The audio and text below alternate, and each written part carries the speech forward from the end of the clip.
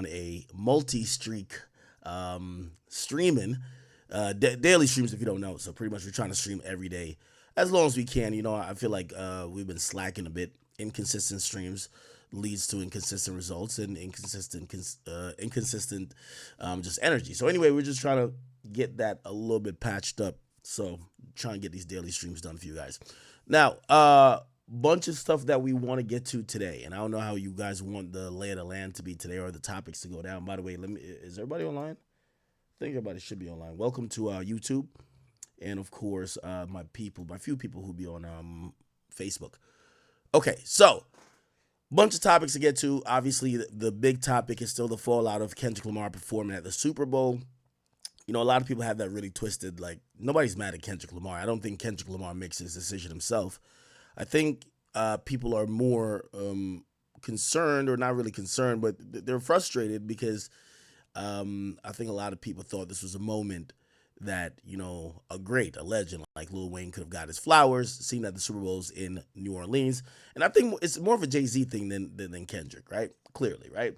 Obviously, Kendrick's going to continue whatever petty beef he got with Drake, but that is to be expected. I think the majority of people started to analyze the roles that the other powers that be played a part into it. And then you start to peel back the layers and you wonder, are these moves being done just because maybe other people got problems with Drake, or maybe some of these niggas, and I've termed Jay-Z, he's a generational hater. He's a generational legendary hater.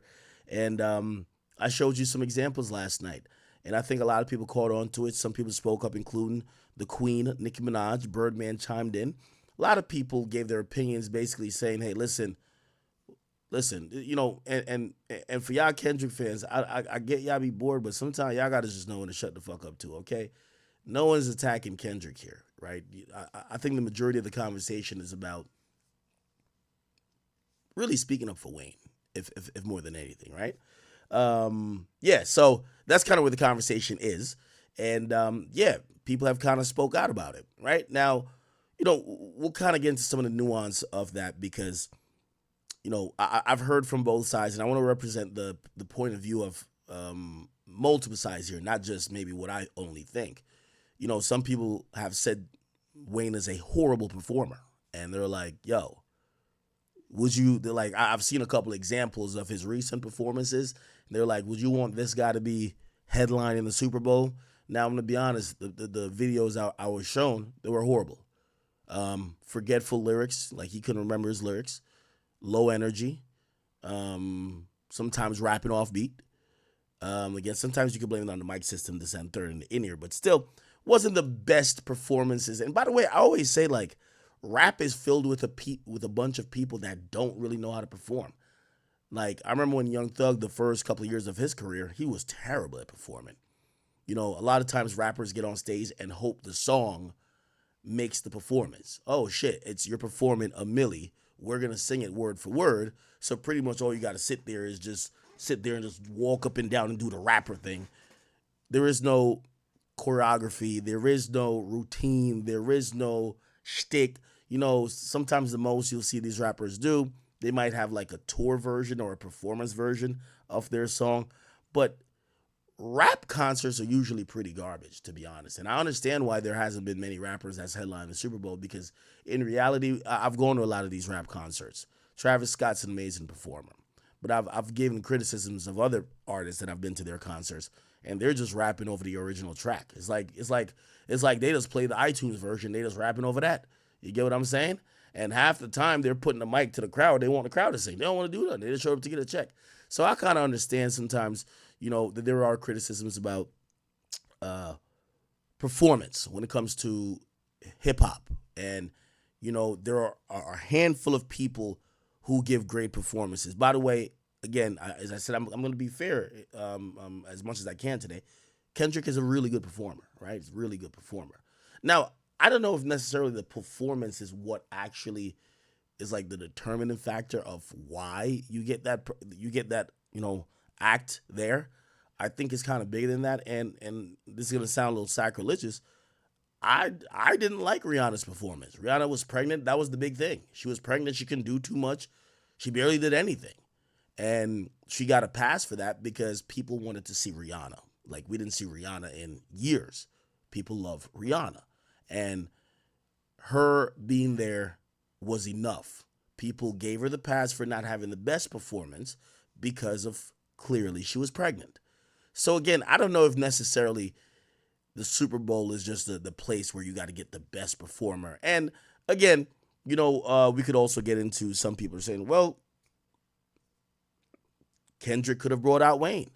Now, that's only for the people who are trying to be like sarcastic or stupid, right? Like, Lil Wayne is not coming out as a special guest to perform 2 songs in his hometown for Kendrick Lamar, while Kendrick Lamar is going to be performing the pedophile anthem of the year like 6 times. No, she's not going to do that, right? Like, just not going to happen. First of all, he wanted to headline. Second of all, Drake's his man. So he's not going to like be a part of that, right?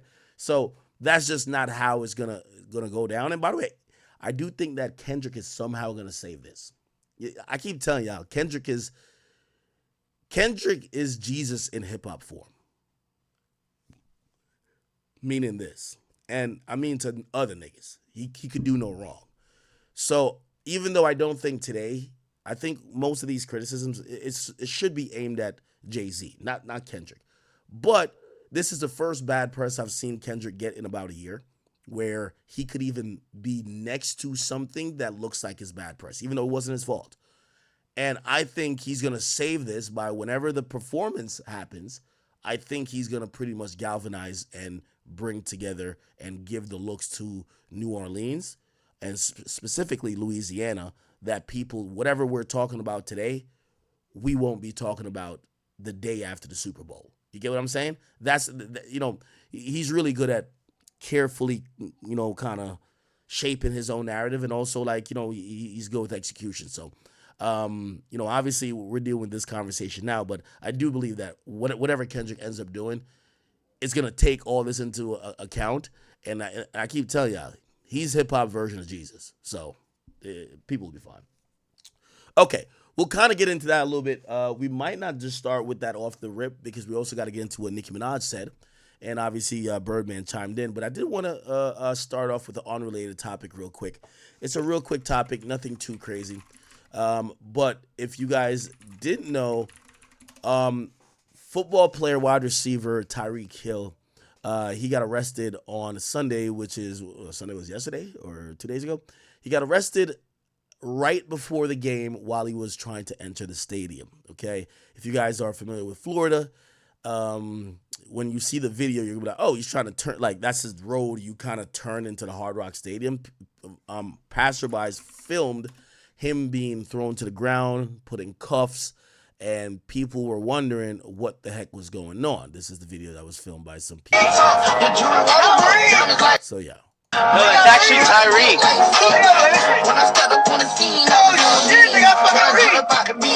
Yeah, so you also see a Rolls Royce pulling over. Apparently, he's one of his teammates. Apparently, this was earlier in the morning. They play at 1.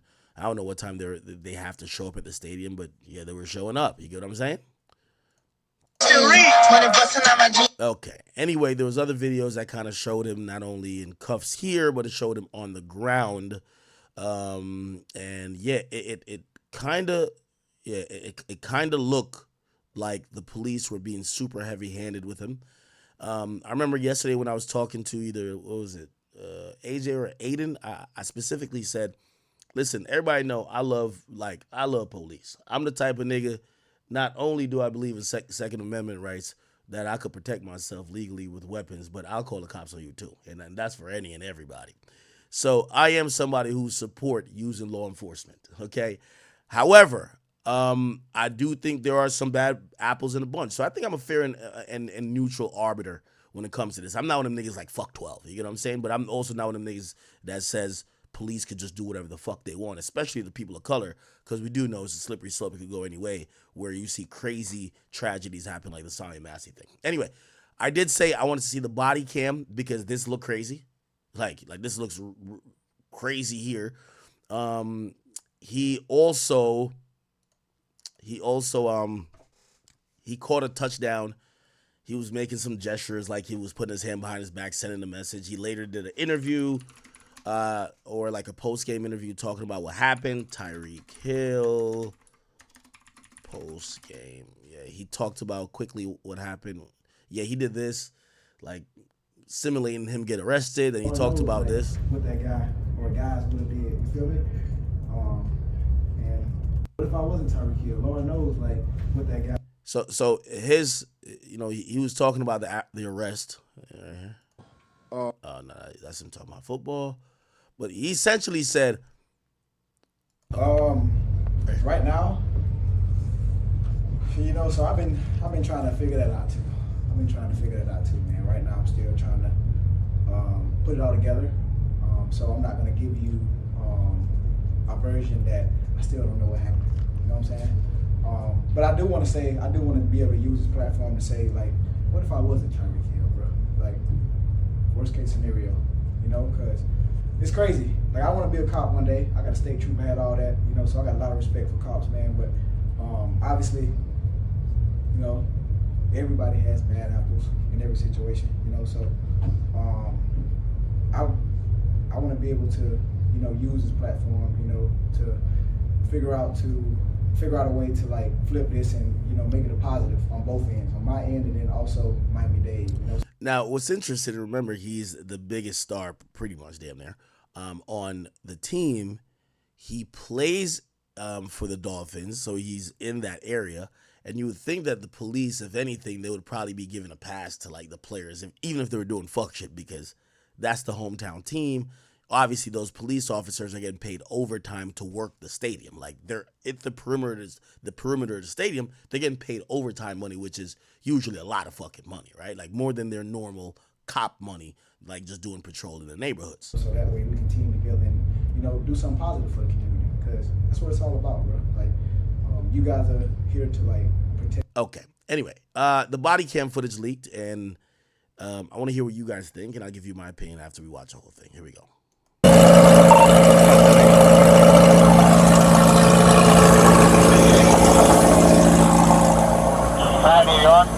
Why don't you have your seatbelt on? Why don't you have your seatbelt on? Like what? Why do you have it up?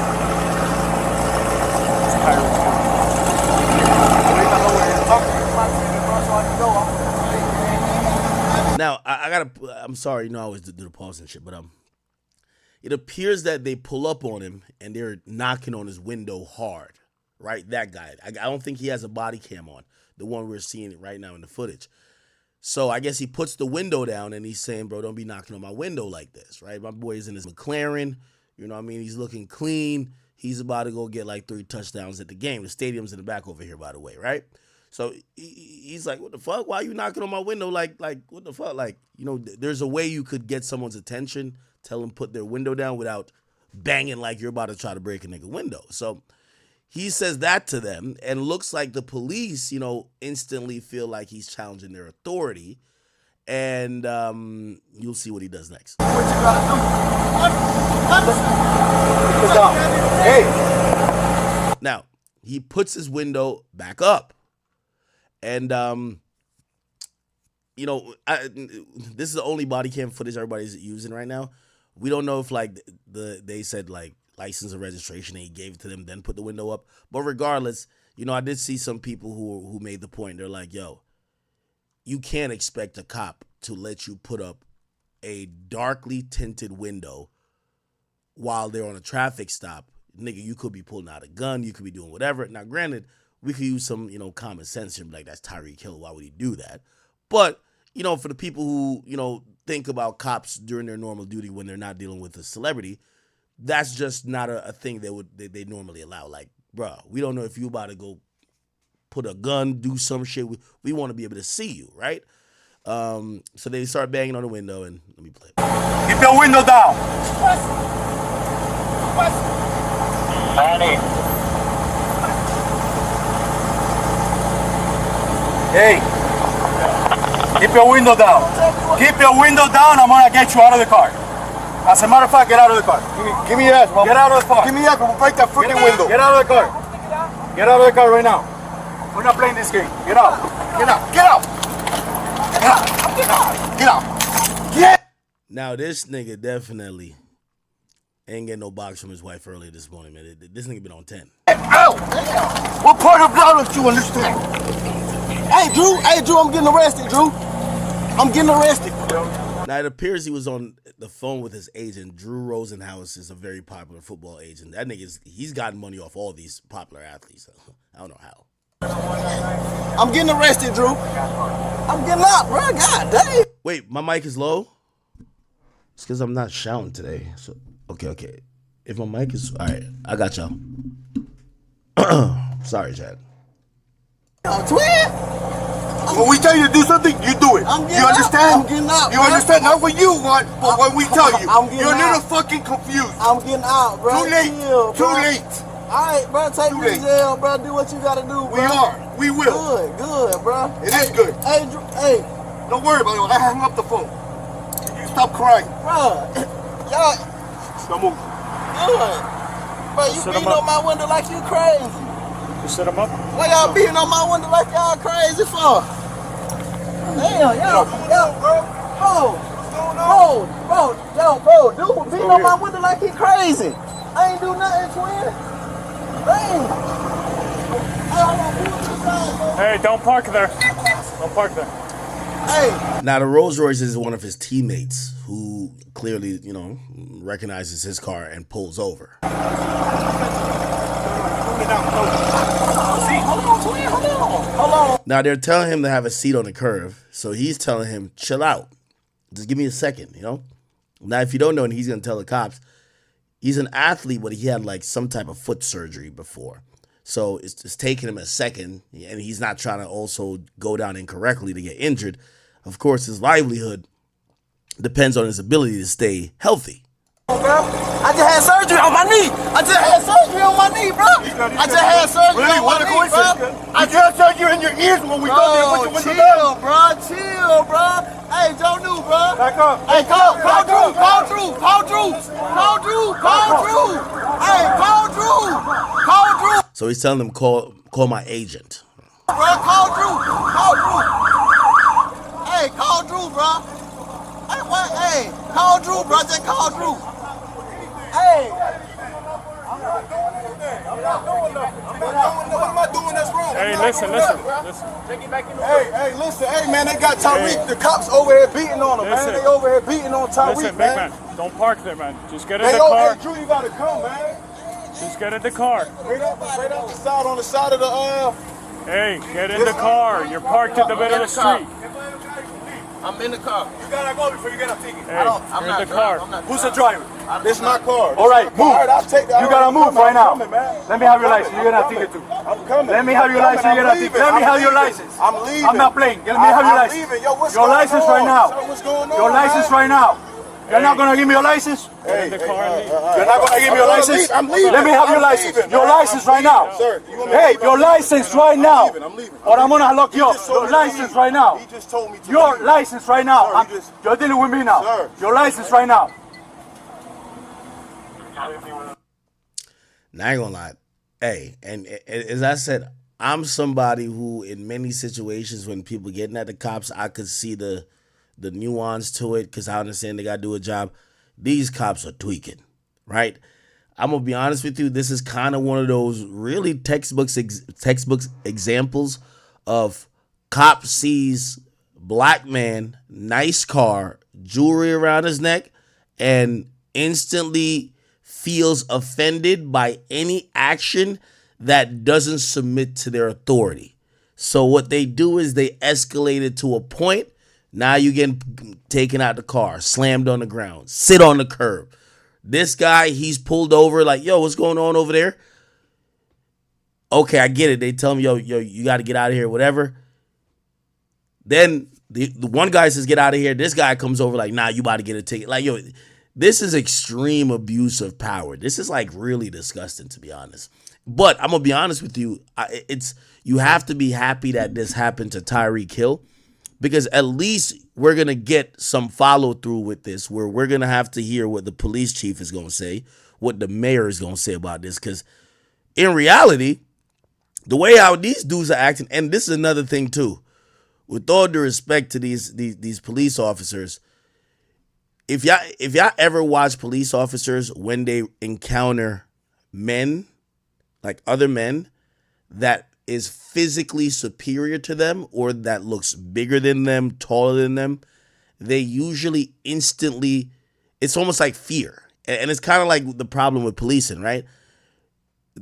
This is what people say a lot about like white cops in black communities. When a cop is in fear, they go to their instinctual training of trying to get control of the situation, but sometimes that gets violent and that could result in somebody dying. The mere fact that this dude is a football player issues no threat. He's not like approaching them. He's not doing nothing, but the dude is like 6'5", right? Big ass nigga with muscles. All of a sudden, you get this damn cop who's turning the fuck up now. Like he's almost trying to, he's trying to make it a situation that he has to use some type of force. So it's kind of sad because, of course, if it's not Tyreek Hill, I think nothing comes out of this, or it might even get to the point where somebody dies. So again, apparently this cop, I don't know if it was all of them, but apparently this cop in particular got put on administrative leave. Let me see if I could, police administrative leave, Tyreek Hill. They're going to investigate the whole situation. However, I got to be honest with you. Again, the difference between like a good cop and a bad cop is not like a cop that just blatantly breaks the rules. It's like a cop that realizes that even though you have a gun, a badge, and you have certain things that empower you as a police officer, your job is to de-escalate. Like this ain't like about ego and trying to out-thug another person or out-tough that other person. Like your job, every policeman job is serve and protect. So you're supposed to try to de-escalate. You're supposed to be like, yo, what's going on with you? Like, well, why are you, if you're dealing with somebody nervous, you're supposed to try to get them to calm down. You're not supposed to be the hot-headed one. So yeah, these guys either need some retraining or, I'm pretty sure if they did this broad daylight while you're working a detail at a football game and you're seeing people in expensive cars that look like football players, so they probably play for the team. If you're emboldened to do it to these guys, I guarantee you look up in this cop's history, we'll probably find a bunch of other super hyper aggressive actions that he's taken, probably against other people of color or people that look taller or bigger than this guy.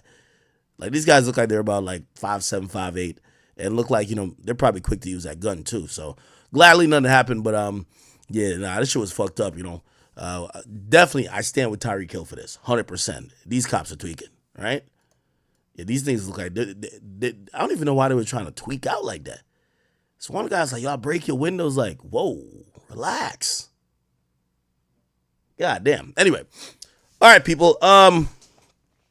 Yeah.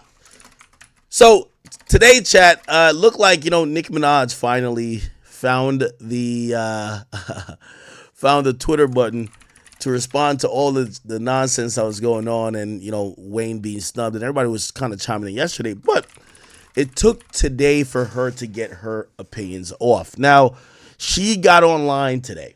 And by the way, we didn't finish watching that video. We are going to watch it. But I wanted to read you what Nicki Minaj said. Nicki Minaj said this. Which actually, before I get to Nicki Minaj, let me read what Boosie said. And I want to make this very clear. This isn't like, I get it. I keep telling you, we're in post-battle. We're all suffering from post-battle syndrome.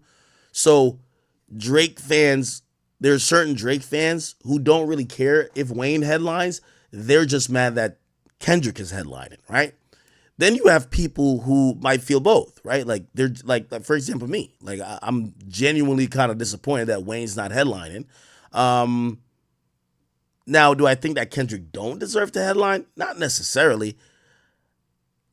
I just look at it as like this just feels like an extension of a battle or a beef because he hasn't put out any new original music other than the battle. You get what I'm saying?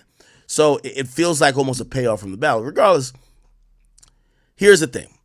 And I think the point about Wayne that a lot of people were trying to make, it kind of rings true because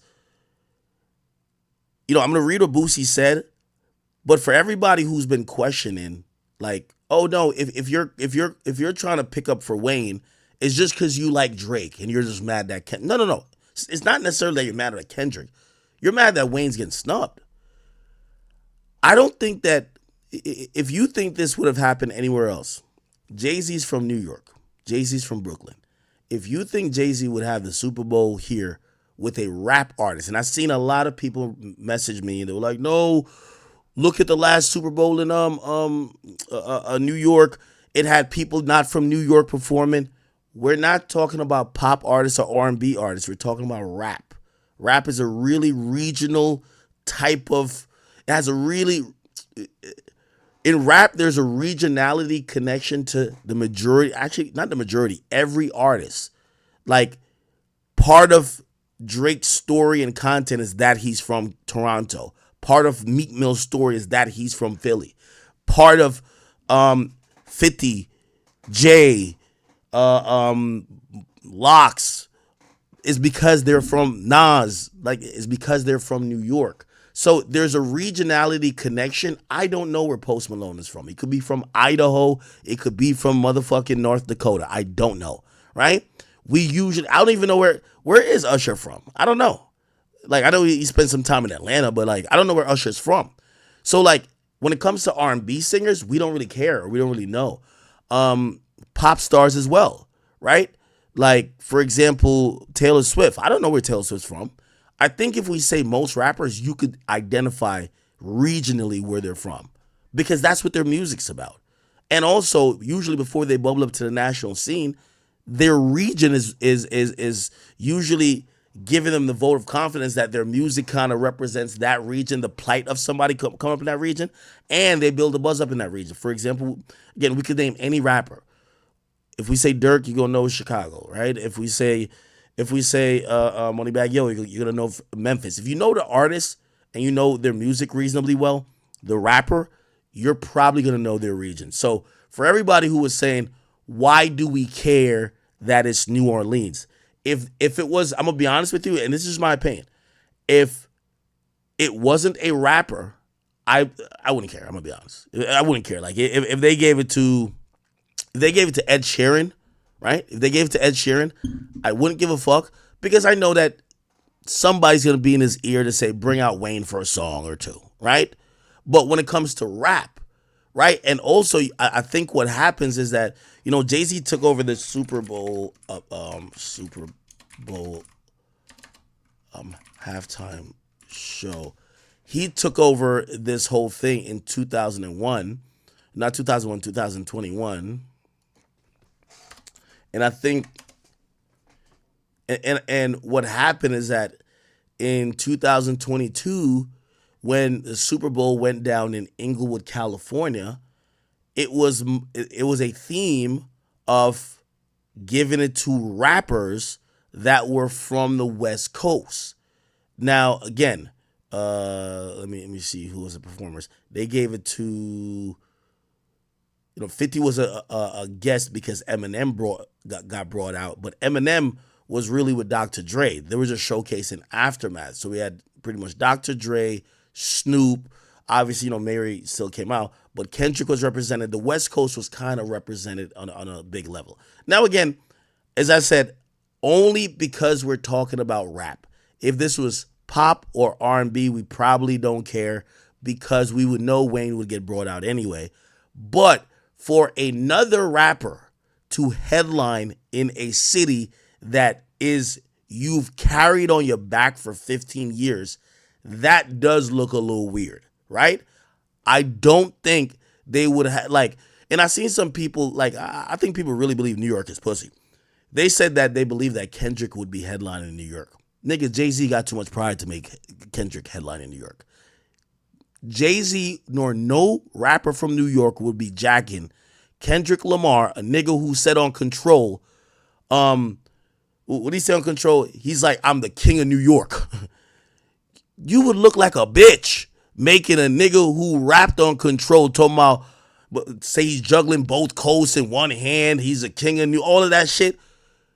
If you let that nigga go headline the Super Bowl, remember this is rap shit we talk about. We're not just talking about performance. It's rap shit. If you let Kendrick Lamar headline the Super Bowl in New York, the whole New York is pussy. And Jay wouldn't do that. Jay wouldn't do that. Before Jay does that, Jay would just say he's headlining the motherfucking thing. You get what I'm saying? So I don't believe that Kendrick would be headlining Super Bowl in Jay-Z's home city. But of course, when it comes to New Orleans, it's just not the same as New York. And also, we have to realize that Jay-Z had access to grind with Drake, access to grind with Wayne. And I know he was seen with Wayne two weeks ago at the Fanatics party. Look, you know what I mean? It's not like they've been actively feuding, but they got into it years ago, and we're going to play some videos later on about how they got into it. Jay-Z, Lil Wayne, Fanatics. Yeah, they were at the 40-40. Where is it? Look, see? But let me tell you this, man. I keep telling you, Jay-Z is a rattlesnake. You feel me? He's a rattlesnake. You know what I mean? He right next to you. Actually, is he a rattlesnake? It's one of those snakes where, like, they're right next to you and you don't really hear them until the last moment when they right about to bite. Yeah. The whole time, Wayne over here probably trying to chop it up with Jay, trying to make sure, like, yo, Jay probably be like, yo, shit, you know you're going to kill that Super Bowl 59, you know, chilling with Jay. You get what I'm saying? But of course, the snake is always right next to you. You feel me? This whole time, Jay was looking at him like, this bitch nigga think he finna headline this shit. Let me find a way to snake him. You get what I'm saying? A true snake stays right next to you in every picture, and that is none other than Sean Carter, a.k.a. the Rattlesnake nigga, a.k.a. Hove. All right? So, essentially, you know, they haven't had a bad relationship. And I know what some of y'all going to say, and we'll get to it, because Wayne did say, you know, Jay helped him out with some taxes shit. And everybody believes that means that Jay just couldn't still have any animosity for Wayne. Jay's an ultra competitive dude. That's why I always tell you, and that's why I was telling you about the Game 2 thing with Drake. Jay-Z lost the battle, but he used every win in life afterwards to make sure it was abundantly seen that he won at life, and he won overall.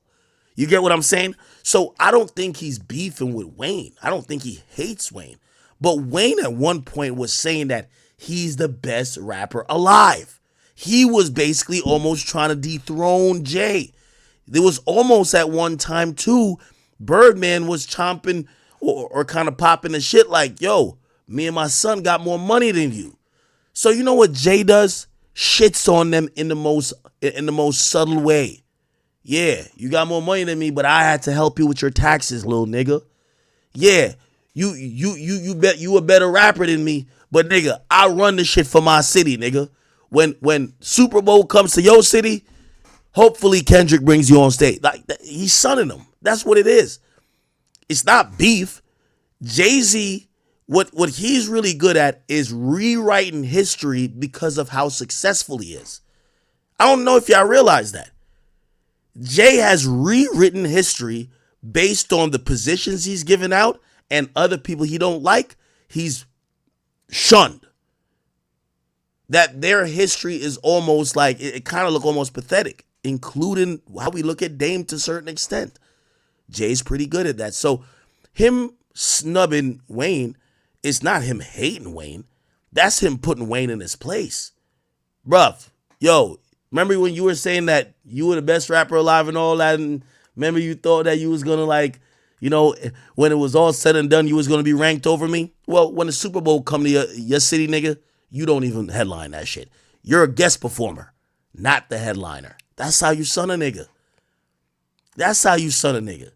You son a nigga when he beats your ass in a battle, and then later on, you sign him. Everything he said in that song about business, talking about, I know who I paid, dog, Searchlight Publishing. Like, yo, yeah, so Jay's pretty good at that. Now, I'm calling him a snake, but really, I do think he's a really good businessman. He's the ultimate capitalist, right? There's only one scummy thing about him. He will convince black people to drink Kool-Aid as long as he got to deal with the Kool-Aid maker. So the Kool-Aid could have poison in it. He gonna be drinking the Kool-Aid without the poison. Be like, why y'all not drinking it? Come on, let's all drink it. Y'all be like, well, Jay drinking it. He said we niggas and we love Kool-Aid. Let's drink the Kool-Aid. All the time, half of y'all niggas die, and then he get like $15 billion from the Kool-Aid maker. Like, that's what Jay does. He'll convince you to drink the Kool-Aid, never tell you he got to deal with the Kool-Aid maker. He tells you it's his Kool-Aid. That's slimy. That's the only thing I've ever really criticized about Jay. Okay? All right. So, let me get to what Boosie said. Boosie said, man, all y'all acting like y'all cool with how they playing it for the Super Bowl, shaking my head. The most cultural city in the U.S., New Orleans. It's a smack in the face to every hip-hop legend from Louisiana. Master P, Birdman. This shows they never wanted y'all to kick in the door in the first place, because they still trying to lock it. Super Bowl 22 was in Cali, and a Cali artist was allowed to do their thing, and it was a great show. But now it's Louisiana, and no Louisiana legends can't do their thing. Again, there was a lot of ways to do this, like Super Bowl 22, the one we're talking about, or not 22, or the Super Bowl 2022. When you look at that, I don't think it was one headliner. The headliner was multiple people, right? So it's like they gave it to multiple people. Primarily, obviously, I don't think Eminem gets on it if Dr. Dre. It was pretty much Dr. Dre says. Like, they showcased Dr. Dre, Snoop Dogg, but with Dr. Dre, you got to bring in M. And then apparently M is the one who fought for 50. But when you look at it, this is pretty much a West Coast thing. And here's the thing. I don't think people would be that bad. I don't think people would be that mad if the headliner for Louisiana was a multi-headliner thing, right? Because now they don't got to do everything together. If they said Kendrick Lamar, Lil Wayne, Master P, right? Let's say that, right? Even though, whatever. Let's just say they said it's 3 people, right? But Wayne is going to have his own set. Bro, these niggas ain't killing each other, right? So it ain't beef like that, brother. You know what I mean? This ain't Tupac and Biggie. You could have said Kendrick is headlining and Wayne is headlining. But Wayne should be a headliner, not a guest. You get what I'm saying? So, like, what they did in L.A., they gave Dr. Dre, Snoop, Kendrick headliners, right? And by the way, Kendrick has headlined before. That's another thing. Like, Kendrick has headlined the Super Bowl before. It's like, damn, give another nigga a chance, right? But okay. So he said this show, he never wants you to kick the door down in the first place. They still trying to lock it. It was in Cali, blah, blah, blah. So it's now in Louisiana, no Louisiana legends. I kind of agree with that. You know what I mean? And again, you could have easily did a co-headliner thing. You could have did a co-headliner thing. Yo, you get half of the show. You get the first 8 minutes. You get the next, I think it's about 30 minutes. So like you get the first 15, you get this. Shit, do 4 people. Who gives a fuck? Right? But at least kind of showcase the fact that, and again, you could say we're being overcritical, but yeah, we are. Because when Jay-Z told us to stop kneeling and that he was going to go organize all the festivities, he made pretty much a cultural promise that he was going to be focused on this and take care in the betterment of the culture to make these decisions. So, if you're wondering like, oh, why y'all niggas so pressed? Well, you remember that people were saying the NFL was racist, wasn't fucking with it. Jay convinced all black people that, no, they're done being racist. We're at actionable items. Let's go rock out. We go rock out with him, but he's making the decisions. And then we're starting to kind of feel at this point, the decisions he's making, yeah, he is employing and bringing hip-hop on, but anybody he don't like don't get opportunities. So now he's using that as a stage to kind of shoot at his ops. 50 Cent. Shoot at his ops. Wayne, right? Anyway, Nicki Minaj jumped in today. So Nicki Minaj actually said this, man. Bruh, I try to tell y'all, but y'all wanted brunch. Laughing my ass off. I'm on a fucking roll. Wait, no, I'm hacked. She's joking. She says, denying a young black man what he rightfully put into this game for no other reason but your ego. Your hatred for Drake and Nicki got you punishing Wayne? Lil Wayne? The GOAT? New Orleans, what's good? Eminem stood firm. And by the way, I gotta go read the full tweet because... Give me 1 second. Yeah, she had said a bunch more shit. Give me a second. I gotta scroll down. Yeah. Yeah, she says Eminem stood firm on having 50 Cent come out. A white man, shit is sad. House nigger things. But good for them. No loyalty, welp. Then niggas gonna keep sunning you. I understand this part. She says no loyalty, welp. Them niggas gonna keep sunning you. She definitely not talking to Wayne. I'm wondering who she's talking to, unless she's talking to Drake, right? I don't know who she's basically saying, that's interesting. Whatever. Anyway, she said, laugh my ass off. Good ass for them, y'all. Good ass for them. Cool.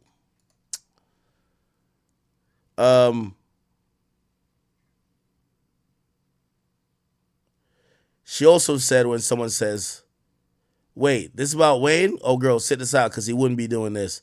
And she says, oh, you think speaking up on injustice within your workplace should only be done if it's a person you would do it for. I'm really the realest nigga. Okay? Also, she commented on Rock Nation being the first thing that popped up when you Googled her tour. And she says, yup, everyone's aware. Clearly they don't care, so why should I? What am I going to do? Okay? And then she also said, one nigga took a knee, the other nigga took the bag. That's Jay-Z.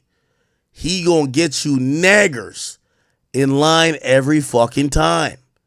Then she also said, go enjoy your fucking money before it's too late. All right? And I guess, because Nicki's always been complaining about Rock Nation. And today's the day they were like, oh, no, Jay is up to some fuck shit. So people were telling Nicki, yo, shit, they said, this is why I believe her every time she speaks. She's yet to be proven wrong about anything she says. Then months later, it's Nicki was right. And she says, yup, and I never care by the time they figure it out. Laughing my ass off. It's good for them. Y'all ready? You know the next move, blah, blah, blah, blah. The next move is going to be to tell y'all a certain someone is being treated so unfairly so y'all could go back into that trance. Okay? Then she says, got everything in the world. She's talking about Jay-Z, but still spiteful and evil. Disgusting. Be happy or beg. Go be fucking happy, nigga. In rap business and woman business, when you got politician and police, you good though. Plus that ugly, laffy taffy alien laughing my ass off. Now, what she is talking about is a CEO of Rock Nation, Desiree Perez. You see, Nicki Minaj talks in codes. So, you'll never know what she's talking about. But he's calling Desiree Perez the Laffy Taffy alien look-alike. Okay? Yeah. Shout out to Jay, man. Listen, I ain't gonna lie. I keep telling you, man. Jay's good. That nigga's good. Okay? All right. Then she said, hold on. And she said, and by the way, y'all know the half of what Lil Wayne has done for me and others. Wayne had Drake and I on his tour. With no paper sign. He was on all my mixtapes with no paper sign. This man has literally changed the face of hip-hop. The hair, too. If you know, you know. He inspired so many to tap their faces and get locks. Inspires your faves to want to be great MCs. He never was in this for the money. It was always been for the love of the music. right? She continues. She says, hold on. And also Birdman jumped in. She's promoting also a new shoe. She says, God forbid Wayne leaves this earth right now. The culture would be in mourning. That's why so many people keep saying give our legends their flowers while they're still here around to smell them. Sitting around all day playing games with people's life and legacy. God ain't sleep. G. Robeson, you will learn that too. Very soon. I think G. Robeson used to be her manager or something like that. I don't know why the random call out. Okay, anyway. Then she says, bots and blogs are being sent astronomical wads of cash in paper bags as we speak. Laugh out loud.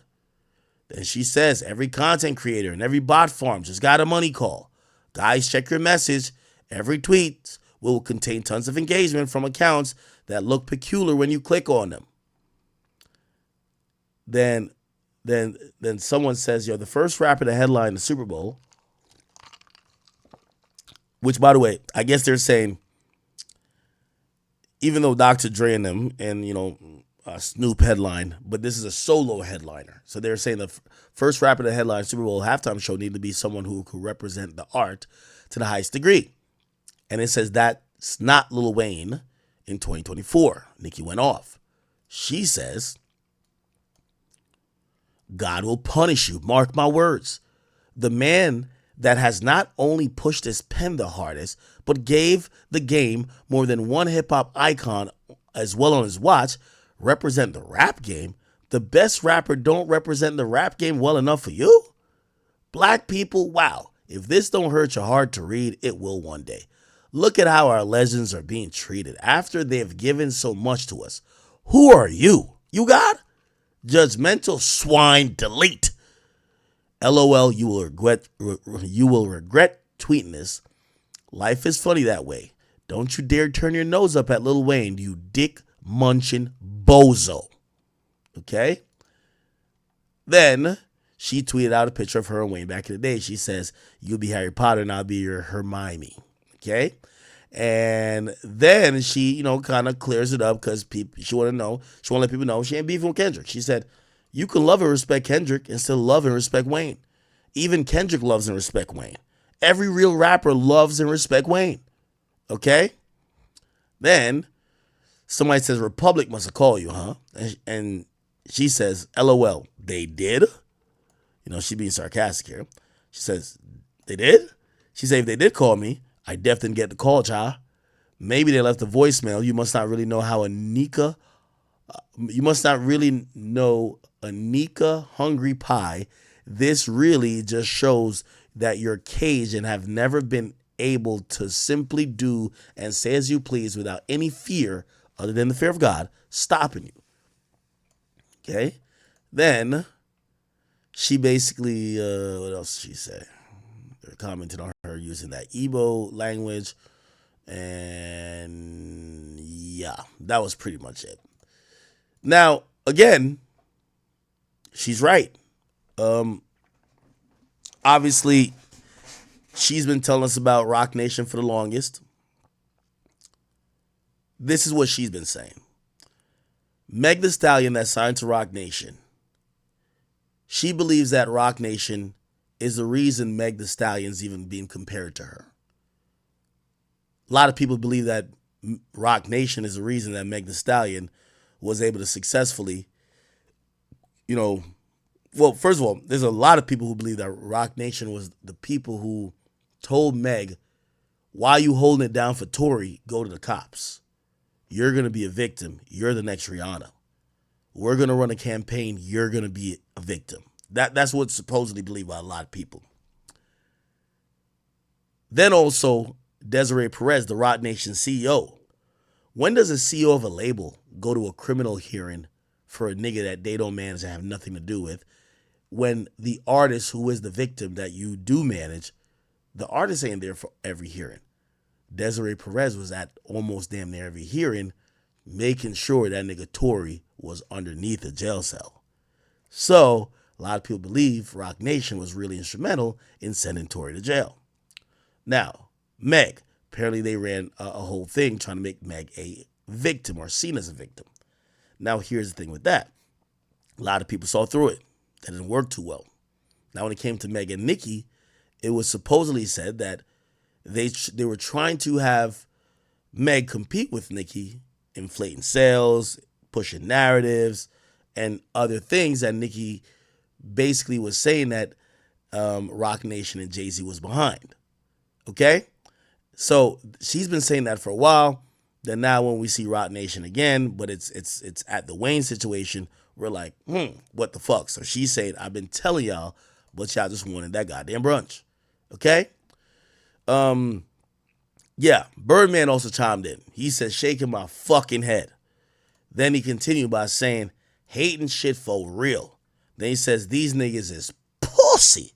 Then he says, Nicki, Drake, Tunchi, YNCMB, I'm going to make these niggas respect us on Gladys. And that's the name of his mom. Now, if you don't remember, you know, Jay-Z with his 99 Hall of Fame Hater-thon badge,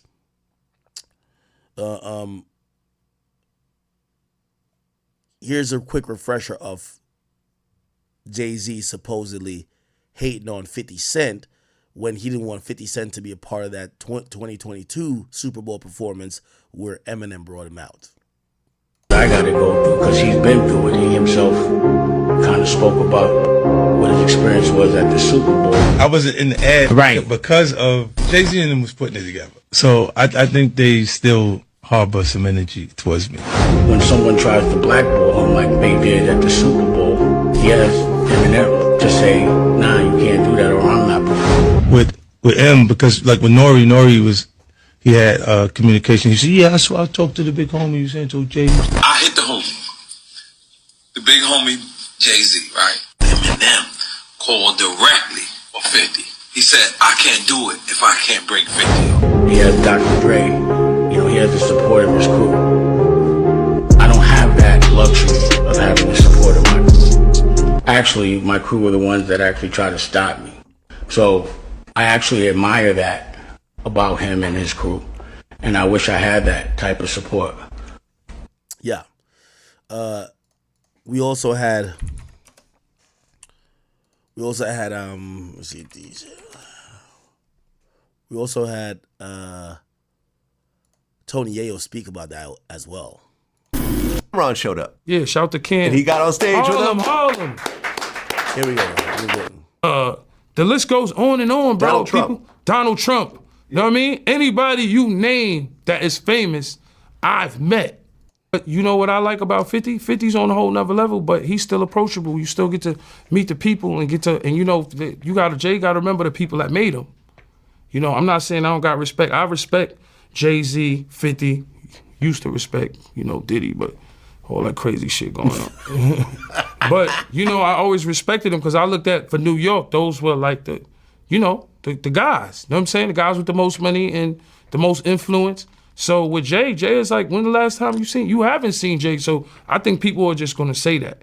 You know what I'm saying? But for me, I mean, Jay, you know, you gotta remember, he didn't want 50 at the Super Bowl. That was crazy. I'm like, Wait, Jay didn't want 50 at the Super you didn't Bowl? know that? Yeah, he didn't Well, want. I remember Eminem pushed for it. That was some hater shit. Yeah, I remember pushed for it, Eminem yeah. was like, I'm not going to do it unless 50 does it.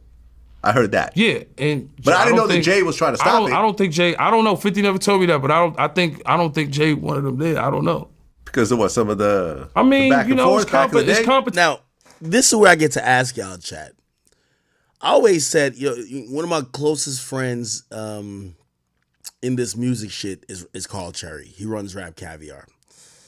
I remember talking to him and I said, man, you have a really hard job. And I said, bro, you kind of have to be, you kind of, yeah, you have an opinion on music, but you have to be so fair. Nigga, I got mad beefs and people who I don't like. I would probably erase a few careers because I would play shit. I'm biased now. Like, you know, I'm going to play towards people I like and shun people I don't like. And I guess I say that to ask, when someone gets a position that pretty much the culture empowered them to get, right? Because that's pretty much cultural equity and cachet in being able to be of service to the NFL to control the black populace and the hip hop community. That's why Jay-Z got that deal.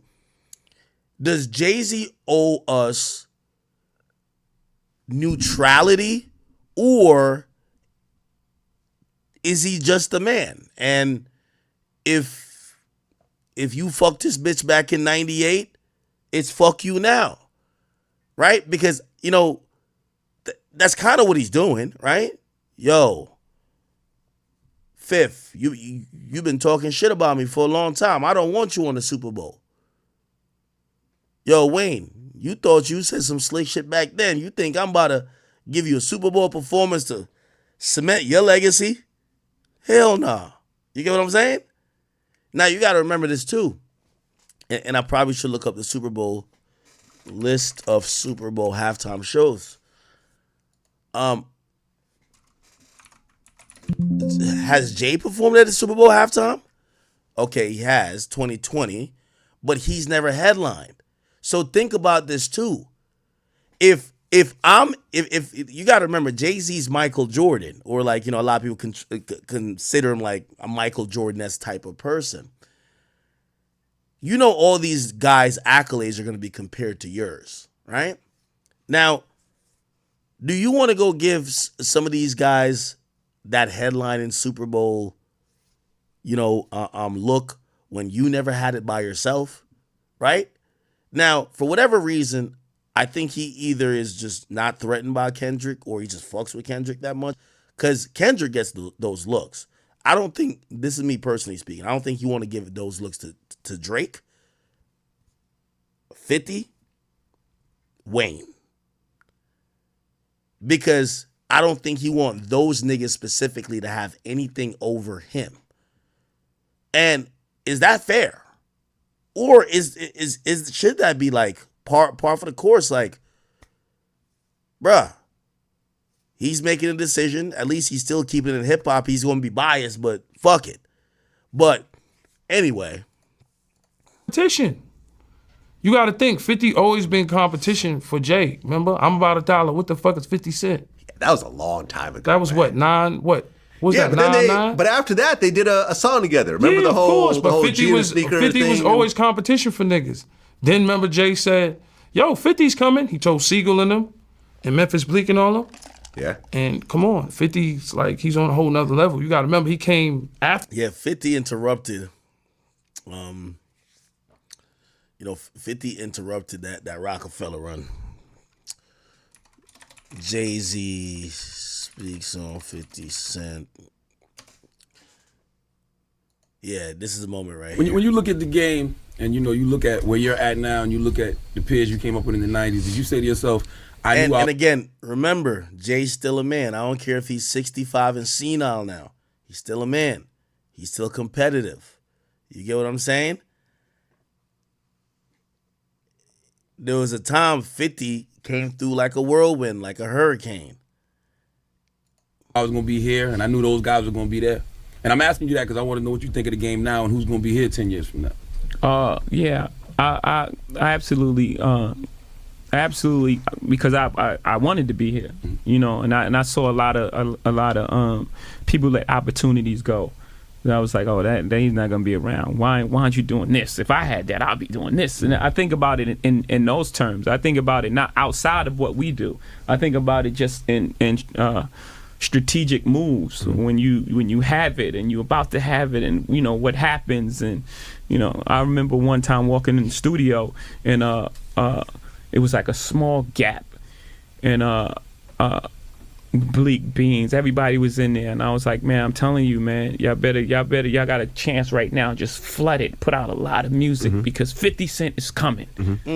And you know, 4 months later, in the club hit and it was over, and it was just like, okay, now everybody got to sit on the sidelines and wait this tidal wave out. So like just seeing things like that. I remember when you wanted to sign Wayne before Wayne really took off. Yeah, and the club came out. Exactly, right? So that was the thing. Let me go to 50 Cent speaking about it. 50 Cent, Jay-Z Super Bowl. 50 Cent did speak on that during the interview. I want to bring like M, because M's our relationship. Put it out. It's on iTunes. It's out. They started. All right, here we go. Where is it? Aftermath. Cool. I'm cool. There was no reason for me to. I mean, if I'd have fell on my head, I would have felt. Yeah. But look at you though. I'm still. I got versus revolt. I already had communications with Paul about going to do it, but the ad was coming out that already was shot with. Okay, gotcha. With him and okay, so remember. And by the way, you know, again, respectfully, if we're thinking about that Super Bowl, I'm gonna be honest with you. Like, with all due respect to Anderson .Paak, I was wondering why 50 wasn't a headliner. Like, 50 career-wise, am I tripping? Again, we're talking about in 2022. I know we're still going through Not Like Us, you know, festival right now, but I think 50 Cent's career is bigger than Kendrick's career in 2022, right? But he's not a headliner, right? I ain't gonna lie. I think 50's career is 50's music career bigger than Snoop. I think so. Anyway, the point is this. 50 Cent deserved to be one of the headliners. It's a multi-headliner event. He deserved to be one of the headliners. He didn't have to be the, Eminem has to bring you out type of guy, right? And that's what he's talking about here with how it got set up. Am I tripping? Wait. Are y'all saying no to the Snoop Dogg one? Or y'all saying no to Kendrick? Bro, I'm going off statistics too. Like, bro, 50 has 2 diamond albums. Kendrick does not have a diamond album. Like, bro, like, longevity-wise, Kendrick has outlasted 50, right? Because 50 really went from 2003, and I want to say around 2008. So 50's like peak is like 5 years, right? But he did a lot. Did group projects. Obviously, he was also part of this mixtape era, so some of those don't really get the proper shine and count for what it should. But he has 2 diamond albums. Oh, yeah, talking about Snoop.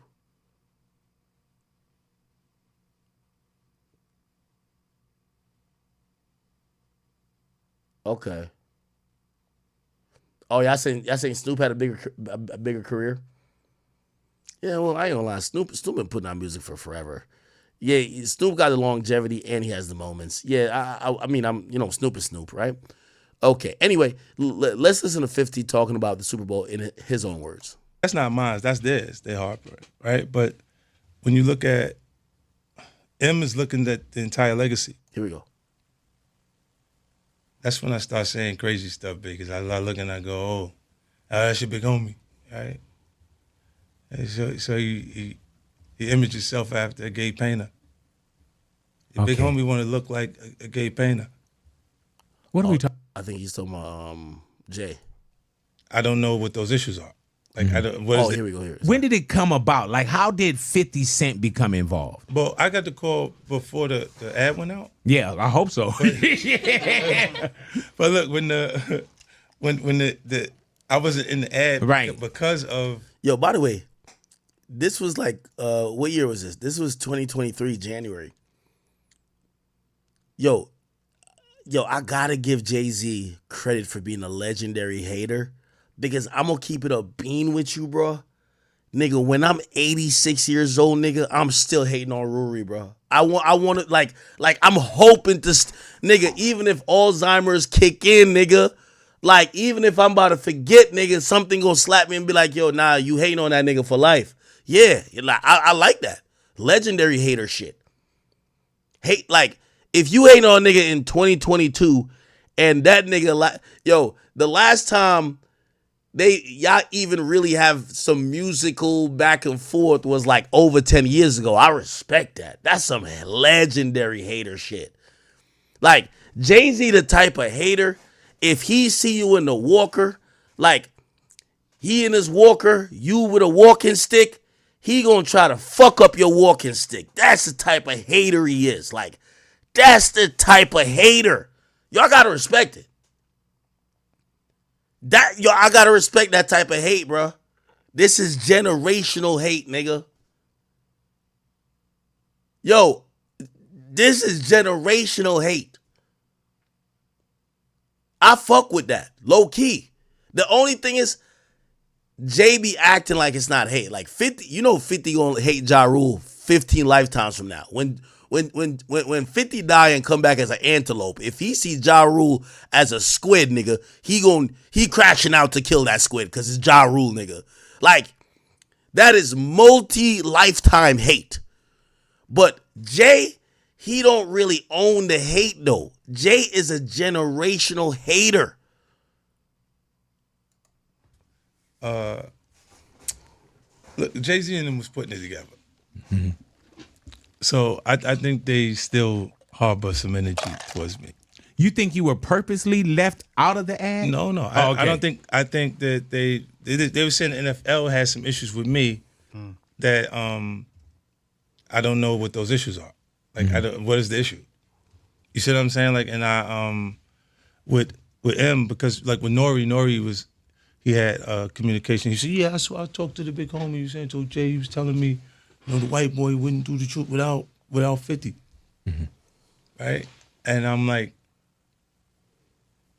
that's when I start saying crazy stuff, because I look and I go, oh, that's your big homie, right? And so he imaged himself after a gay painter. The big homie want to look like a gay painter. What are we talking about here? We're talking about Basquiat. He wants to look like a gay painter. Oh my God, I think I know where we're going with so this. Now look, what I'm saying to you is, look, when you start looking at, that's not mine, that's theirs, they Harper, right? But when you look at, M is looking at the entire legacy. Yeah. The whole thing, like with M, Dre, and myself, like I'm a shady aftermath. You see what I'm saying? Like, there's so much G-Unit Records. Right. They forget that I'm M and Dre's artist. Mm-hmm. You see what I'm saying? Like, but that's just the way it was. Like, were you a part of it? Even like you say, you weren't on the ad, right? Yeah. When we saw the initial asset that came out, and you weren't on there, but were you already a part of it? No, I already had communications with Paul about going to do it, but the ad was coming out that already was shot with. Okay, gotcha. With him and everybody else in it. So I'm like, nah, cool, I'll be surprised. Like, it's cool to be surprised. Right. Yeah, I was surprised too. I remember at every hurt. That's also humbling. That's 50 being humbled. Like, being very, it's a humble response, but that's a nigga who knows. You see, when you a controversial nigga who be beefing, you don't walk around with entitlements. You're like, nah, it's cool.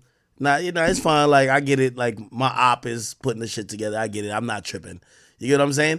Like, I fuck with that response by 50. So I was like, man. By the way, yo, chat, let me ask y'all a question. Ain't it ironic? And this is why, in life, every time we're judging people, bro, we're judging, like, the famous saying where they say, if Malcolm X died at a certain age, he'd be Malcolm Little, a guy who was like a criminal, right? And it's basically about, like, your life, depending on what point people look at it, you could be seen as something, but later on you could grow and develop into something greater. And sometimes you could go up or you could go down, or you could progress or regress. You know what's so interesting? 50 was seen as like this, I mean, he's still seen as like a provocateur, like an antagonist figure of sorts, but he kind of was seen as a guy who was all about the money, selfish, and also just wanted to cause chaos and problems. That's how he was seen about 8 years ago. You know how 50's seen these days? 50's whole image has changed. He's still a provocateur. He talks his shit. But people look at him as, he's the guy who's going to call out the Diddies. He's going to call out the industry guys who are getting protected. He's going to say it because he don't give a fuck. He's also going to, Like he's kind of seen more like a people person nowadays, right? Like everything with Shreveport, Humor and Harmony. Like he's kind of, if I was to tell you 8 years ago, right? Like let me go more than 10 years ago. 10 years ago, if I had to say Jay-Z, Puff Daddy, and Diddy, no, not Diddy. I mean, I'm 50. So those three, if I had to say pick the ones you would think are for the people, the ones who would be calling out the BS or the ones who wouldn't be, just seen as frauds, I think we would have a different answer than today. Do you get what I'm saying? I think 50's image over time, and maybe time has just helped him, or maybe he's just grown and developed. Where we look at 50 now, we're like, yeah, I ain't gonna lie, man. 50's a lot of things, but he ain't on the weird timing like them niggas. He wasn't fucking 15-year-olds like allegedly. He wasn't having the freak offs. And he been telling us they were weird. When we thought he was hating. They used to think 50 was hating back then, right? I used to watch 50 talk about Puff, and I used to be like, damn, 50's a hater, bro. But I didn't really say hate because I was like, I think that's just his op. He treats all his ops the same. He hates on his ops. That's not really hate. That's just beefing, right? These days, we look at it differently because everybody he went at it with, they're looking bad. Jay-Z is seen as the incumbent or next up to get exposed on a Summer Jam screen on some Diddy shit. By the way, they start heating that shit up a little bit earlier. Apparently a lot of 15-year-old fuckery was going on, or 16-year-old, whatever they had going on back then.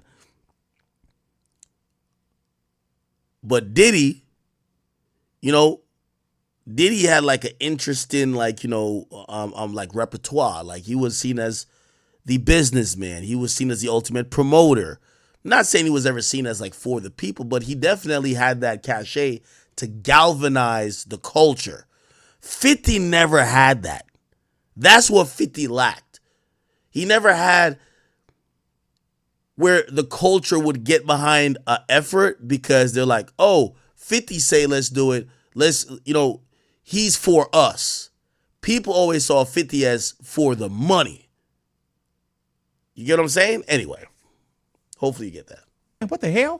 I won $20. Right. Yeah, me and Louis betted against it. And I was like, 50's gonna show up. Watch. When nobody, like when I reach out because I want to see what the complications are, when nobody has any information about it, and it only came from that angle, I have to believe that was something from that.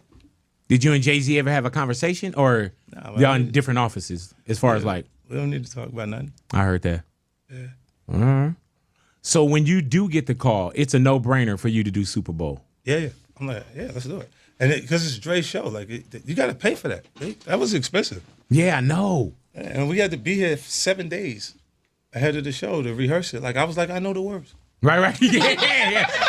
Hang me upside down, man. I'm good. Hey, man, Was it different hanging upside down 20 years later? Yeah. Okay. So we get to realize Jay is just an old school hater. All of his ops, he never forgave. He never forgot. You get what I'm saying? By the way, let me tell you another thing, which we don't got to get into it because I feel like he's been chronicling Jay hating on him. Dame. Did you see Jay recently hate on Dame? Dame been trying to, Dame is in debt, right? So I'm going to explain a little bit, right? So Dame Dash Instagram. I'm going to give you a little synopsis without playing a video. I'll break it down for y'all. Okay. So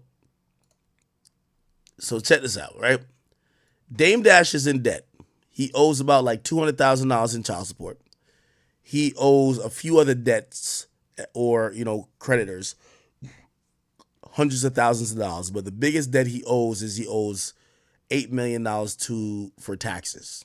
Okay, so if we really add up all the debt, he owes about $10 million. Okay, Dame is the guy who always says, I keep my money in the street, whatever that means. He said, my money's in the streets, whatever the case is, right? Now, here's the thing. As a result of one of the lawsuits and, him being forced to pay, which he's saying he doesn't have the money, they realize he has an asset that could be liquidated. What is that? Is that he owns a third of Rockefeller. Now, here's the thing. The court has forced him to sell his stake in Rockefeller to pay back some of the debt he owes, which is about $10 million. Now, Dame, again, y'all should know how these court proceedings go. You know when you hear, like, say Dame is broke, he ain't broke. He's rich nigga broke, right? You should remember that even 50 Cent himself filed for bankruptcy at a point. Rich nigga broke and broke nigga broke are two different type of brokes, and I hope you understand that. Don't let that go over your head. Shout out to Casanova. Money? Hell no, it ain't no money. Nigga, I owe $8 million in taxes right now to one state. A man ain't gonna help me. I can't even have no money until I make at least $16 million. I gotta pay the taxes. If I got $5 million, they taking it. Okay. So basically, he's trying to pay some debt that he could become whole, that he could start owning shit again and really start using millions again. Again, he won't ever be like, oh, he's getting $40,000 a year. Like, this is a millionaire broke, okay? So what he's doing is that he's kind of being like a salesperson. They're putting the auction on his stake in Rockefeller, right? They're putting his stake in auction. Whatever it goes for is going to be a down payment for some of the debt he owes. So, of course, if he's forced to sell, he wants this thing to sell for $20 million. That it could get him out of debt completely, right? Now, if you do the math, Dame Dash auction starts. The first auction, they announced it was going to be on August 29th, right? And this is when the news started picking it up. The opening bid was $1.2 million. I remember thinking, shit, I think I could make a bid for this bitch. Maybe I'm like, wouldn't it be dope if Akademiks owns like 1/3 of Rockefeller? Which, by the way, the only asset is reasonable doubt. The only asset. Now, this is a whole clusterfuck. If you really want to know why the only asset's that. There was a separation. It was a bunch of stuff that happened. Anyway, here's the point. Now, because the interest and the interest in this Rockefeller stake, and Dame Dash is talking about it, the news are reporting about it. Recently, they pushed it back, and they said we're gonna do the auction is gonna be. It was previously scheduled for the 29th of August. They pushed it back to September 21. But now the opening bid is $3 million. What does that mean, people? That means the price is going up. So Dame is happy. Dame is on Instagram Live trying to throw in some little perks for niggas to come in with some bids like, yo, I'll give y'all a Rockefeller chain if you win the bid. Because he wants people to, again, if you buy this thing for $10 million, you basically clear his debt. So he wants this to be sold. Okay? These are some of the debts he owes. You want to know how Jay-Z's a hater? Let me show you.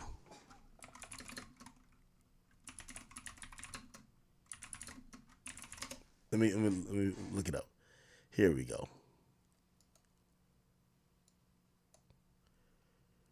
Here we go, people. Okay. Essentially, Jay-Z and his team files a legal notice to let all potential buyers know, hey, if y'all buy this third of Rockefeller, you're only going to own it for a couple of years because there's already an existing contract that says the masters, the only asset, which is the masters of reasonable doubt, the masters come back to me.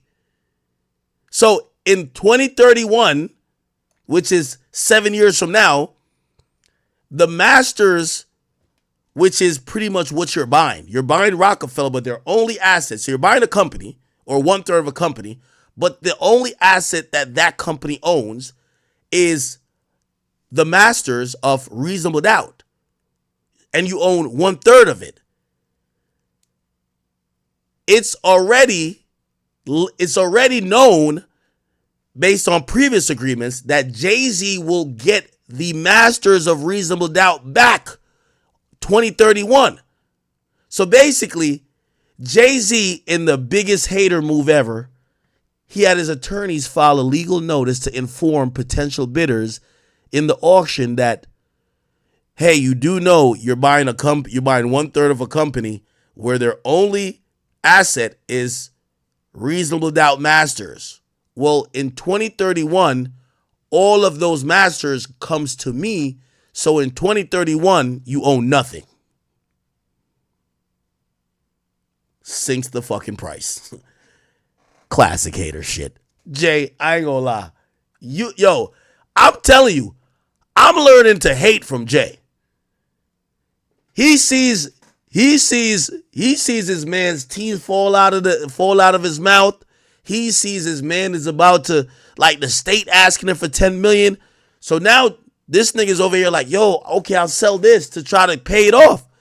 Jay-Z says, let me let niggas know, because the price went up from 1.2, the minimum bid, to $3 million. So now here's the thing. Which idiot would pay the starting bid? The auction's going down on September 21st. Which fucking idiot is going to buy 1/3 of Rockefeller when their only motherfucking asset is reasonable doubt masters, right? Let's say even if, say the master recordings, say the revenue that brings in yearly is $500,000, or let's say $1 million. Let's say $1 million. Let's say somehow reasonable doubt is still bringing in $1 million per year. For you to bid for 1/3 of the company, you probably got to bid maybe like, the winning bid is probably going to be like 7-8 million if it started at 3. So you're in 7 million. Let's say 7 million. It brings back 1 million a year. And by the way, we're overestimated. That shit don't bring back 1 million a year. It brings back 1 million a year. And you only get 1/3 of it. So you get 300,000 of that. So now let's do the math. You're only going to have it for 7 years. 7 times $300,000. That's $2.1 million. So essentially, if you pay $7 million, you're getting a $5 million loss, and Jay-Z in 2031 gets to get his album back for free. And now you look like an idiot. You just bailed out Dame Dash. And again, yes, this whole thing's a finesse. Dame Dash, he was trying to throw in some shit to sweeten the pot. Yo, I'll give you a Rockefeller chain. Hating ass Jay-Z comes in. Hey, we want to let all y'all potential bidders know, since y'all about to bid $3 million, in 2031, I got that shit. You're going to own nothing in 2031. So you're only going to own this shit for 7 years. Actually, 6 now. Classic hater, man. Yo, I love Jay-Z, man. This is the type of hate I'm admiring to get to, bro. I got to get to this type of level of hate. Like, I got to. Yo, here's the thing. Jay-Z is worth reportedly $2.5 billion. His former business partner, Dame Dash, who got his teeth falling out of his mouth on live, he owes $10 million. Jay-Z's worth $2.5 billion. His former man's owes $10 million. And rather let him get his finesse off, because here's the thing, whichever sucker that buys his Rockefeller thing is probably a person that cares about the culture, and at least they could, it's one of those things where people like, oh, I got just like how Drake bought the first mic of Pusha T. Nigga, it's a fucking mic, who cares? But it's Pusha T mic. You get what I'm saying? It's like it has to be somebody who knows they're gonna be like you're not buying it for a business decision. You're buying it to own part of culture. You're gonna own part of hip hop, and Rockefeller's a hip hop like cornerstone when it comes to like black labels. So you're gonna own 1/3 of it. Cool, even if it has no assets. You get what I'm saying? Jay-Z up $2.5 million. His man's owed $10 million, and trying to get off a $10 million finesse, Jay-Z had his lawyers hate on that shit. Shout out to Jigga, man. Legendary hater, bro. Legendary. I gotta clap it up. I've been trying to figure out if this type of level of hate is a Brooklyn thing. Might be a Brooklyn thing. I don't know. But I got to clap it up for Jay, man. Jay hate on everybody. Anyway, and by the way, some people also, to be fair, some people could interpret this as, well, he's not hating. He just wants no drama because in 2031, he don't want somebody, like 7 years from now, he don't want somebody to be like, yo, Jay-Z stole this from me. I bought it for $7 million. He wants people to know now, in 2031, I get the masters. So, yeah. Okay, whatever. Anyway, people. Anyway, shout out to Jay, man. Legendary hater. I fuck with it, bro. Okay, anyway. So, we have to play, and we didn't finish this yet. Jay, let's go to history. We gotta go to history. We didn't finish that video. Yeah. Amp. Yo, let's finish this video. Sorry. And then we're going to play the video of why Jay don't fuck with Birdman / Wayne. Okay? So let's get past it. This is the title shit, right? This is the title shit. So this is when Drake is falling out. And by the way, we all acknowledge that. I don't think Jay is just giving this to Kendrick to say fuck you, Drake. That's part of it. But there's a fuck you to Birdman. There's a fuck you to Wayne as well. You get what I'm saying? As I said, this is the real two birds, one stone.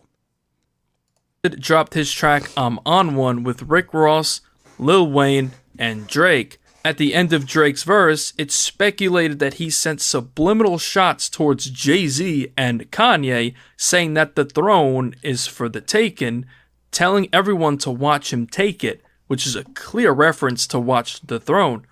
I'm just feeling like the throne is for the taking. Watch me take it. Immediate speculation would begin circulating about this line, so Drake would take to Twitter that same day to deny that he was dissing Jay-Z. Hove diss? Hove, of all people, has not lost it. That's God Body Flow. That same day, as Drake was rolling out his second album, Take Care, he dropped a track called Dreams Money Can Buy on his OVO blog site. On this track, it's speculated that Drake sent more subliminals at Jay-Z. This track would eventually be re-released in 2019 on the compilation album Care Package. And I feel like lately it went from top 5 to remaining 5. My favorite rappers either lost it or they ain't alive. That summer, on August 29th, 2011, Lil Wayne dropped his album The Carter 4.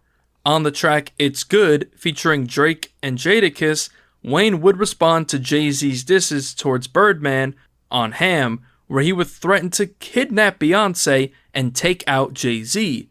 Drake, on the other hand, would throw some shots towards Jay-Z as well, in defense of Lil Wayne and Birdman at the beginning of his verse. Please pardon my brother, he's just angry at you who don't have your heart in your rap shit. On November 11th, 2011, Drake would sit down with Billboard for an interview, and during the interview, he was asked about never winning a Grammy despite having 6 nominations at this point. By the way, I think Kendrick took all the Drake Grammys, bro. That's another part of their little competitiveness. In 2009, Drake's track Best I Ever Had lost to Jay-Z's track DOA. So in this interview, Drake speaks about how losing to Hove angered him. But the one that really got to me was when I lost to DOA for Best I Ever Had. That one to me was like, really? Not to say that Jay-Z isn't the most incredible rapper and that DOA wasn't a good song. I just felt like they had an option to give me a Grammy for a mixtape, and they just didn't do it, because it goes against the grain of everything that is traditional. On November 15th, 2011, Drake dropped his album Take Care. On the track The Ride, it's once again speculated that Drake took subliminal shots at Jay-Z. Getting older, I see no threat in Yoda. A couple of weeks later, Jay-Z would share a handwritten note on the OVO blog site congratulating Drake on selling 631,000 copies in the first week with Take Care. That's what I like about Jay, man. You see, when you a legendary hater, sometimes you got to give props. But really, you're going to disguise the hate. You got to disguise the hate. Shout out to Hov, bro. Saying, quote, "Monster numbers comes in. Proud of your journey. Peace, Hov." After this, beef rumors would be quieted following Jay's comments, and things would settle down in 2012, and in 2013, Drake was gearing up for the release of his third album, Nothing Was the Same. Now by this time, Drake was just dominating. Everything he touched was a colossal hit record. On July 25th, 2013, Jay-Z did an interview with Elliott Wilson, where he would speak on his competition with Drake, saying that Drake's the Kobe Bryant to his Michael Jordan. There's a respect thing there. But there's also a competitive thing, and it's done in the right way. He's definitely the one that's reared his head as the guy. He's definitely Kobe Bryant. That August, Drake brought out Kanye at the 2013 OVO Fest, where Ye would say that him and Jay wouldn't have done Watch the Throne if it wasn't for Drake putting so much pressure on them by taking over the game. And we wouldn't be able to make the music that we made. Me and Ho would have never made Watch the Throne if this wasn't putting pressure on us like that. On September 24th, 2013, Drake dropped his album Nothing Was the Same. On the track Pound Cake, Jay-Z is featured. Now it is said that Jay-Z actually ended up sending Drake 2 verses that were set to appear on his album Magna Carta Holy Grail, but he decided to send it to Drake instead to put on Pound Cake. On the first line of his verse, Jay-Z actually dissed Drake when he said that he had Benzes before Drake had braces. I had Benzes before you had braces. On part 2 of the track called Paris Morton Music 2, Drake would seemingly respond to Jay's line. Later in the verse, he says that he studied the game from past artists like Jay-Z, but now he's doing it better. Like I didn't study the game to the letter and understand that I'm not doing it the same and I'm doing it better. That same day, Drake appeared on Hot 97 for an interview to speak on his album, and he spoke on Pound Cake and his relationship with Jay-Z. Drake would say that they have a great relationship and that Hov is a great mentor to him. Rap. So you have like built a nice relationship with him. I mean, yeah, I think like one of the strongest, I think, if not the strongest. Of all the other rappers? Yeah, definitely. Wow. Who knew? Yeah, I know. Yeah, he's like he's just like an incredible mentor to me and gives me great guidance and is very, very supportive. And is that a new relationship or were you guys always cool? No, it's always been like that. You really? know, I mean, I think the more I make him proud. I think cute. yeah, like the more I show improve, like that the like that's where the relationship grows. It's just like the more he has to say to me, and I've been consistent enough to sort of deserve or warrant advice from him. Right. And he gives it to me, and he's just I saw him last night. He's like he's the best, man, for real. Wow. He's just a solid dude. Yeah, we like Hov up here. Oh yeah, of course. After this, it seemed as if everything was cool between the two, but that would be short-lived. Just months later, in February of 2014, Drake did an interview with Rolling Stone where he would take a jab at Jay-Z for having art references in his songs. It's like Hov can't drop bars these days without at least 4 art references. I would love to collect at some point, but I think the whole rap/art world thing is getting kind of corny. Now, I ain't gonna lie. Jay-Z's hearing that Drake is calling him corny probably had him fuming. Drake, of all people, calling you corny is just crazy. So, of course, Jay-Z was not going to go for this. The next month, on March 23rd, 2014, Jay-Z and his Rock Nation protege, Jay Electronica, dropped a freestyle over Soulja Boy's We Made It beat. Now, this in itself was a shot at Drake, because in late 2013, Drake did his own version over this exact beat. On his verse, Jay-Z would directly respond to Drake's comments in his Rolling Stone interview, where he would apologize to Drake for the art references, but calls him Mrs. Drizzy. Sorry, Mrs. Drizzy, for so much y'all talk. Silly me rapping about that I really bought. Why these rappers rap about guns they ain't shot. A week later, on April 1st, 2014, Drake would drop a track called Draft Day, which is dedicated to the then rookie football star Johnny Manziel. On this track, it's speculated that he clapped back at Jay-Z with some subliminals. I think I'm on my 8th flow, just watch me paint flow. We all do it for the art, so I can never hate though. Later that month, during an NBA playoff game between the Toronto Raptors and the Brooklyn Nets, which of course Drake, hailing from Toronto, supports the Raptors, and Jay-Z, being from Brooklyn, supports the Nets. During an on-court interview, Drake would send more shots at Jay-Z, saying, "This is the people's team out here tonight. You know what I mean? Toronto Raptors." Jay-Z somewhere eating a fondue plate. On May 13th, 2014, DJ Khaled dropped the track They Don't Love You No More with Meek Mill, French Montana, Rick Ross, and Jay-Z. On his verse, Jay-Z clapped back at Drake for his disses on his track Draft Day. Haters wanna ball, let me tighten up my drawstring. Wrong sports, boy, you know yourself as a lacrosse team. Fast forward to February 13th, 2015, Drake dropped his album. Those actually, I obviously knew about the Sorry Miss Drizzy for so much art talk. Yeah, I knew that one. Ooh, I didn't know about the last one. If you're reading this, it's too late. And on the track 6 p.m. in New York, he sent more subliminal shots towards Jay-Z, saying that he should be the third member of the Throne duo. You rapping like the Throne should be the three of y'all. That same year, in 2015, Jay-Z would announce the relaunch of his newly bought streaming service called Tidal. At the launch announcement, a bunch of big names were on stage, except for Drake.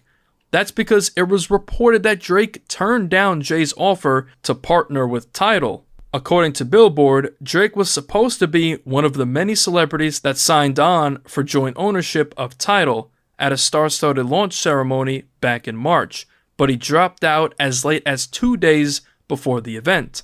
Drake seemingly rejected the offer because he did not want to be under Jay-Z and would end up signing a $19 million deal with Apple, which was a direct competitor of Tidal.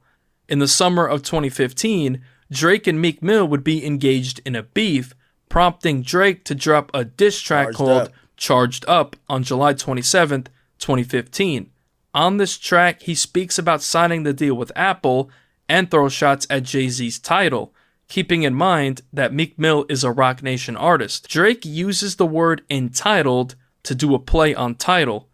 I'm trying to take the high road. I still got love for my idols. I got me a deal with Apple and I still feel entitled.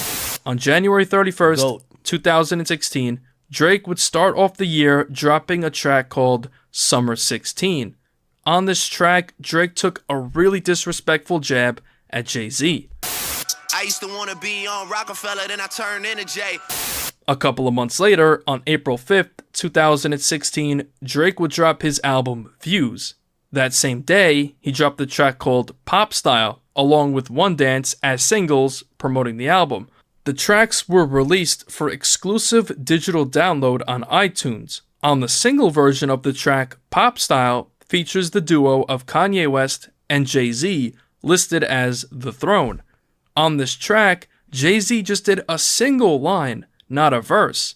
Now on the album itself, Drake did his own version of the track, leaving Jay-Z and Ye off it. Drake would later explain why Jay-Z only had a single line on the track the next month in an interview with Zane Lowe.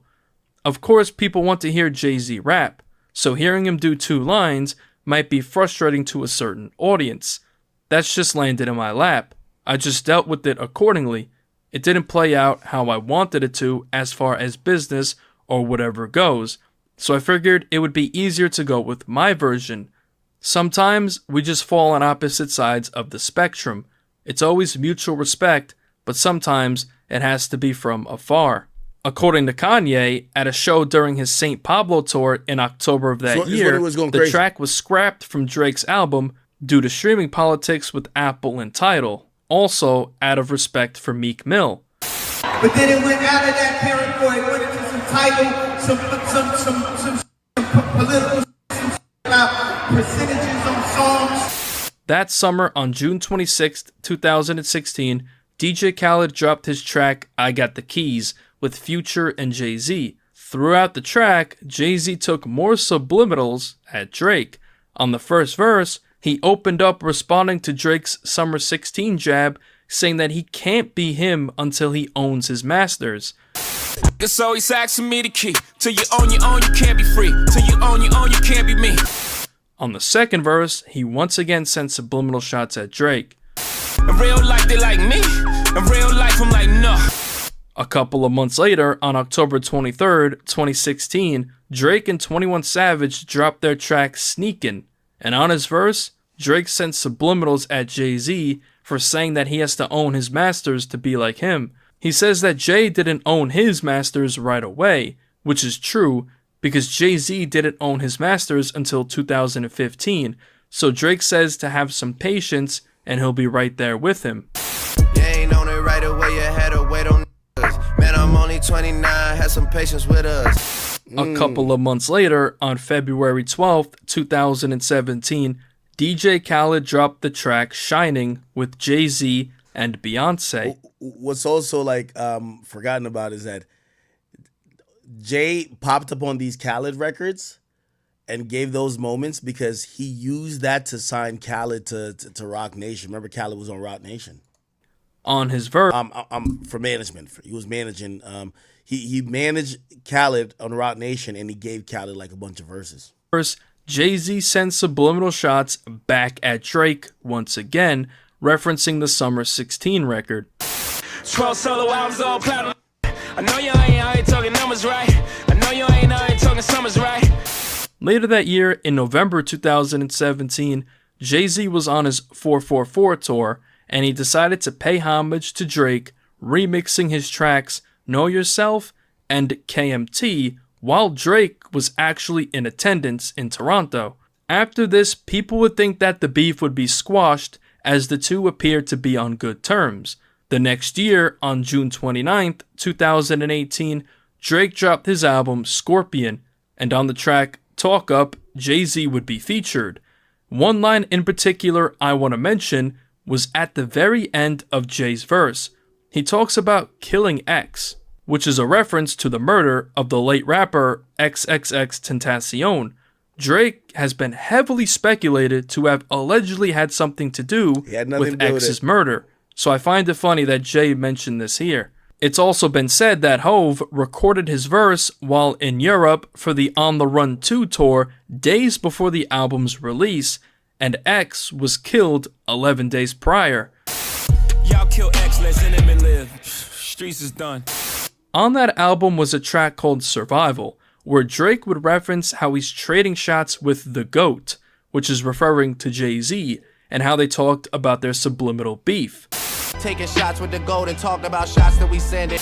The next month, while Jay and Beyonce were still on their On the Run 2 tour, they stopped in Detroit, where Drake and Jay-Z would link up, being photographed by Rock Nation Senior Vice President Lenny S.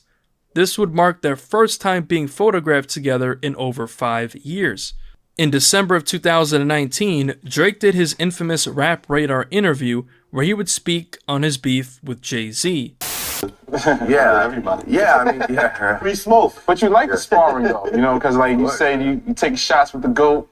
You talk about the shots that you sent with Jay-Z. Like, why has that relation remained intact? Why has it never gone left? I think Jay has a lot of respect for me, and he's aware of the massive amount of respect that I have for him at the end of the day.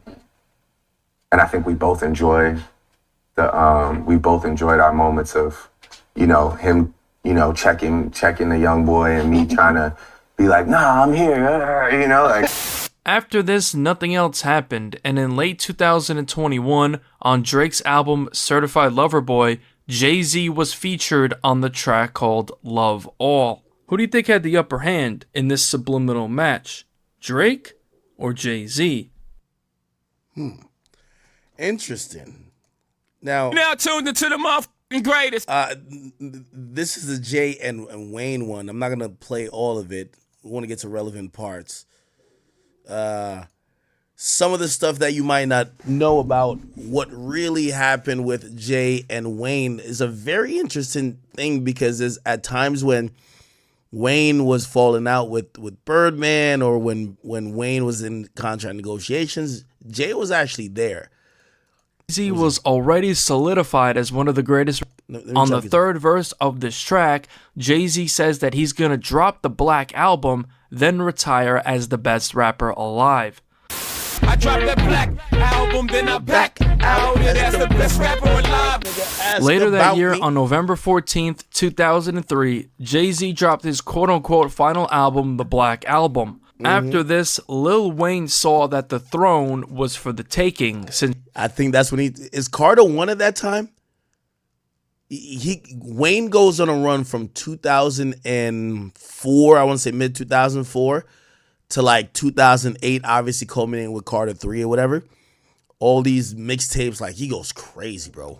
Since Jay-Z was now retired from hip-hop.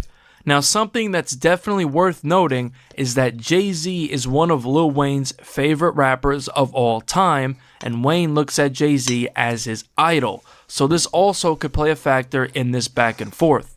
Now, everything was cool between Jay and Wayne initially, but after Jay dropped the Black Album is when things would go left.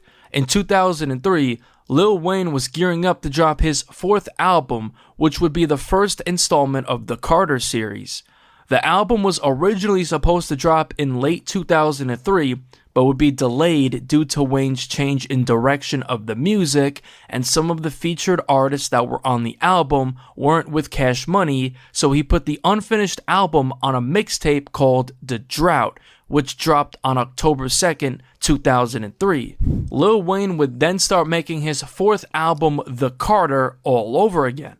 On February 1st, 2004, Lil Wayne dropped his mixtape The Prefix, and on this mixtape he pays homage to Jay-Z by rapping over several beats of Hope's. On April 17th, 2004, Lil Wayne dropped the first single for The Carter, which was a track called Bring It Back, featuring Manny Fresh. On the outro to the track is when Lil Wayne would take the first official shots at Jay-Z on wax, when he said this. The best rapper alive since the best rapper retired. Wayne was claiming his spot as the best rapper alive since the best rapper retired, a clear shot towards Jay-Z, and this is when the beef would officially begin. I don't think that's a shot, though. Best rapper alive since the best rapper retired. So you're basically acknowledging that Jay the best. You're just saying you're the new best. But Jay-Z was still retired, and in 2004 would become the new president of Def Jam, so he didn't respond, of course. A couple of months later, on June 25th, 2004, just 4 days before the Carter dropped, Lil Wayne sat down with IGN for an interview. In the interview, Wayne was asked about the line at the end of Bring It Back. In quotes, "You got a line at the end of Bring It Back where you say best rapper alive since the best rapper retired. That's a pretty heavy boast to lay down on wax. Do you think anybody is going to test you on that?" Wayne responded saying, quote, "We have yet to see. If anybody does try to test me, then I swear to you I'll eat him for breakfast, and I'll tell you how it was next interview." Then the interviewer asked, "Will you eat him with milk?" Pause. To which Wayne responded saying, quote, "Nah, I don't need nothing to digest it down with. They are weaklings." 4 days later, on June 29th, 2004, Lil Wayne dropped his fourth album, The Carter. During this time, Destiny's Child were gearing up to drop their fifth and final album as a group called Destiny Fulfilled, which was set to drop in November of that year. Now, if you know, Beyonce is a part of Destiny's Child, which of course is Jay-Z's wife. One of the singles from the album is titled Soldier, featuring T.I. and Lil Wayne.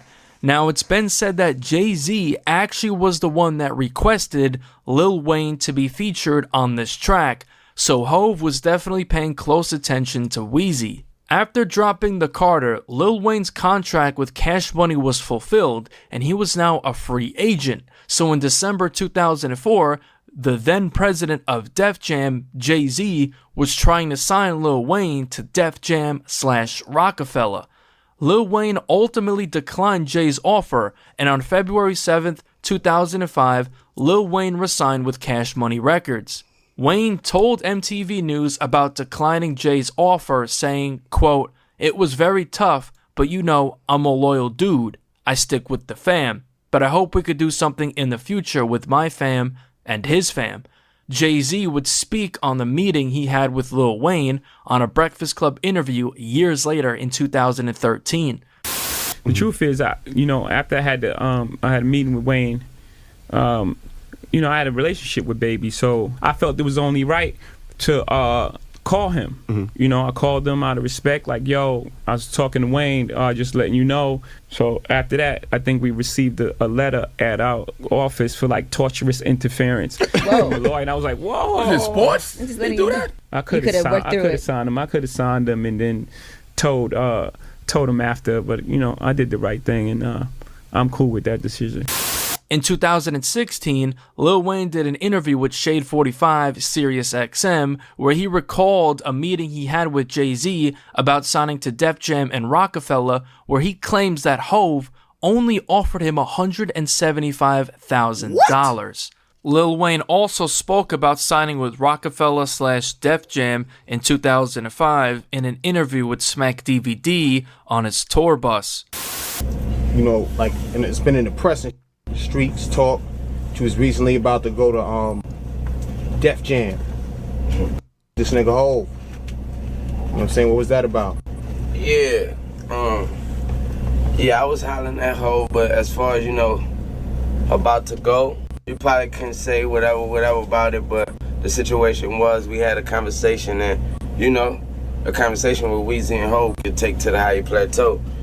Am I tripping, or Wayne sounds like, even though he looks inebriated here, when Wayne talks these days, like, I don't know. It's like, I don't know if it's maybe the health problems or the drugs, but he sounds clearer here.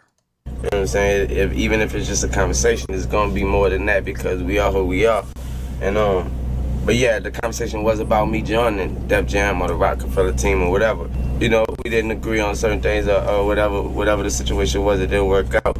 And I'm here where I am, but it's all love.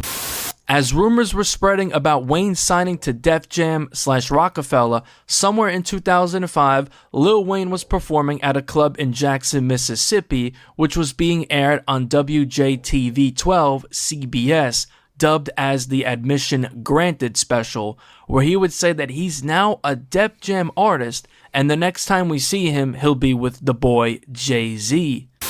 Cash Money nigga, that thing. I did that as long as I could do it. I'm a Def Jam artist now, man. So next time you see me, I'm gonna be with the boy Jay-Z, you understand me? Now, obviously, this never ended up happening, so maybe Wayne was just trying to trick the media into thinking he was signed to Def Jam. Later that year, on December 6th, 2005, Lil Wayne dropped his album The Carter 2, and on this is a track called Best Rapper Alive, where Wayne once again boasts about being the best rapper alive. The next year, in 2006, Lil Wayne did an interview with Music Choice, and he spoke on his track Best Rapper Alive, saying that he got no flack for the track, and says that Jay-Z didn't give him no flack for it either. I ain't getting no flack from that. I mean, of course from the haters, but I mean from the man. From Jay, I ain't nobody, he propped me up when he see me. That gave me a lot of confidence to put a new song out called The Best Rapper on my album. In another interview in 2006, the interviewer said that one of the tracks on The Carter 2, called Shooter, could be Wayne's version of Hard Knock Life. Wayne responded saying, quote, Me and my homies, we sit around, and even with the success of this album, we still sit and say, I need that Hard Knock Life song.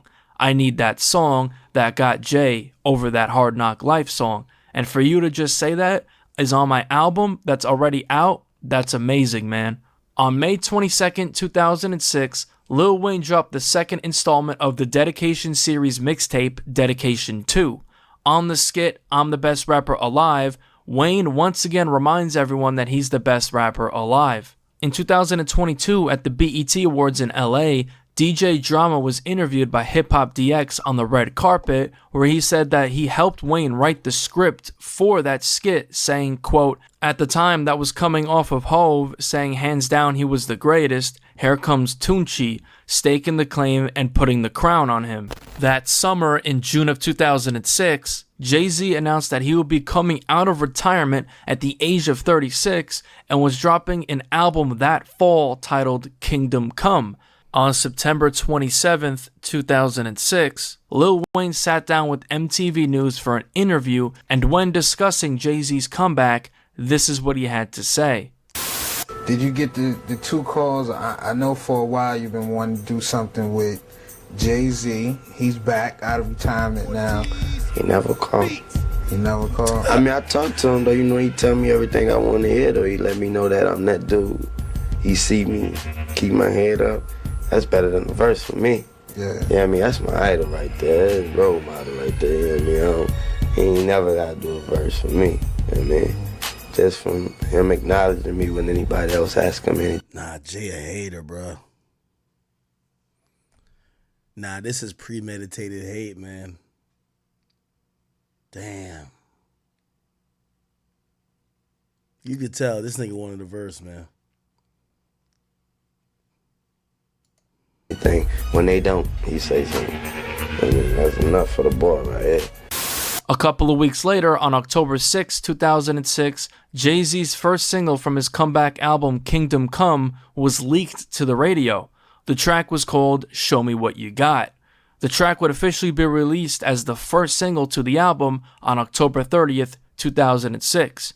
On this track, Jay-Z warns all the rappers in the game that he's back, with a line calling himself the Michael Jordan of rap.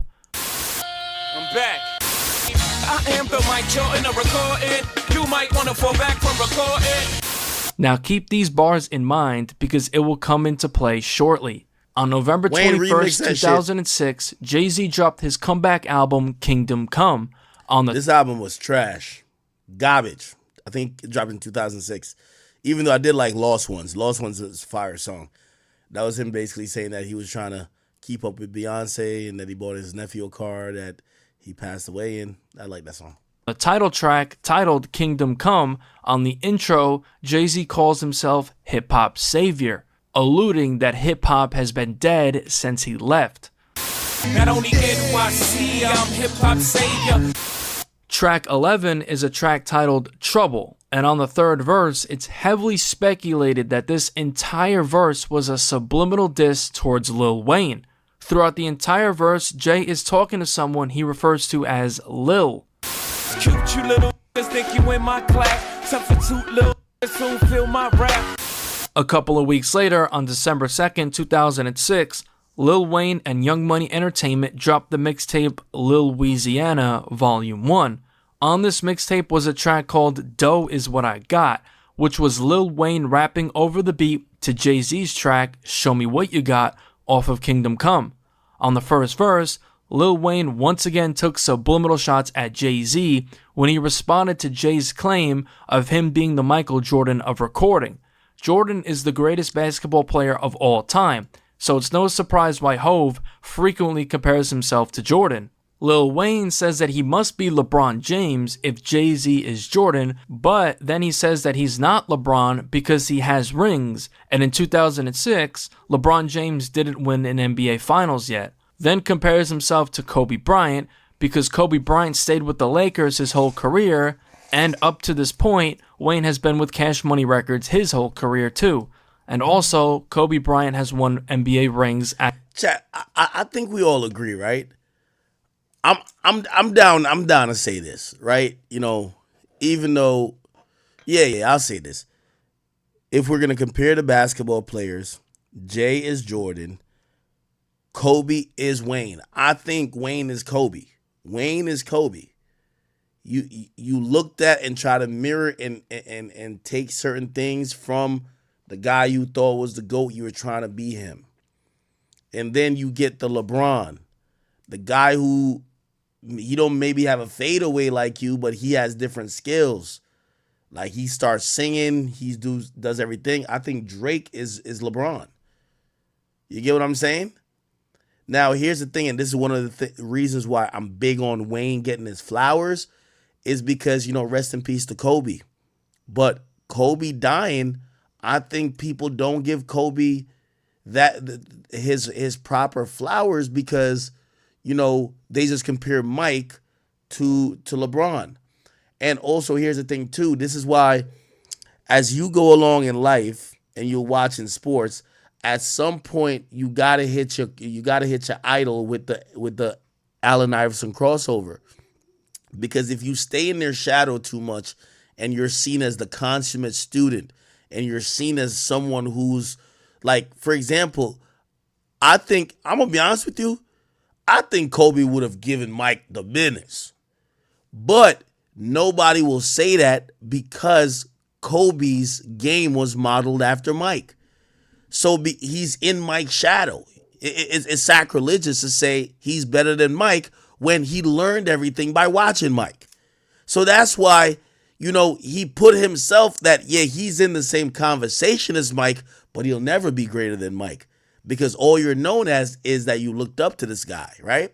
See, LeBron's a little bit different, right? Even if he fucks with Mike, like his build and his play is different from Mike. That's where I feel Wayne, Wayne's kind of in that, even though, by the way, I don't think Wayne really, if you listen to Jay's raps, Wayne's raps isn't really like, especially latter years when he starts going with auto-tune and start doing a lot of melodic shit, like, but I do think the propensity and the dedication to lyricism that Wayne had definitely was inspired and came from Jay-Z. At that point. Yo, somebody said J. Cole is Iverson. Yo, Mods, time that nigga out, please. Don't ever disrespect Iverson like that. Allen Iverson's a nigga that had heart and had guts. He was playing with bum-ass niggas like Eric Snow and Tyrone Hill, and he went to war. He was 165 pounds soaking wet, getting knocked on the floor by a 300-pound Shaquille O'Neal. He never stepped down from a challenge. He never made an excuse. He never backpedaled, and he never apologized. Don't you ever, time that nigga out, don't you ever compare a warrior. Let me tell you this. I'd rather have 55 Allen Iversons around me than have 300 motherfucking J. Cole's. A J. Cole nigga, once you start losing, he start apologizing to the op. You squabbling, you look over, J. Cole's having a conversation with the op talking about, I'm sorry. Yeah, don't you ever compare Allen Iverson to bum-ass, and it's not bum-ass, let me not disrespect J. Cole. It's not bum-ass J. Cole, but it's a nigga without a heart. J. Cole, like, when you think about J. Cole is like, he's like the Scarecrow. He's like the Tin Man. He lacks a heart. He's like the lion in Wizard of Oz. He lacks a heart. He lacks everything that makes a warrior. That's J. Cole. Allen Iverson was never that. If anything, Allen Iverson just had too much loyalty because he never had enough to win the championship. And if he did what LeBron did by going to Miami and teamed up with a couple niggas early on in his career, Allen Iverson would have had a couple rings. Word too. Point. I am the Mike Jordan of recording. You might want to fall back from recording. I must be LeBron James if he's Jordan. No, I won rings with my performance. I'm on Kobe Bryant up in all this. In 2020, Nori claimed that after Jay-Z heard Wayne's "Dough Is What I Got," it made Hov go on a long walk and look at himself in the mirror, questioning if he still got it. He said when he raps, don't show me what you got. I had to take a long walk and look at myself in the mirror. And I said, are you sure you still got this? Yeah. That same month, Lil Wayne appeared on the cover of the December 2006 issue of the Complex magazine and sat down for an interview. During the interview, he was asked about Jay-Z's comeback. This is what he had to say. The interviewer asked, quote, "How do you feel about Jay's return so far? How many songs have you heard of his?" Wayne replied saying, quote, "I heard a couple, and I'm going to tell you if I like what he's talking about, but I don't like what he's talking about, and I'm going to tell you why. Because he's saying it like he had to come back, like hip-hop's dead, all this, like I'm a hip-hop artist." Hey, by the way, Just Be Yapping, thank you for the $10 donation. Of course, I see you. You know I'm not going to ignore you. She said, Wayne isn't performing because the New Orleans city panel didn't pick him. The whole city makes the final decision from what the NFL gives. Wayne/YM is on the list thanks to Jay, but New Orleans, the city, did not pick him and them. Wayne's still a GOAT. Just Be Yapping. I need some proof of that. Again, we don't know how the decision's made, but from what we were told, pretty much the majority of the authority on picking these individuals relied upon Jay-Z. Now, granted, if Jay-Z says he wants, I don't know, Quando Rondo, of course the NFL is going to be like, no, we don't want that, right? Like, yeah. So the NFL or some other governing body could still trump what Jay's saying, but they kind of gave him free reign of the entertainment aspect of it, which is the halftime show. So if you're saying that the Super Bowl halftime show was decided by a panel, a New Orleans panel, as you're saying, a city panel, and they didn't pick Lil Wayne, you got to show me a little bit of proof of that, Shorty, okay? I'm not saying you're lying, and I thank you for the donation, but that sounds wild to me. Yeah. Send some proof in, and we'll go over it. B, what you mean it's dead? So that means I'm not rapping the whole time? I've been in it 13 years, Daddy. How can it be dead? You know what I mean? If anything, it's reborn. Know what I mean? So he's probably having a problem with that. Like this whole aspect of coming back was because it was dead and y'all needed me. Nah, I want him to know that. You left on a good note. You left. This was your house.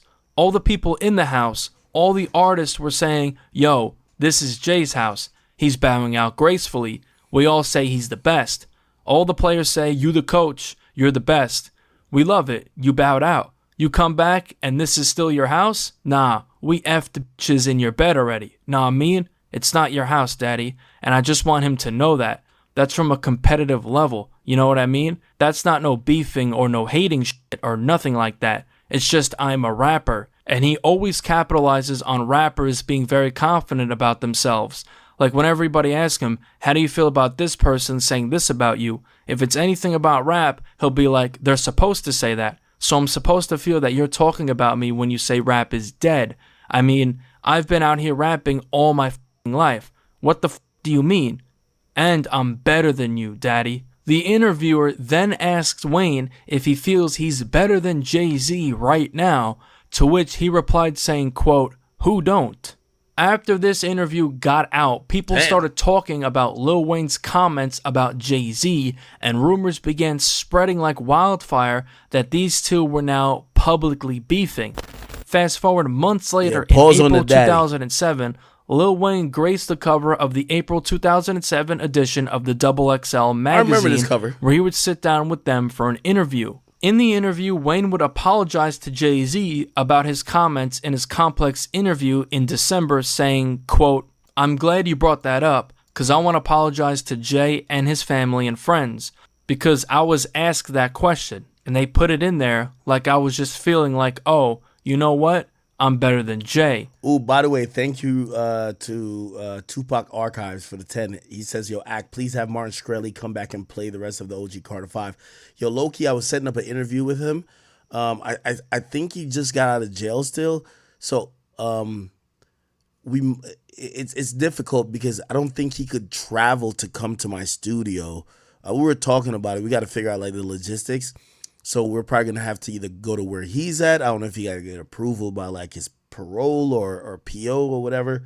But yeah, I do want to sit with Martin Shkreli. Matter of fact, y'all hit him up. You'll tell him, yo, Let's figure it out because we were talking about it, but I could tell,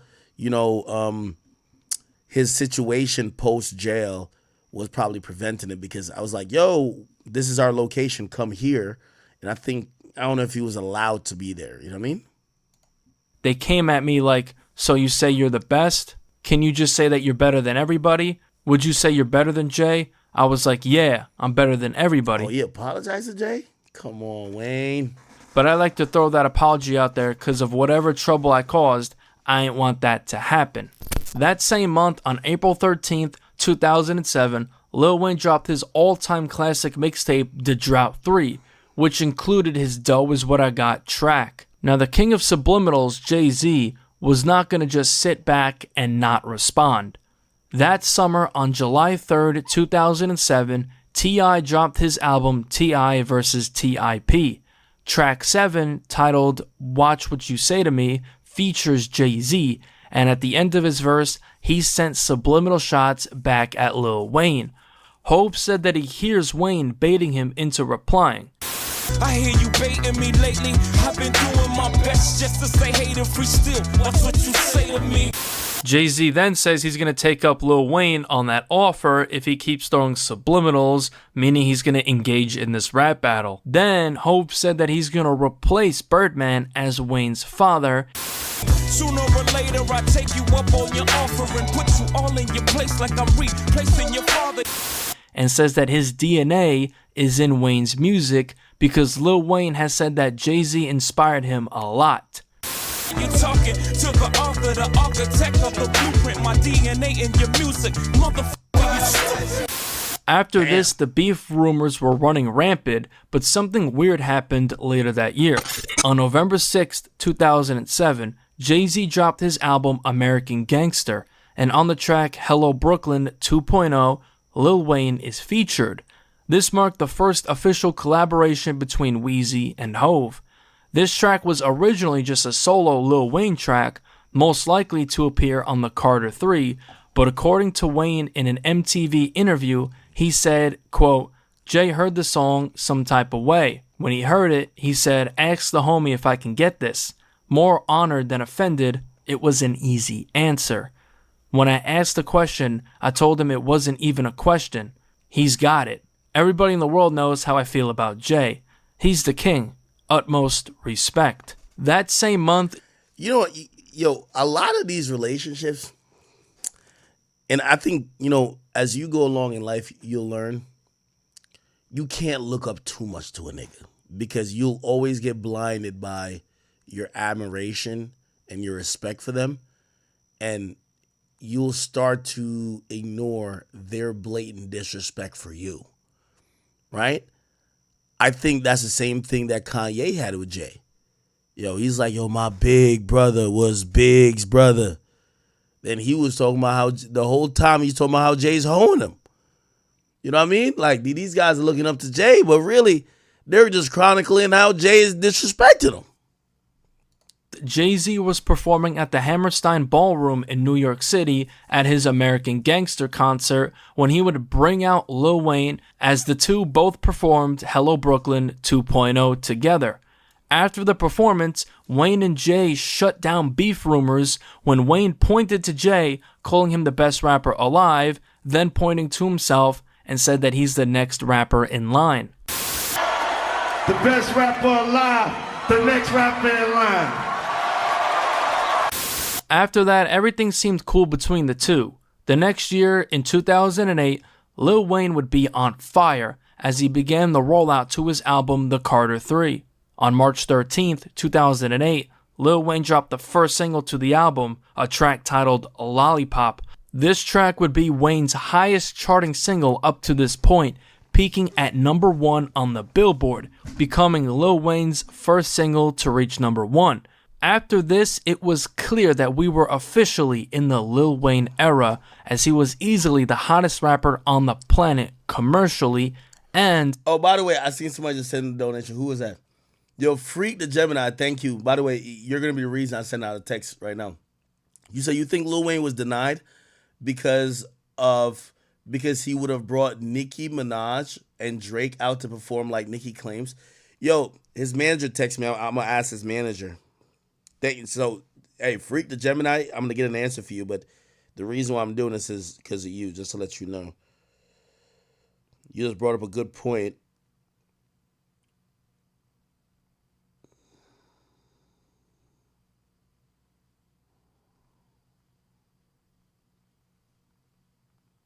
I'm writing a message to Wayne's manager right now. Did NFL ever reach out to Wayne about the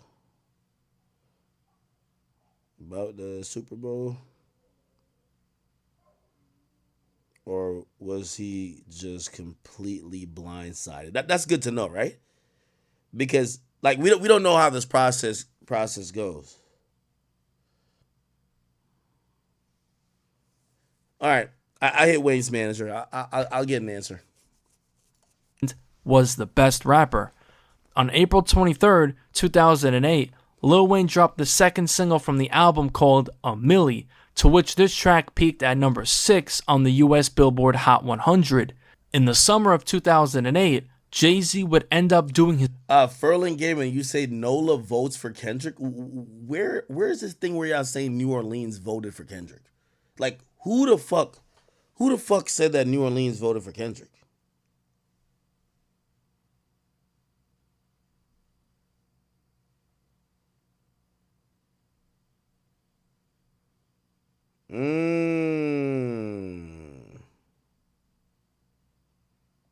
Okay. All right. So we're getting a little bit more information here. Hold on.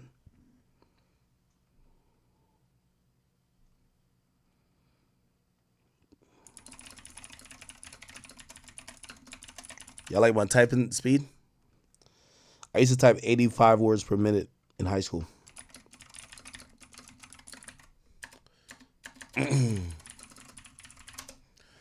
Okay, all right. Here's an article.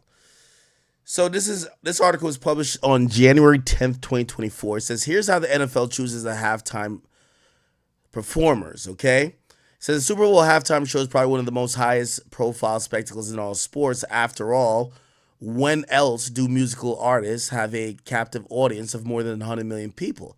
Even if half the TV viewers get snacks and go to the bathroom at halftime, there's still at least 50 million people watching the show. Since it's such a big stage, the Super Bowl halftime performer come from a pretty short list. Your friend's cover band that plays on Sunday night at a local watering hole probably has no chance of getting the gig, although even some of the biggest names in entertainment are responsible for the worst Super Bowl halftime shows. Probably because only the biggest stars are invited. This is how it works. Duh. But how does the NFL choose who plays? The NFL is a massive entity and the most popular sport in the United States of America. So it takes a lot of care to make the right decision for the Super Bowl halftime show. A journalist who used to cover the Tennessee Titans writes on Quora that the league considers popularity, music genre, and artists overall performance value. So even though Mick Jagger and the Rolling Stones were at the peak of their powers in the late 1960s, they didn't have a broad enough appeal to play at the Super Bowl. Not that they would have wanted to play anyway. So the leagues start with popular performers who appeal to as many people as possible, and goes from there. However, it is not the NFL who chooses who takes the stage. The league comes up with a short list, but the host city picks the Super Bowl halftime performers. Okay, let's stop it right there, chat. Let's stop it right there. They're saying that a journalist who used to cover the Tennessee Titans writes on Quora, whatever that website is. First and foremost, let me see if we can find. Can we find it?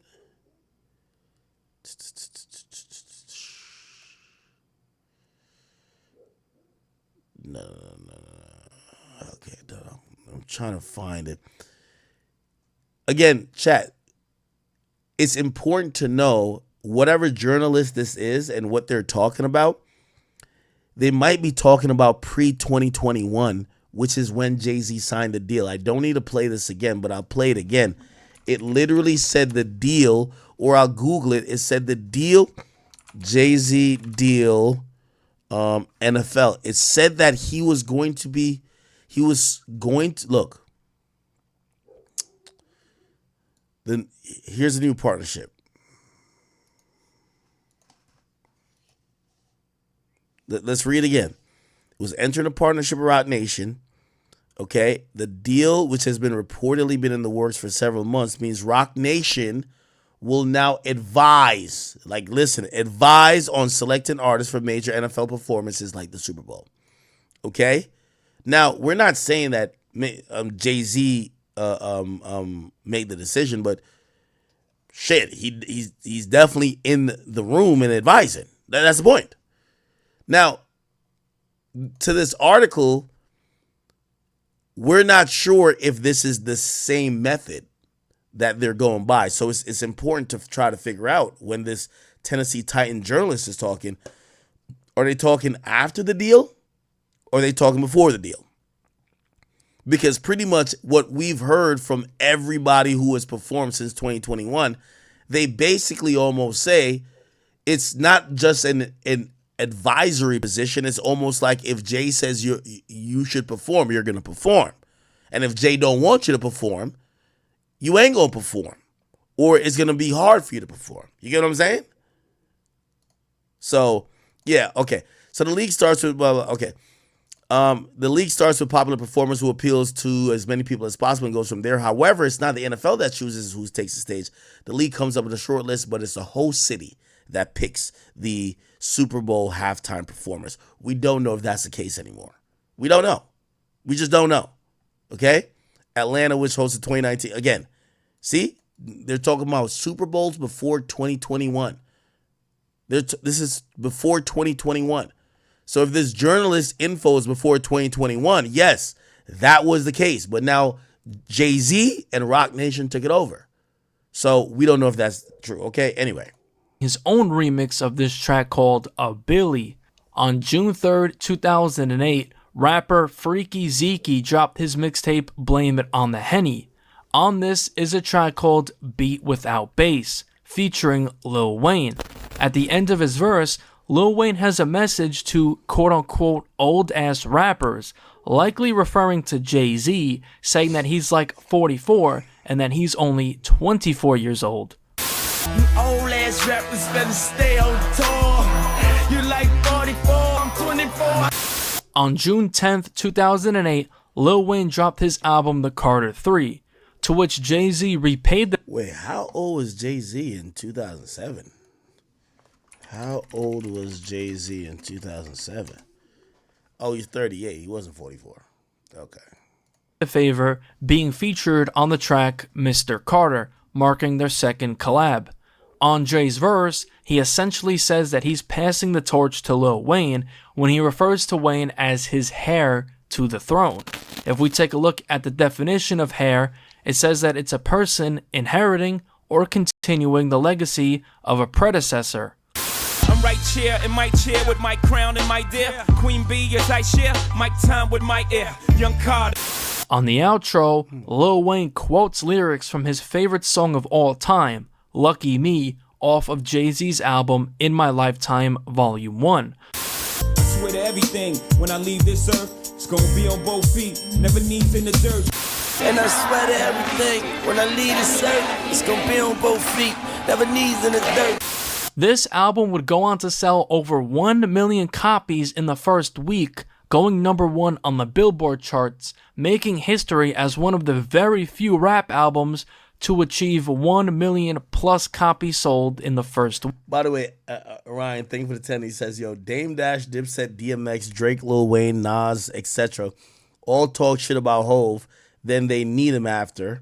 Hov said, y'all niggas gonna learn to respect the king. Don't be the next contestants on the Summer's Jam screen. Yeah, we'll get to it because Memphis Bleak basically put something up, basically saying it was like an old J quote saying, anytime niggas got a problem with me, it's always about what I didn't do for them. It's never what I did to them.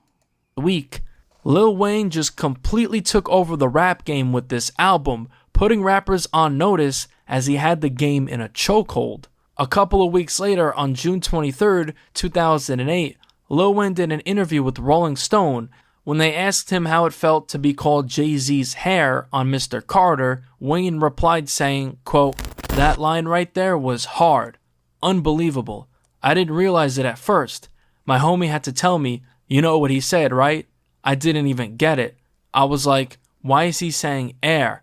Is he just talking about the air? But I'm smart enough to know that he's smart enough not to just be talking about the air. I felt real dumb, but then I felt so good. It was an incredible compliment. On July 14th, 2008, Lil Wayne did an interview with People magazine where he would speak on the 4 albums that changed his life, one of them being Jay-Z's In My Lifetime Volume 1. Wayne spoke about the song Lucky Me, which we discussed earlier, saying, quote, Lucky Me is my favorite song of all, period. I actually have Lucky Me tattooed on my neck, and I have a verse of that song tattooed on my leg. Now, Lil Wayne does in fact have Lucky Me tattooed on his neck and lyrics on his leg. That year in 2008, T.I. was gearing up to drop his album Paper Trail. On September 6th, 2008, T.I. and Jay-Z dropped the track Swagger Like Us, to which they recruited Kanye and Lil Wayne to be featured. This track was originally intended to appear on both T.I.'s album Paper Trail and Jay-Z's upcoming album Blueprint 3, but only ended up being on T.I.'s album. That same month, Jay-Z graced the cover of Vibe magazine where he sat down for an interview, and during the interview, he spoke on Lil Wayne being next in line, saying, quote, you should embrace the next generation. In hip-hop, you always fight the next person coming in because the person wants your spot. But as a person, as a competitor, that's only natural. There was a time Kobe was like, I think I could take Mike. I admire that in a way. The public has Lil Wayne next in line. That's what the public says, so why not? The next month, on October 27th, 2008, Lil Wayne and Jay-Z were both co-headlining Power 105.1's Powerhouse in East Rutherford, New Jersey, but Lil Wayne did not end up showing up to the show on time after problems with a metal detector, so they had to perform their sets separately. This mega headline was now ruined, and to boot, Wayne's set was reportedly discombobulated and spotty. A couple of months later, on February 8th, 2009, the 51st annual Grammys were held at the Staples Center in Los Angeles, where Lil Wayne and Jay-Z would perform Swagger Like Us together, and they won a Grammy for that track under the Best Rap Performance by a Duo or Group category. On September 8th, 2009... Peter Stone, thank you for the time, brother, but you said... You clearly have a narrative to push. The article is telling you what they do, but you want to do a spin because it's not fitting what you're saying. The stream is some weird J hate. No, it's not. The article is sourcing a journalist that is speaking about how Super Bowl performers were picked from an era before Jay-Z was ever involved. Again, unless they're telling us that's what happened from 2021 on, again, the NFL did a random deal. They never did this deal with no one else. They did a random deal with Jay-Z to stop players from kneeling, and they gave him an advisory position and basically made him like almost the person that was in charge of all of the entertainment like performances in the NFL. So unless any journalist could tell me 2021 on, I don't think you telling me how it worked in 2015 applies to Jay-Z at all, because there was no position of what Jay-Z's doing. So it's not an anti-Jay-Z thing. It's like, yeah, I read the article, but nowhere in the article actually said that their information came from 2021 on when Jay-Z is involved.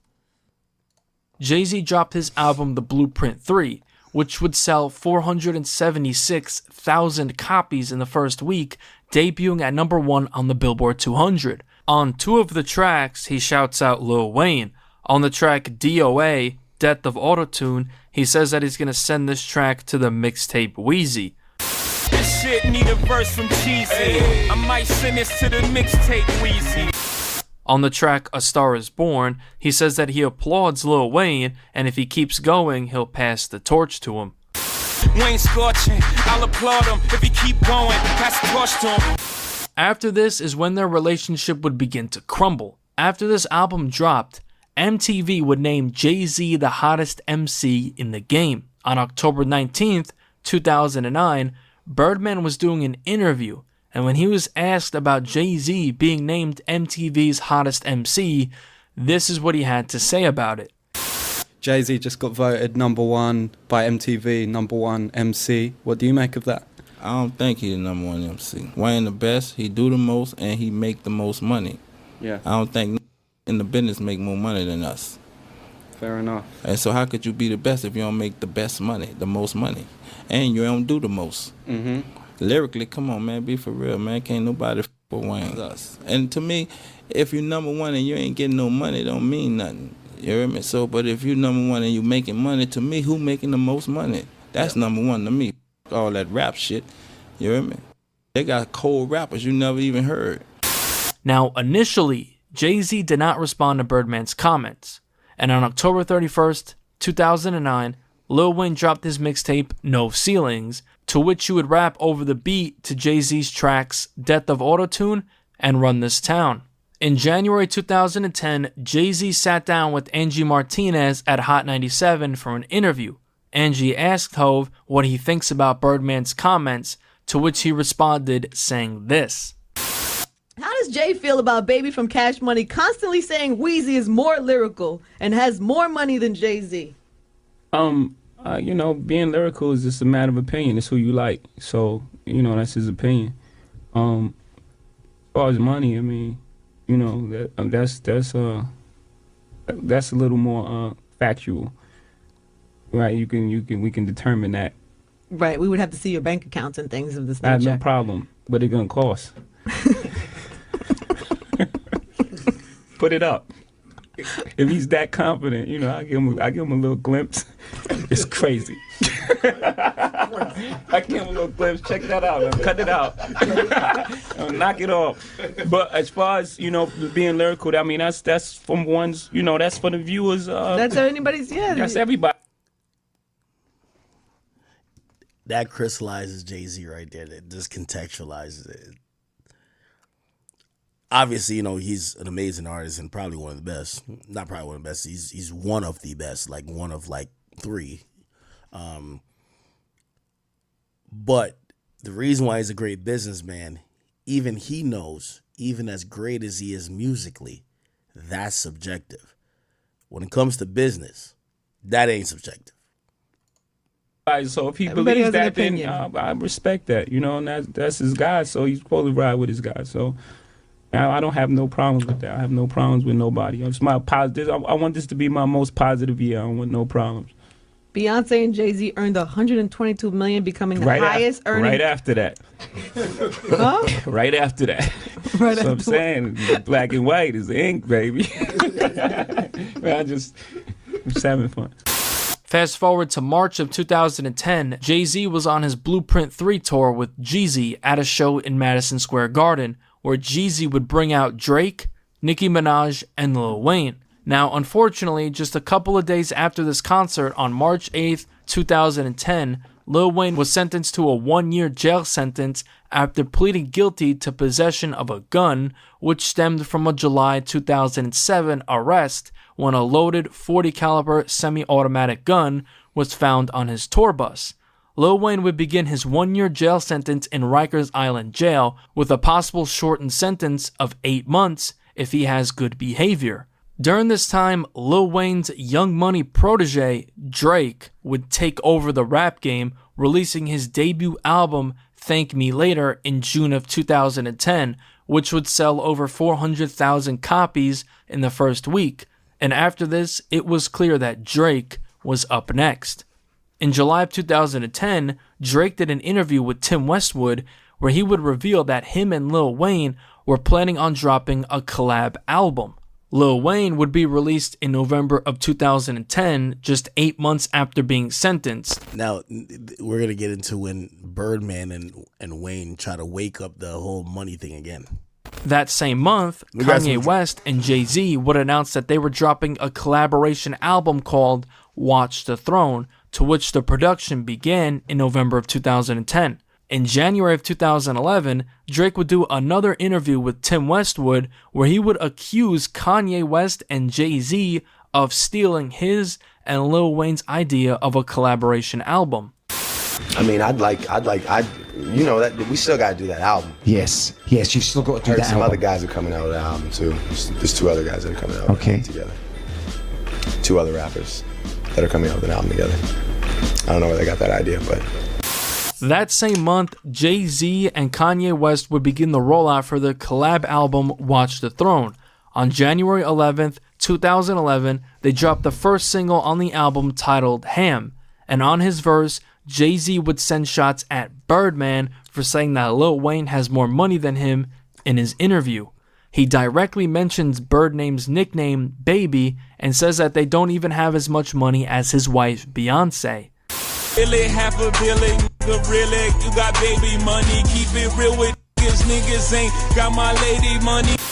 Lil Wayne, of course, heard this, so on August 29th, 2011, Lil Wayne dropped his album The Carter 4. And on the track It's Good featuring Drake and Jadakiss, on his verse, Wayne responded to Jay-Z. Weezy directly references Hope's Baby Money bar from Ham. Then he threatens to kidnap Beyonce and take out her. Speak on this in his Breakfast Club interview in 2013. How close were you to really spanking Wayne when he threw that shot at the wife? Nah, it was alright. It's part of you know, the sport and the competition. I didn't take it serious. I didn't view it as a threat, but I didn't take it as a real threat. I took it as a flip of a line. Lil Wayne would also do an interview later in 2011 with Sway where he would speak on Jay-Z's diss on Ham.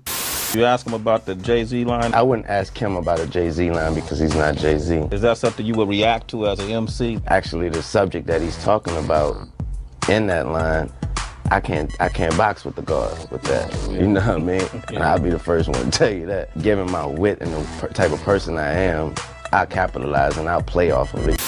Fast forward to January 2012, Birdman did an interview with the Big Boys Neighborhood where he would speak on the issues between himself and Jay-Z. Is there an issue with you and Jay-Z? Like Jay-Z said something in the record Ham. He was saying, you ain't got baby money, you spending baby money. Is there an issue? Not with me, but I don't know how he feeling, but we just doing what we do, you know? We ain't tripping. We spending baby money. That's how we live. The next month, on February 12th, 2012, YMCMB hosted a pre-party for the Grammys, and during this, Lil Wayne got on the mic to spit a few bars, where he would diss Jay-Z and Kanye when he directly mentions Watch the Throne. And other than that, I ain't really got nothing else to say, but I met a bad red bone. I took the home. I asked her, would she want to watch? She said, surely not the throne. Oh, I've never seen this. Yo, Birdman looked like a proud father, man. Throwing up that blood, son. Surely not the throne. Drop mic moment. Look at Mac Mean.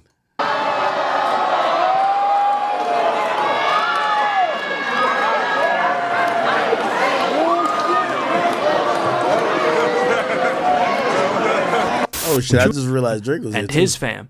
Jay-Z would speak God damn it. Westwood, where he would reference to spit a few bars. Where's Nicki at? And other than that, I ain't really got nothing else I know Drake is here. Where's Nicki? to say, but I met a bad red bone. I took the Who's this nigga right here? Is this Little Twist? Oh shit! home. I asked her, would she want to I forgot this girl's name. What was this girl's name again? watch? She said, surely not the throne.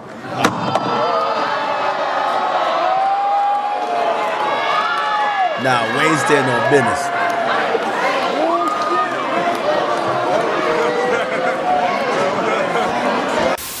The next year, on July 4th, 2013, Jay-Z dropped his album Magna Carta Holy Grail.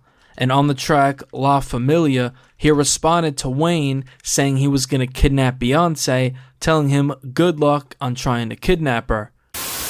Just wanna kidnap white feet. Good luck with that, bruh. After this, the beef would begin to die down as Wayne never responded to these lines. The next year, Lil Wayne was gearing up to drop the 5th installment of the Carter series. On May 15th, 2014, Lil Wayne dropped what would have been the second single on the album, a track called Douce. Now, if you know, Douce was the liquor brand Jay-Z was endorsing at the time, having stake in the company. On the intro to the track, Wayne shouts out Jay-Z. Ho, what you bought? On July 3rd, 2014, Lil Wayne did an interview with MTV where he would explain why he shouted out Jay-Z on the track, saying, quote, "We was just on that Douce heavy. I don't write none of my music. I don't write it down. So I just go in there and say whatever come to my mind. So what came to my mind that night was what was on my mind that night." The Carter 5 would end up being delayed due to Wayne going through troubles with Cash Money, which is for a whole separate video. The next year, in 2015, Lil Wayne and Jay-Z would partner exclusively to drop his next album called the Free Weezy album exclusively on Tidal, which was the streaming service that Jay-Z was endorsing with stake in the company. The next year, in November 2016, Lil Wayne was performing his track I'm Me at the Camp Flog Gnaw Music Festival, where he would change the lyrics saying he's a Rockefeller millionaire instead of Cash Money millionaire. I'm a fucking Rockefeller millionaire. On April 10th, 2017, Lil Wayne was performing at Slippery Rock University in Pennsylvania, and Wayne would once again shout out Jay-Z. This time he announced that he was a member of the team while throwing up the rock. Is it cool if I just say, it's the rock? You know I'm a member of that team now. We talk about that later though, but The next year, on September 28th, 2018, Lil Wayne finally would drop his album The Carter 5 after an ongoing legal battle with Cash Money. In December of that year, Lil Wayne took to stage during a concert in Chicago to thank Jay-Z for helping him through the tough times he was facing over the past couple of years. Jay-Z helped him through a $7 million tax debt in 2011 and $6.8 million in 2012, totaling to over $14.1 million in taxes owed. Wayne thanks Jay-Z and Swizz Beatz for helping him with taxes and production when he was really down. There's people like Jay-Z, you know what I mean? He helped me when I was really, really, really down. Really, really, really down. There's people like Swizz Beatz that's gonna send me every beat he make and want me to rap on every single one until I got my situation straight. He don't want me to talk about it, don't want me to tell nobody, Jay don't want me to tell nobody. That man helped me with my tax. These are real friends, y'all. Shout out to Jay, shout out to my Swiss, shout out to my brother Chance. Music! Y'all know his name? After that, Lil Wayne would go on to praise Jay-Z on podcasts, even suggesting that if any rapper were to become president, it should be Jay-Z. What rapper should run for president? If there was a rapper that should ever run for president, I believe that rapper would easily or should easily be Jay-Z. Plain and simple. I don't even think there's a why that should come with that. After that, plain and simple. I would love to see B as the first lady. Plain and simple. Just another Carter in the White House. So there you have it, the full timeline of Lil Wayne versus Jay-Z.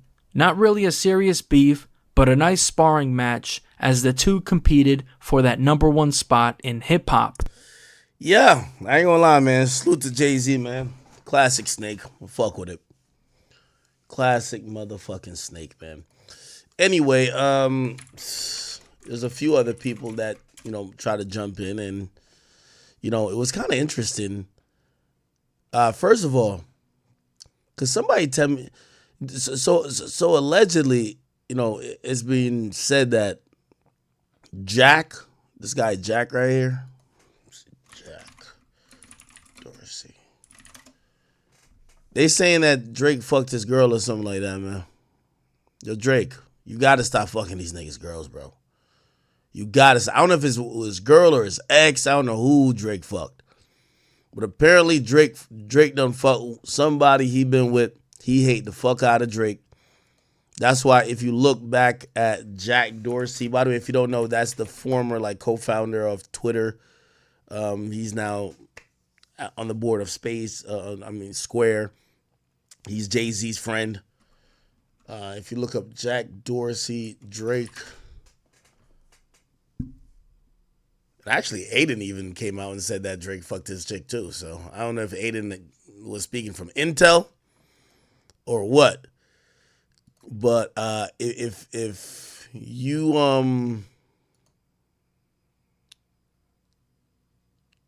I said, now why would Jack Dorsey hate Drake? He been going in the whole time. Yeah, the whole time he's always been like just kind of egging on Kendrick to just like kill Drake. You know what I'm saying? Now, Aiden did say this. That's why he's not the CEO anymore, and that's why Elon Musk is doing a way better job than him, allowing freedom of speech and shit. I don't give a fuck, bro. It's fucking libtard. I don't care. I said it. He banned Trump, and now Trump owns this app, this fucking Quillfest app. It's bad. Yo, Elon Musk did what Jack couldn't do. I don't care. It's better now. X is way better now. It's owned by somebody who supports Trump. Thank God. We needed that. And Drake fucked your wife. Her name Kendrick Lamar. What? Yeah, Jack Dorsey been mad. I don't even know if he got a wife though. Look like he been dating. Yeah, Drake probably definitely like. Drake the type of nigga you introduce him to your girlfriend, he DM your girlfriend. Or he'll follow her, and you're like, why the fuck you follow my girl? He wait till your girl and you beefing, then he hang out with her and fuck her.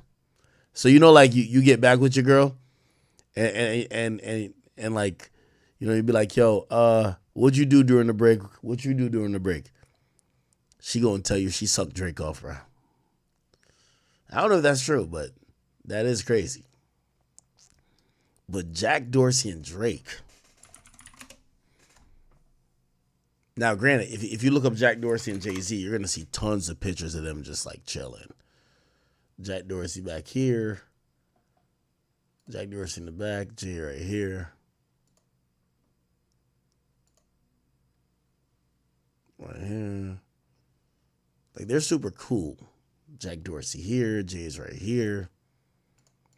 This is both of them right here. Yeah, like, that's definitely, look, both of them right here. Like, Jay fucks with him, but he hates the fuck out of Drake, bro. Hates the fuck out of Drake. So what did Drake do to Jack Dorsey?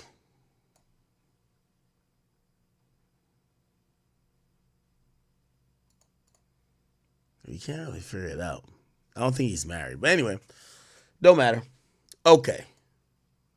Regardless, did y'all see Hurricane Chris chiming on the whole matter? Watch this. So now you niggas understanding, huh? Same motherfucking shit that I was just saying 50 Cent did in Shreveport. Now it's happening in New Orleans on a bigger scale, so people like Master P come in on it, you know, so now everybody understand. I just made this same fucking statement, but I guess, you know, because I ain't my brother, motherfuckers ain't get it. Well, I'm glad it's going down like it's going down. God told me to just sit back and motherfuckers. Y'all got Hurricane Chris started, man. If only 50 had just booked him for that Humor and Harmony shit, man. This nigga crashing out. The eyes was gonna be open. It don't matter whether you small or big. It don't matter whether you large. It don't matter whether you tiny.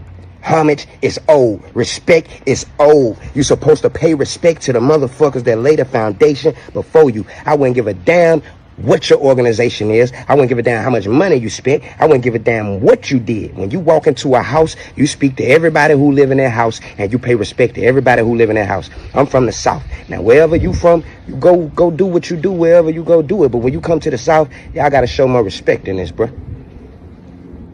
We got our own culture here. Niggas coming down here laughing, playing games, thinking they just gonna use their money and take over everything.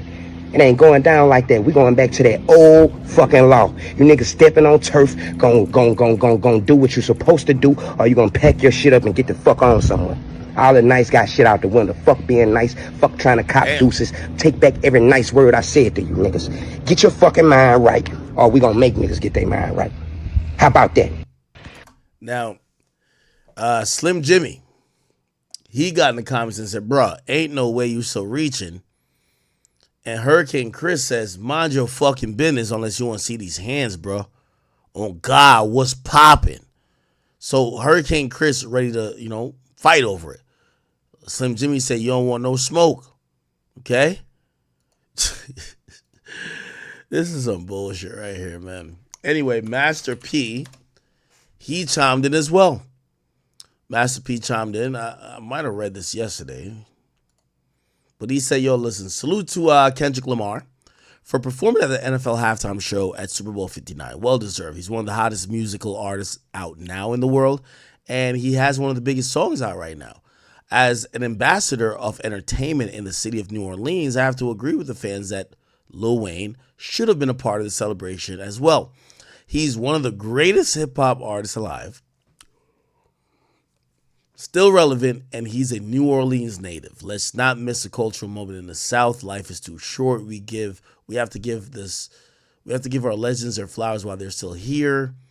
Change starts with us. I agree with that as well. Again, I think my compromise for that, because I understand the Kendrick point, but you could have done a co-headliner. Why not do a co-headliner? Kendrick, Master P, and Lil Wayne, right? Like, you could have done a co-headliner. So it didn't have to be one or the other, right? So that's my thoughts on that. Regardless, let me see.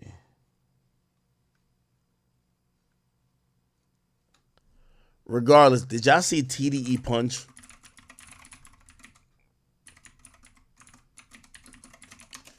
TDE Punch immediately started trolling. He at Mac Main in one of these posts, and he basically, let me see. He says, yo, right here. He says, yo, Mac Main, what's up? He's trying to fuck with him. He's trying to pick at, Young Money artists at this point. And by the way, yo, look at my nigga Wayno. Wayno says, yo, this nigga is looking at a timeline like this today. Now, if you don't know what this means, Michael Rubin has said that the thing he don't like about black communities, he don't like about black culture the most, is that black people hate on black people the most. And I guess now people are saying, well, niggas is hating on Jay-Z and hating on Kendrick, I guess. So y'all are proving this guy right. Like, black people hate black people more than other people, which I still think is just not his place anyway, but it's a funny meme. Okay. All right. Let me see what other fallout or weather situation has kind of came out of this. Hold on. Here's a clip of Wayne discussing his desire to perform at the Super Bowl. What you do the Super Bowl? Duh. I gotta ask. I'm just it's a question, Wayne. I know the answer, but I gotta ask you. Of course, the Super Bowl is in New Orleans. I think it's in 2025 or something like that. He's doing it. I'm not sure. I'm not Wayne, sure. come on, man. Say I'm it, not Wayne. sure You what gotta shit. say it, Wayne. I don't. They know. I will not lie to you. I have not got a call. Hey, Jay, what you do the Super Bowl? Gotta call it. Hey, Jay, Like when I'm that. on camera, folk, Jay. But we all praying, you know, we praying, we keeping our fingers crossed. I'm working hard. I'm gonna make sure this next album and everything I do is killer. So I'm gonna make it very hard for them to, I wanna just make it hard for them not to pick holler you at to the do boy. it. Gotta call it. Hey, Jay, Like when I'm on that. camera, So- folk, Jay. But we Okay. Some people chimed in. They said, listen, I'm not hating on Kendrick hosting the Super Bowl. He's definitely a big enough artist. He deserves it with enough hits, but nobody should be headlining Super Bowl in New Orleans over Wayne. No fucking body. Somebody says the internet is in an uproar and gets everyone crying, validates why Kendrick is the right person to perform in the halftime Super Bowl in 2025. These folks know business. I'll be here for Not Like Us performance. History is made. What else? Sorry. What the fuck?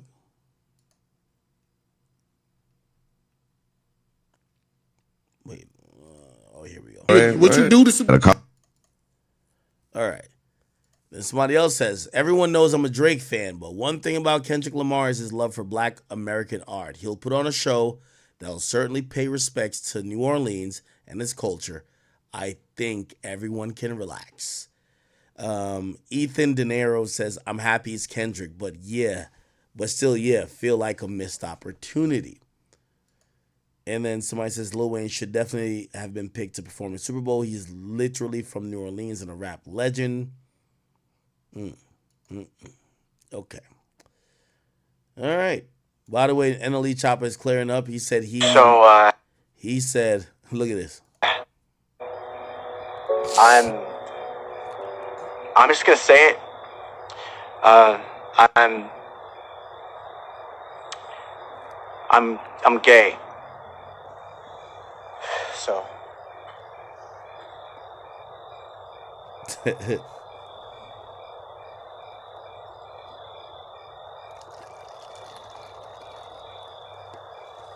That's it? That's all you want to say? What, baby? We knew that. Right.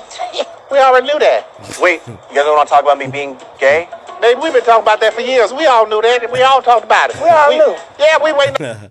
Yo, nah, this is exactly. Hey, the funny thing is, I think these rappers been playing with the zesty shit so much, niggas already thought y'all was gay. No, you can say something, baby. We don't rush nobody to come out. You come out when you want to. That's fine. That's fine. You all right. You all right. We know that. Really? Baby, we knew back when you was a little boy. We knew. So, Hilarious. So NLE Chopper is saying that he never said he was gay, and he's saying with a new song, he has a new project coming out. Anyway, whatever, man. Whatever. Any more fallout from this shit? There's obviously a Birdman angle here. I think the angle we should probably look into is Nicki Minaj, Meg Thee Stallion, Rock Nation. That's where the shit is. So if you get shot in one, and then you get shot in two, now that leaves zero. Okay, So how look, you twerking definitely 2 gonna days? get me in How you trouble. Let me twerking 2 mute days up. later? If you got, do you know what? Have you ever been shot? Have you? I've never been Nikki. shot, Nicki. Okay. I know people that have been shot. I know people that shoot. Okay. Now let me tell you what the fuck don't. Let me tell you what the fuck don't happen 2 days after a bitch get shot in 2 hoofs. Twerking on socials. First of all, even emotionally, you just got shot. Girl, Nikki's cold. How are you laughing saying somebody got shot like that? no. But, however, the point is, you know what really grinded my fucking gears, guys? What grinded my gears was when Doodoo on the beats. They He or said them Doodoo on it. I've never met in my life. She's right? talking about Juju on the beats. Got on Twitter, started bragging about him not clearing a beat for Nicki Minaj. So, while people were acting unbothered on socials, and while Desiree Perez was the bots, oh my God, we have screenshots of the YouTube bots. It's crazy. Leo, you better. By the way, Eastside Guy, I think of it 20 says, who says Wayne won't perform with Kendrick? They got a song together. Yeah, that's not happening. Fuck that song together and fuck the Super Bowl. Drake has made Lil Wayne tens of millions of dollars. No. You're not being seen on stage with Kendrick. Leo, don't play with me, nigga. I hope you ain't around that company no more right now, cause yeah. And so, no, wait, Making hold some on, of Joe, us hold on, still Joe, very much need Joe, YouTube hold on. Between the YouTube bots and the Twitter ads and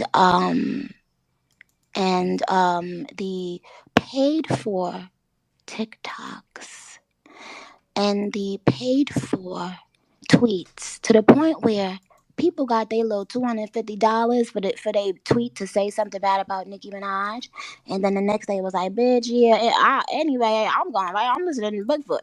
So I don't know why anybody of that, and I'm not talking about any rapper. I'm talking about a company or companies. Why would they want to prove everything I've been saying is true? Because what happens is, if you already make a smear campaign to market and tell people somebody is quote unquote crazy, then you are training them not to believe whatever this person says. So why would Doodoo on the Beats that night come out like a dummy on the beats and prove my point? Oh, and you know what the barbs do? Oh, once one point Nicki say has been proven, oh, they will go back for the last 50 years and research some shit. And they will realize, oh, wow, they've been doing this, they've been doing that, they've been doing this. And now you ask yourself why. So if you think this is an issue between two rappers, you're wrong. This is a dialogue between She's been me, saying the this though. machine, and a bunch of different machines having to come together constantly, using different people. When one fails, let's go somewhere else and try to. It never works. But that's the point that I wanted the world to see, and that it's gonna be sympathy again. It's gonna be nonsense again, and nobody will ever respect that in rap. What's poppin', yo? In 2018, on Drake's Talk Up track on his Scorpion album, Jay-Z would rap, "I'm what Meek should have been, I'm what Supreme didn't become. If Alpo didn't snitch, niggas would be like Young. I got your president tweeting, I won't even meet with him. Y'all killed X and let Zimmerman live. Shh, streets is done." What if I told you that the streets was done nearly 2 decades prior, involving Jay-Z himself, and an individual he worked and still works closely with? If you look up Desiree Perez, there's an article on Hits Daily Double in 2016 where they describe her saying, "But after the defection of a string of executives, Tidal has its third CEO, who exactly is orchestrating these 5-star exclusive artist plays. Sources behind the scenes say that person is Desiree Perez, a trusted close associate of Jay-Z for nearly 20 years who has a long track record running SC Enterprises. And with her husband, OG Juan Perez, runs Rock Nation Sports as well. Perez is known for being a fiercely tough negotiator and rabid numbers cruncher, and has a history and street rep that even Empire's own Cookie wouldn't challenge.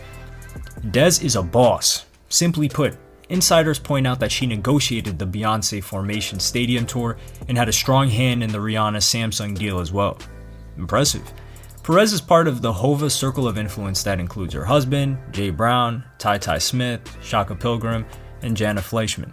This is the collective running the entire operation of not just Rock Nation and its various wings of management, label operations, and publishing, but the forces behind the operation of Tidal itself. There are a couple of missing pieces. So it's kind of interesting how Rock Nation has kind of fell into like this. They're like the villains of the music industry, because even though, you know, technically black owned, Rock Nation employs a lot of the same type of tactics that you would expect a non-cultural entity to do.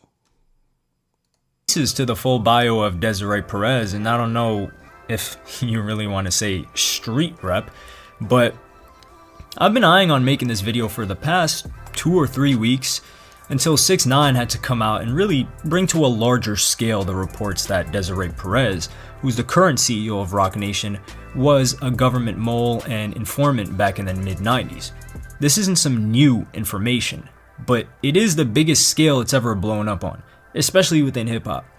In a Daily News article from 2014 is when I first remember it being revealed, and the article wasn't even about anything music related. It was about Alex Rodriguez's suspension from Major League Baseball due to doping, and how Desiree Perez was advising him through what to do afterwards.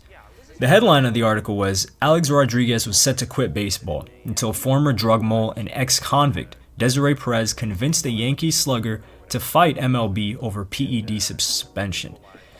In the article, it talks about how A-Rod was considering retiring and cutting a settlement deal with the MLB so he could just go away quietly after being caught through a test. He spoke with the president of the Yankees to explore an exit strategy, but he told him that his problem was with the MLB, not the Yankees. And Desiree Perez came in and forced him back on the team, according to a source. When Levine declined, telling Rodriguez that his problem was with MLB and not the team, Perez confronted A-Rod with demands to return to the field, according to one source familiar with the strategy. This is when Desiree Perez hijacked the process and forced him back on the team, the source said. At one point, after Rodriguez missed a minor league rehab game because of a tight quad, and the Yankees asked him to return to New York for an MRI, Perez helped locate a doctor to review the test and find there was no strain, according to the source. The plan backfired when SNY and the News reported that the orthopedist, Dr. Michael Gross, had been disciplined by the New Jersey State Board of Medical Examiners for failing to adequately ensure proper patient treatment involving the prescribing of hormones, including steroids. This was her ploy to expose the Yankees and take retirement out of Alex's hands, the source said. She thought she had a gotcha moment when Gross said the MRI didn't indicate a strain. Despite the goof, A-Rod was apparently still taking Perez's advice on August 2nd. After smacking a home run in Trenton during his minor league rehab assignment, Rodriguez told the media that the Yankees and MLB were conspiring to push him out of baseball. I think that's the pink elephant in the room, said Rodriguez, claiming people are finding creative ways to cancel his contract. Rodriguez's attorneys knew immediately that his attack would derail the diplomacy required for a settlement. A day later, overtures from the Rodriguez camp were rebuffed by baseball officials. Desiree Perez was basically trying to go around the MLB to try and get Alex Rodriguez back on the field. This is clearly not a good idea when you've been busted for performance-enhancing drugs and trying to negotiate a settlement deal with the MLB themselves for your multi-million-dollar contract. So how did following Perez's advice work out for A-Rod in this situation? 2 days later, Commissioner Bud Selig hit Rodriguez with a 211-game ban. They wanted to embarrass the Yankees, one source said. Cost them money. That dynamic. That is why Desiree Perez gave an ultimatum to A-Rod. That is why they wanted the Yankees to play him. The result was an all-out assault on the Yankees, MLB and Selig, Bosch, the Yankees' doctor, the arbitrator that would hear Rodriguez's appeal of the suspension, the media, and anyone else that got in the way. At one point, A-Rod's supporters showed up at his arbitration hearing on Park Avenue with signs comparing Levine to the devil. There were accusations denied by Levine that his contract for a bonus if he could get the Yankees out from A-Rod's massive deal. Scratch the commissioner's eyes out and kick the Yankees in the shin is how Rodriguez lawyer David Cornwell, speaking at Villanova Sports Law Symposium, described the strategy that led to Rodriguez's suspension for the entire 2014 season. Nothing was more important than the effort to smear, intimidate, and outspend Bosch. Discrediting the witness who knew the most about A-Rod's doping was a top priority, and the best ammunition was to call him out for having been forced to cooperate with authorities. Bosch had his back against the wall and had no chance but to flip against his friend. It was a position Perez knew all too well.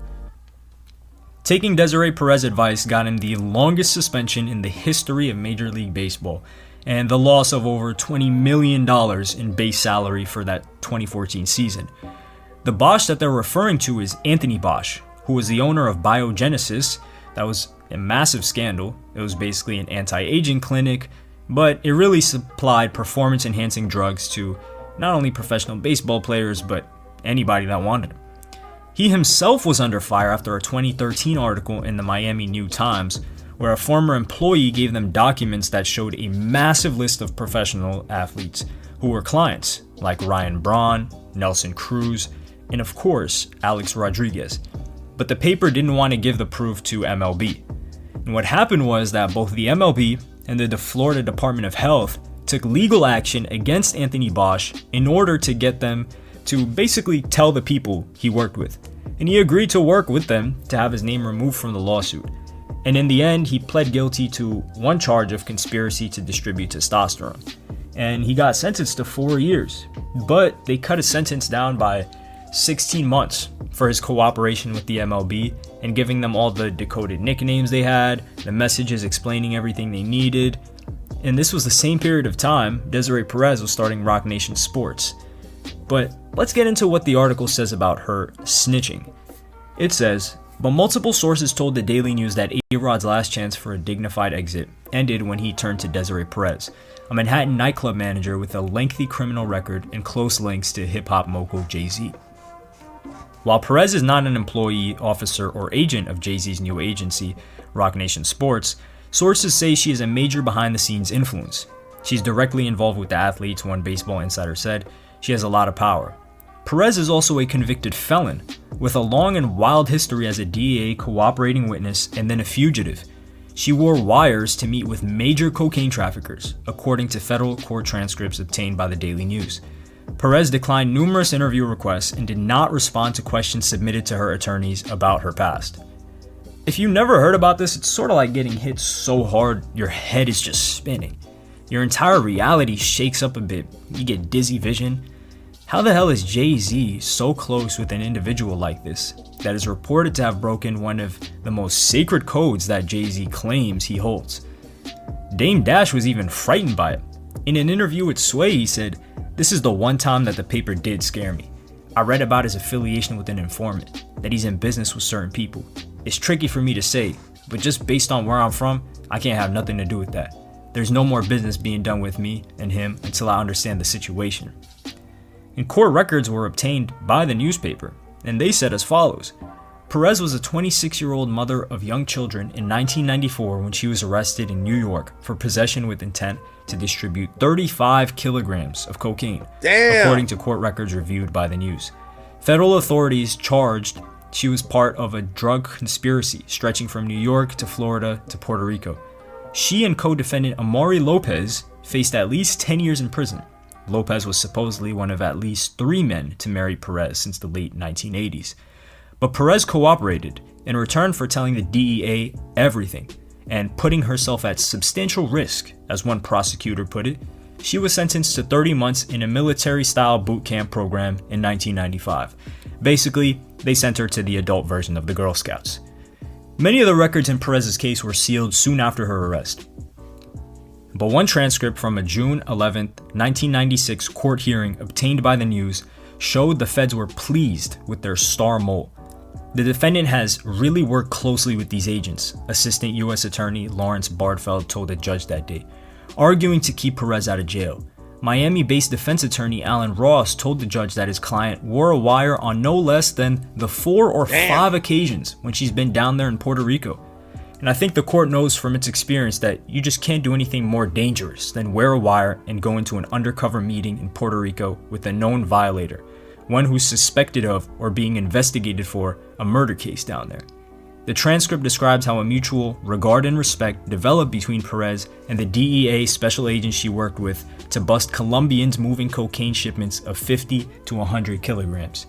"She has gone the extra mile, an extra gold star," said Ross, adding that he believed the defendant was fully rehabilitated.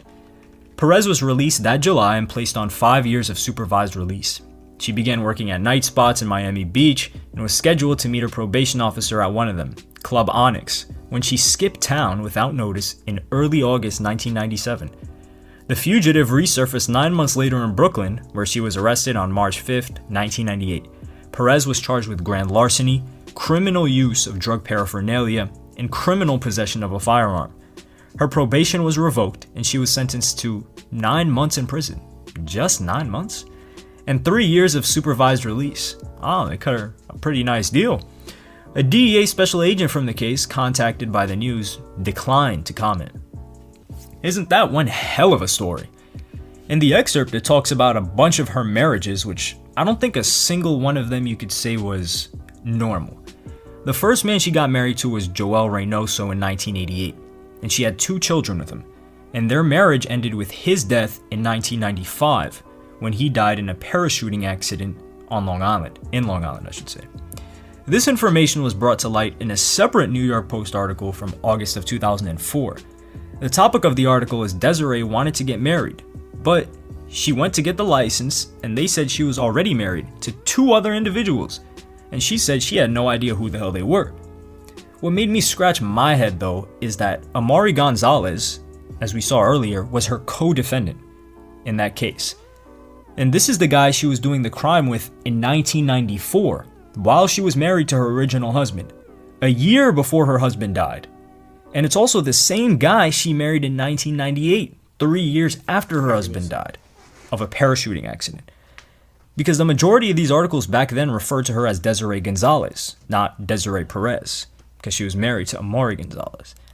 I just found it really odd that the guy she was doing crime with while married to her husband, and then her husband dies a year later and she marries that same guy according to the article 3 years later. Moving forward though, she was trying to get married in 2004. At the clerk's office, Gonzalez was told she was also married to 2 other men. But the clerk... Alright, bro. We don't got to play this whole thing for you guys to realize, man. The CEO of Roc Nation,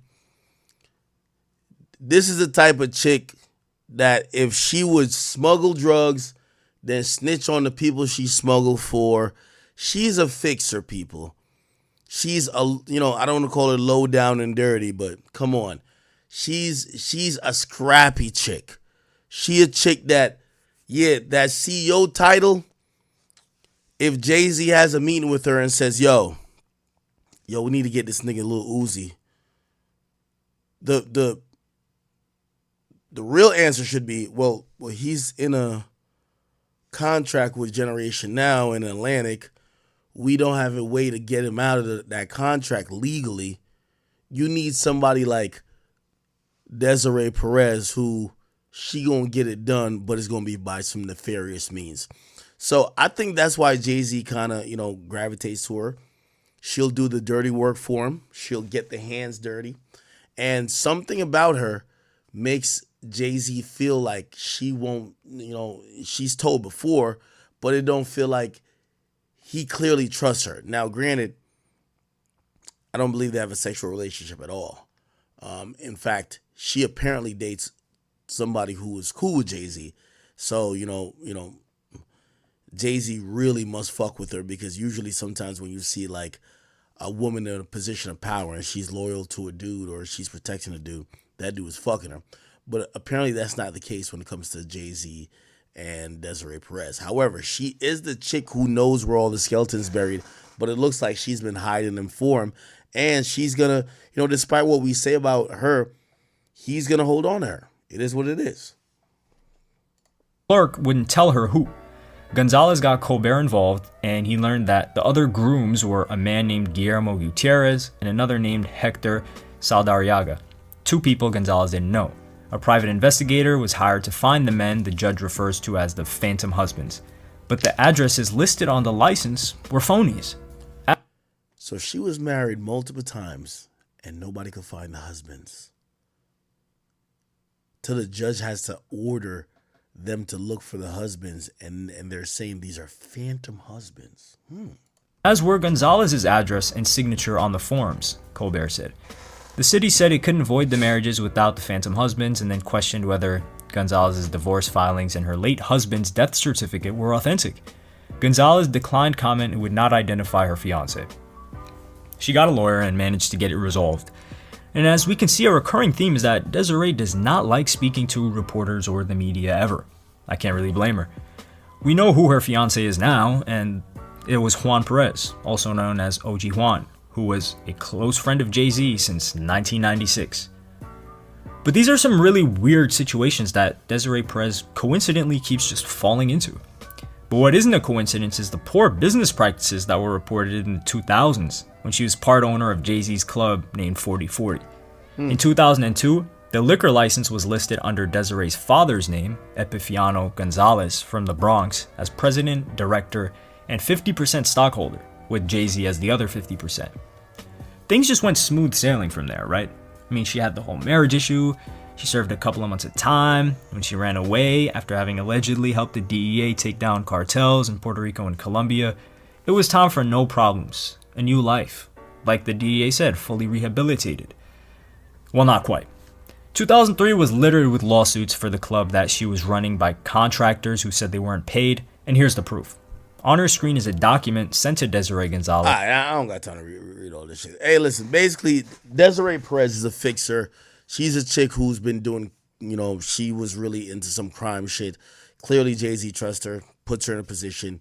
She's been running Rock Nation. But if you have somebody like that running Rock Nation, they might do some sleazy shit. They might try to fuck somebody over. And, your association with them is going to be the indictment to maybe you're aware of some of this stuff and you're just letting it happen, right?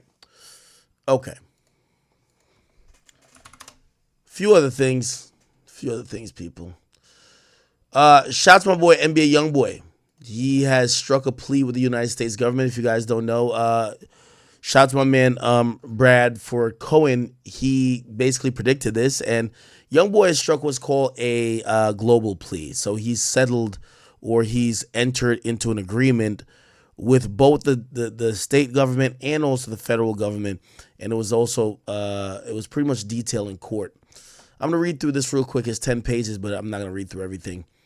Essentially, this is the plea. Youngboy hereby acknowledges that he's been advised of his rights. Part of the agreement with the United States, he's going to plead guilty to count one of the indictment. You don't know what that is. Let me just get to some interesting part. So he's pleading guilty. Said the elements of each count, felon in possession of firearms, is that he's pleading guilty that he knowingly had a firearm after being convicted of a crime punishable by imprisonment for a term longer than a year, which means a felon. Okay, he's pleading that he knowingly possessed the firearms and that the firearms were in and affecting commerce. Okay, now this is where the penalty for the charge comes in. All right, give me a second. Okay. So this is a stipulated sentence. It says, pursuant to rule, blah, blah. The federal rules of criminal procedures and sentences imposed by the court will be as follows, okay? Which it's been agreed that they're reasonable sentences.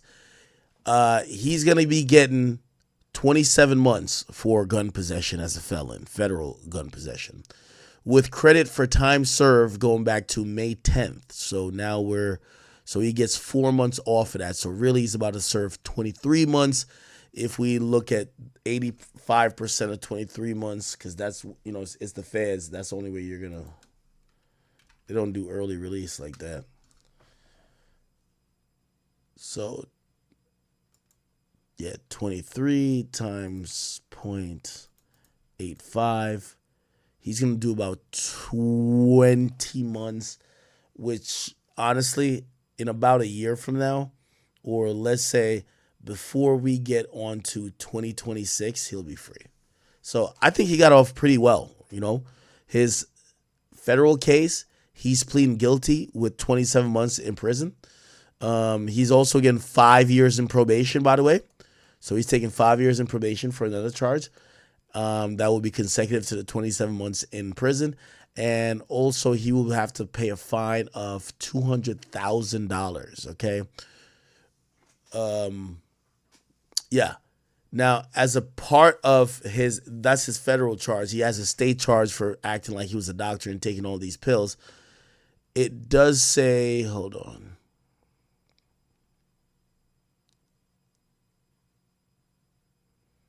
Okay, here we go. And now it says, I understand that this plea agreement is solely between me and the United States Attorney for the District of Utah. Does not bind, blah, blah, blah. Okay, cool. It says case number, whatever, filed in the Utah 2nd District Court will be dismissed after my sentencing in case, blah, blah. I will enter plea agreements for these in the Utah First District Court, and essentially he's paying an extra $25,000 because whatever he pled guilty to before, they're going to just roll the indictment into whatever he pled guilty to before. Everything is going to be consecutive. Concurrent. So he's doing one jail time, all right? He just has to pay about $225,000. He'll be getting out in like pretty much a year, 14 months. I think he got off easy. I think everybody was expecting him to get up to maybe 10 years. I thought he was going to get at least 4 or 5. Him getting out in 27 months, and this plea, he's taking a plea for everything, and it's going to allow him to just pretty much be free in a year. Young boy's winning. And you got to say salute to his attorney, Drew Finland. They say Drew Finland is a magician. He knows how to work the system. He knows everybody in the system. So for him to even get this type of plea and to resolve all young boy situations, I think that's a very, very dope thing. So young boy will be getting out, I'm going to say, at the top of or at the bottom of 2025 or possibly the top of 2026. That's the sentence he's gotten for being a felon in possession of a firearm. And I think it's reasonable because people have seen way more astronomical numbers based on those facts. Okay? Cool.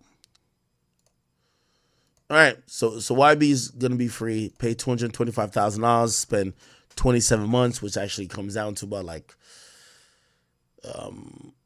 it would be 23 months, which actually comes down to about like 19 months. But then once everything is served, it's expected that he'll be out quite soon. Right? Give me 1 second. Okay. All right. So we kind of went through the, I don't know why the fuck. Yeah, we went through Jay-Z and Birdman. We went through Jay-Z and Nicki, Jay-Z and Drake. We went through the Desiree Perez thing. We did a Tyreek Hill video and the YB plea thing. That's just kind of like, it's kind of like easy. We already did that too, though. All right. The next thing is this YSL case. The YSL case is picking up. I've been looking at the live viewers. They're getting more and more people just constantly into it every single time. Watching the YSL case now, I'm watching 30,000 people constantly live watching this. And because since Woody's gotten off the stand, we're getting to pretty much, I think, a month or maybe 2 months till the state's case is going to be almost exhausted in terms of the main witnesses. They're going to go into some experts and stuff like that. But I said before, Woody was the halfway mark through the case. So people are watching this because, again, it still could end the mistrial and it could just like completely just self-destruct. Anyway, there's a new person on the stand, and this person, I believe, is Antonio Sledge. If you guys don't remember, this was one of the guys who was, acting like he wasn't going to tell until he told, okay? This was like preliminary hearings and bond hearings. This guy he wasn't with the snitch shit, but I think everybody's seen how Woody's living. Everybody's starting to change their minds. Anyway, he was on the stand today, and while on the stand, the prosecutor, him and the prosecutor had this interesting like back and forth because some people believe the prosecutor has been trying to intimidate the witnesses. Listen to this. Agreement that you entered on December 28th, 2022. Did you ever stop and ask the judge or tell the judge you wanted to clarify anything? No, because I thought my lawyer had already did that.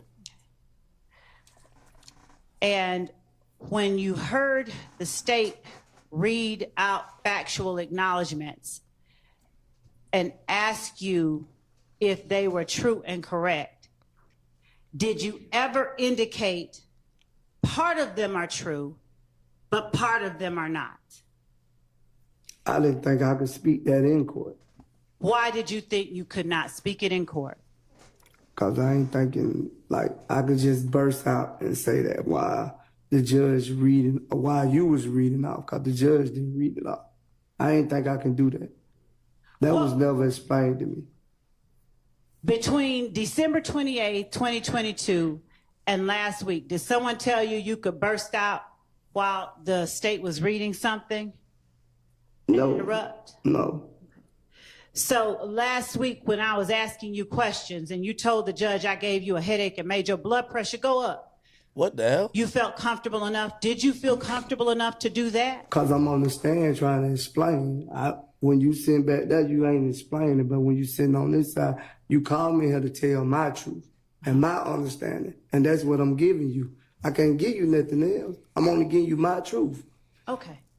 And so when you were sitting at the table next to your lawyer, did you feel more or less comfortable about giving your truth?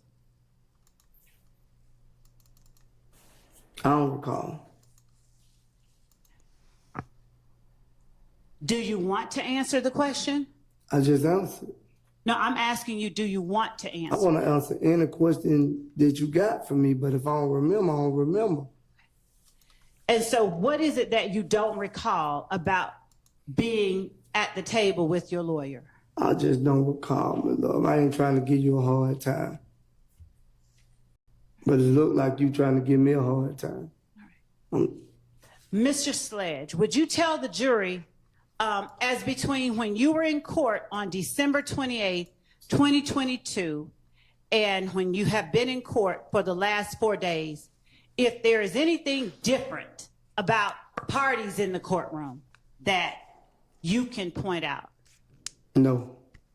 So everyone here in the courtroom was in the courtroom with you on December 28th, 2022? When you say relevance. Your Honor, it goes to changes. Okay, overruled. Could you repeat it?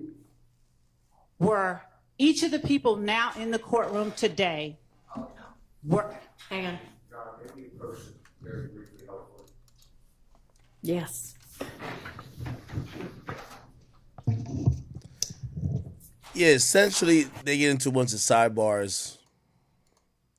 Then they go back into open court. Is that because that's going to be a whole lot of people? Just get to the point that you want to ask. Yes. You already said I was here. Was there a court reporter here in the courtroom? Not this one, but a court reporter? I think so. Were there deputies? I think so. Were there DA investigators? I think, yes. Obviously, you said your lawyer was here? Yes. All right. Was your friend Shannon here?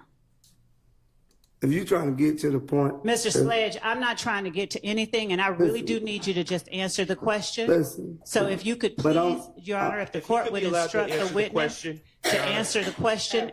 Listen to the question and answer the question. And then you that's can asked, explain. and then you may explain it. I would ask Thank that you. he be allowed to complete his answer. And Your Honor, since his answer was not responsive. His answer was not responsive. I'd ask that you... Re-ask the question.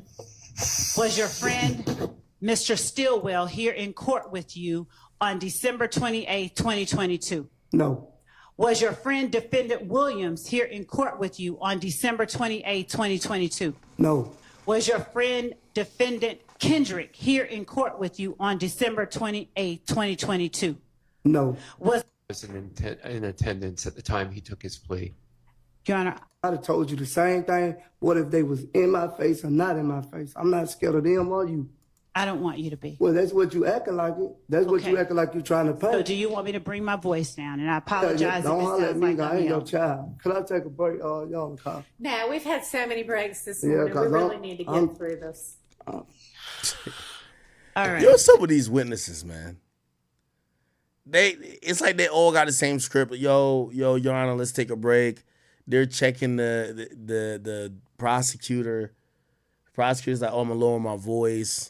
So, Mr. Sledge,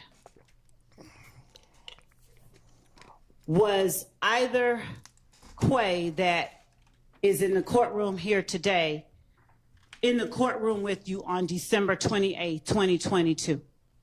No. Was Lil Rod in the courtroom with you on December 28th, 2022?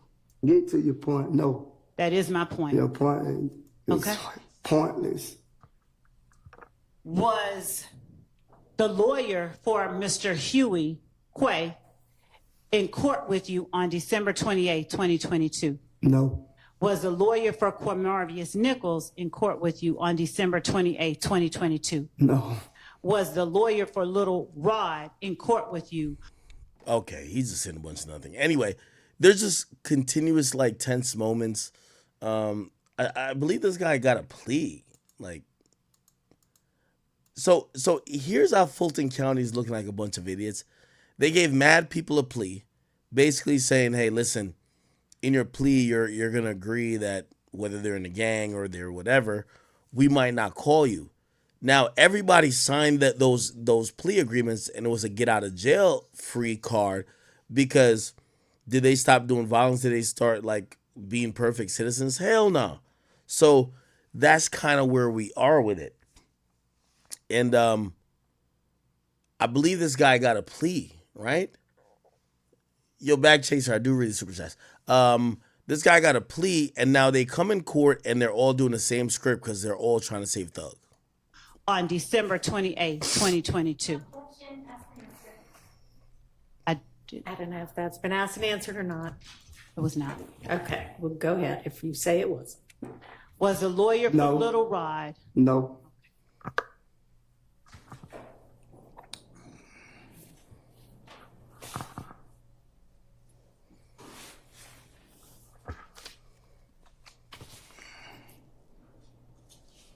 Okay.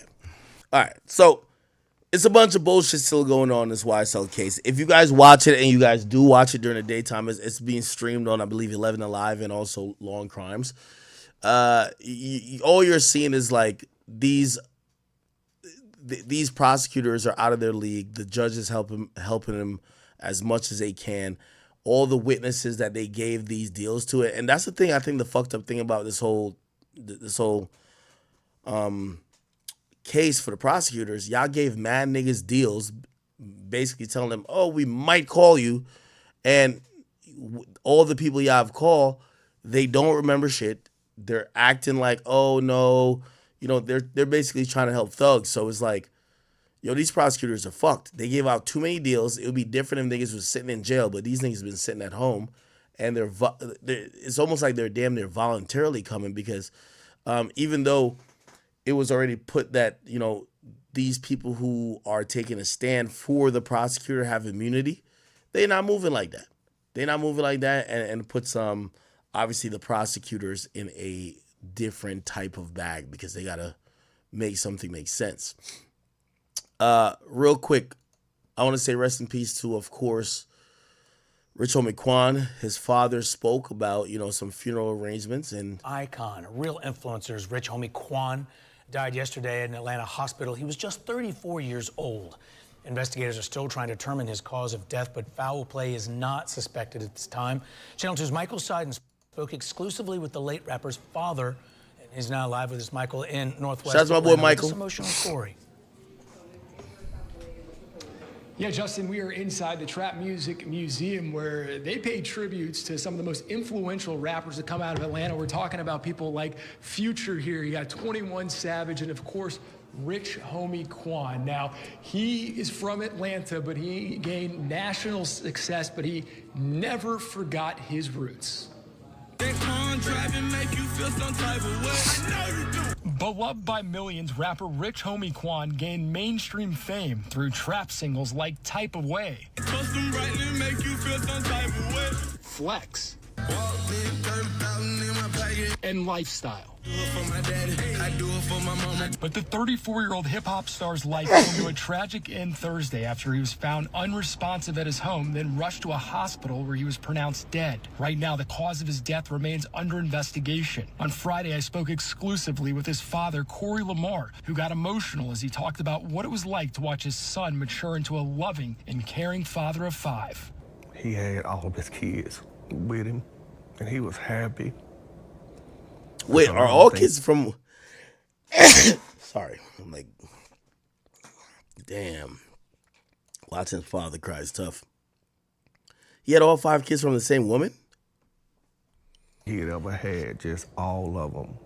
Rich Homie Quan, whose real name was DeQuantes Lamar, grew up in Atlanta and graduated from DeKalb County's McNair High School. Jewel Wicker is an entertainment and culture reporter who has written for Billboard, GQ, and the New York Times. He had these really hyper-local lyrics, but these melodies and these hooks that were really accessible and really pop-friendly, mainstream-friendly, and I think that's a part of what the appeal of him as an artist was. He was a really integral part of Atlanta's sound and the way that it kind of took the global stage. Yeah, back out here, his father told me they are still working on finalizing the funeral plans, but they want to have a big public funeral to celebrate his son's life. He also wanted me to tell all of his son's fans out there, friends, even family members, thank you so much for all the prayers and support during this difficult time. We're live in Northwest Atlanta. Michael Seiden, Channel 2 Action News. Answered questions, but getting the answer. Absolutely just so sad. By the way, so his father's planning the funeral. Apparently, the funeral is going to be public. It's going to be not obviously they're going to probably have a private ceremony, but they're going to do a public ceremony as well. They're going to encourage fans to come out, and I ain't gonna lie to you, all y'all little fake Atlanta rappers who finally start responding to him after he died, posting him up on your gram. Y'all wouldn't give him a verse nor a beat. This is where y'all get to, you know what I mean? This is where y'all get to do y'all thing. Go out to the public funeral, start crying. This is where y'all supposed to act like, oh man, they really took my twin away, even though you didn't fuck with him before he died. I know he's somewhere just looking down like, damn, couldn't get a Metro beat before this shit. But this nigga over here, he's trying to just cook it up until the casket drop in the ground. I get it, okay? His father did speak again to a podcast, and let me see if I can play what his father said. He called in, is what he said. What are some of those values and scruples that you instilled? Humility, kindness, always treat others with respect, never look down on a person. Because I was raised, the only time you look down on a man is when you're looking down to help him get up. Always put morals and values before a dollar.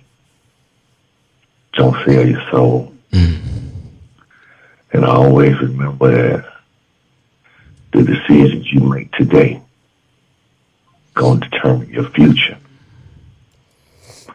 And I always taught him to help people, man.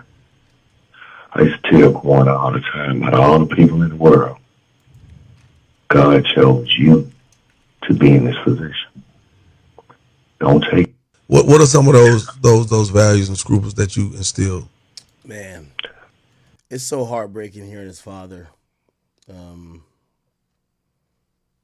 trying to give some context. I know some of y'all are going to be critical, because you can never please everybody all the time. Some people going to be like, yo, why is his father doing an interview? I think his father knew who his son was. An entertainer by trade, but also by heart. Someone who was passionate about music. And I think having that understanding, that's why, of course you're going to have a private ceremony and everything, but they want to give the fans a chance to show some love as well.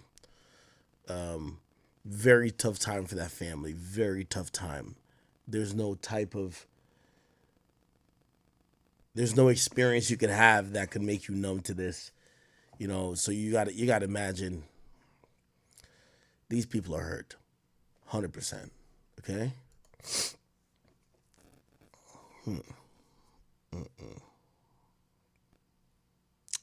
Now, I seen someone make this point. If Rich Homie Quan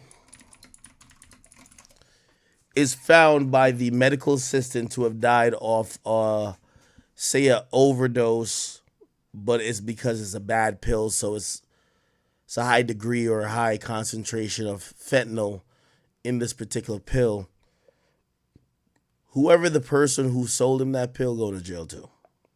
And that's been a thing recently. It's like if you're selling drugs, even illegally, you are kind of responsible for the drugs you are selling, even though it's not legal. If you allow the drugs you sell to be laced, to be too much of a dose that could be lethal, you're going to get charged for shit. And I can't say I disagree with that particular stance. You know what I mean? Yeah.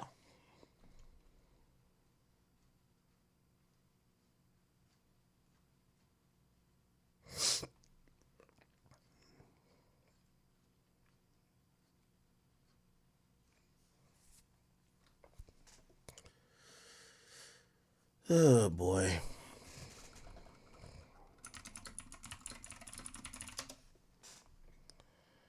Man, pretty fucking sad. I'm not gonna lie to you. It's pretty fucking sad.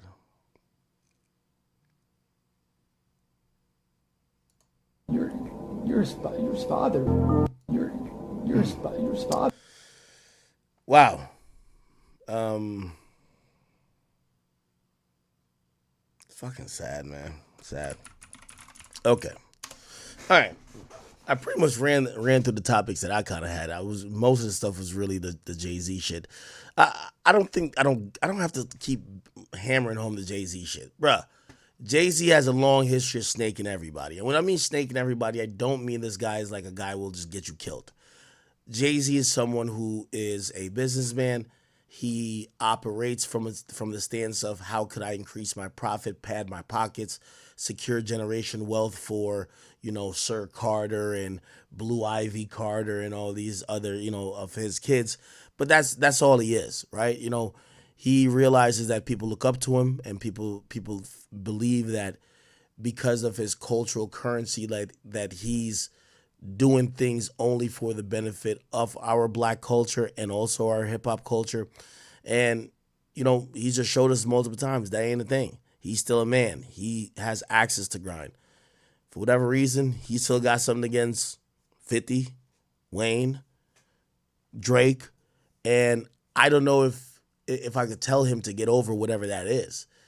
You get what I'm saying? Even though I do think it's a conflict of interest, if you have a nigga who's a hater and he's supposed to be independently or on a neutral level trying to pick artists that could be performing at a game, right? So, it is what it is. Everything that Nicki Minaj said was right. Do I think Birdman could do anything? Fuck no. I'm going to just be honest with you. I don't think, where Jay-Z's clocking at right now, you can't do nothing to Jay-Z unless you fuck up on his business. And the businesses he has going on right now it's impervious to some of the fuck shit that you would normally see people try to do.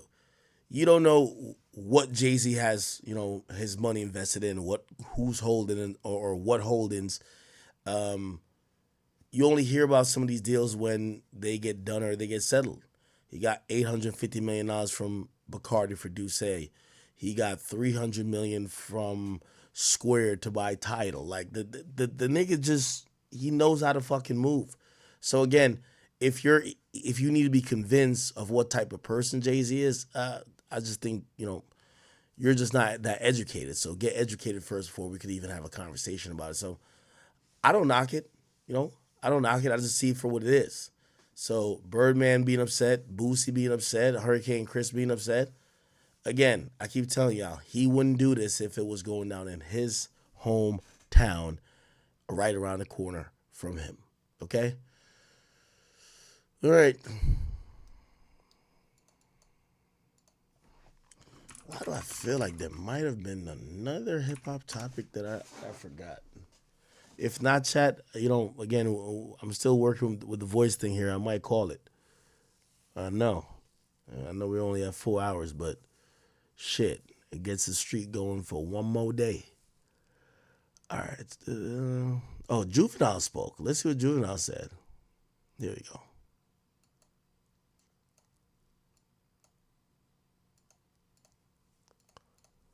I ain't know Juvenile spoke. Shit. They want me to speak on this Super Bowl situation. Look, I'm mad about the situation just like y'all, man, but, you know, my hatred is toward the NFL. You know, not really the people that booked the halftime show. I'm mad at the people that hired the motherfuckers that booked the halftime show. I feel like y'all should step in. Y'all done threw 11 Super Bowls in New Orleans, man. Y'all have yet to put a hip-hop artist from New Orleans on the damn Super Bowl. Sure, y'all have put artists on the Super Bowl back in the days. Al Hurt and the list goes on. Not too many. Not too many. You know, I feel like every time y'all come here, y'all should have somebody from our city on this shit. But this time it really hit hard when you don't have Lil Wayne on the show. I don't see how the fuck y'all don't have Lil Wayne doing a halftime show. Yo, damn, I didn't realize New Orleans had 11 motherfucking halftime shows. Let me ask you a question. Because I seen Boosie said that New Orleans is the most cultural city in America. You know, I've never been to New Orleans. Birdman invited me there before to go to. He wanted to do an interview with me, him, and Slim at like Essence Fest. I don't know why I didn't do it, but whatever. I guess the question is then, if there's 11 Super Bowls that's been to New Orleans, I'm wondering what New Orleans means to, let's just say, culture. And if you want to take culture to mean black culture, you could. If you want to take it to mean overall culture, you could. Is it a reason why New Orleans has gotten that many Super Bowls? Because that does seem like a lot. Now, again, Boosie said it's the most cultural city.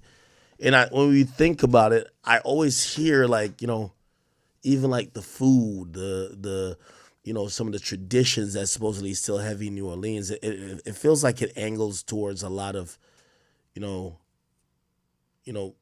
black culture that people are proud of. But I'm also trying to think like, what else? Like, what other city could be compared to that? I don't think New York is the most cultural city. Memphis, nah. Cali, or not Cali, I mean, Los Angeles, nah. Maybe he has a point. Maybe he does have a point that the New Orleans might be one of the most cultural cities in the United States.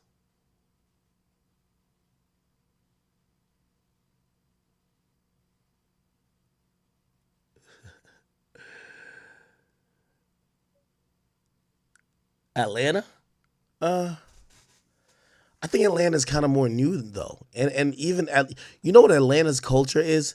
Atlanta's culture is like impacted by transplants, like people who don't live there and move there. So they're bringing, if you're moving there from New York, you're bringing a little bit of New York culture. You're moving there from St. Louis, you bring a little bit of St. Louis culture. You move there from Cali, you move a little bit, you bring a little bit of that culture.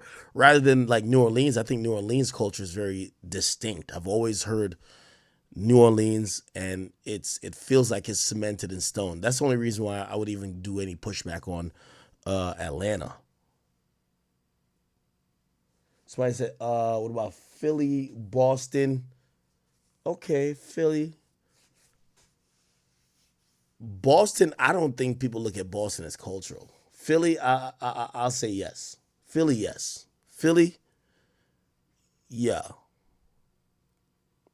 Where else?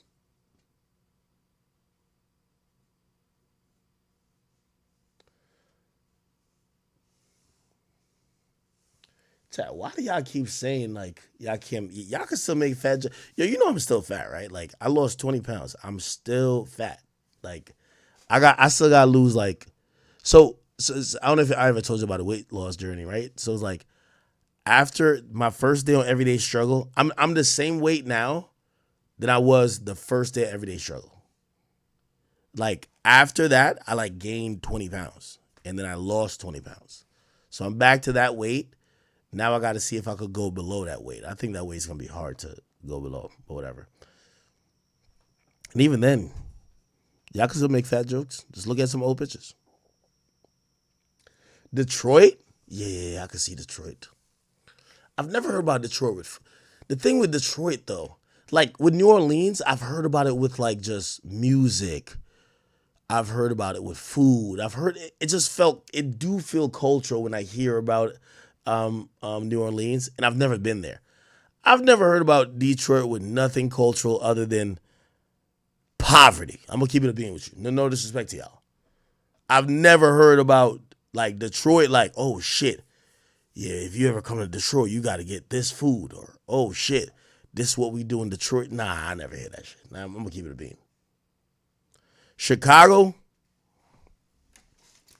Nah, Chicago eliminated from that. The moment I had a couple Chicago niggas on here and they told me that Cheetos and cheese was their national dish or their stateside dish or citywide dish, I'm like, y'all are good.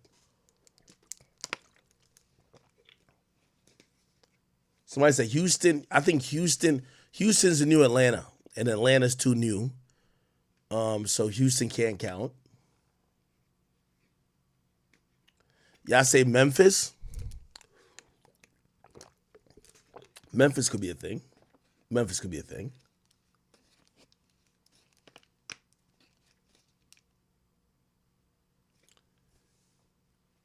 Bro, Houston, from what I've heard, and I haven't been to Houston. Well, have I been to Houston? Maybe. They say Houston is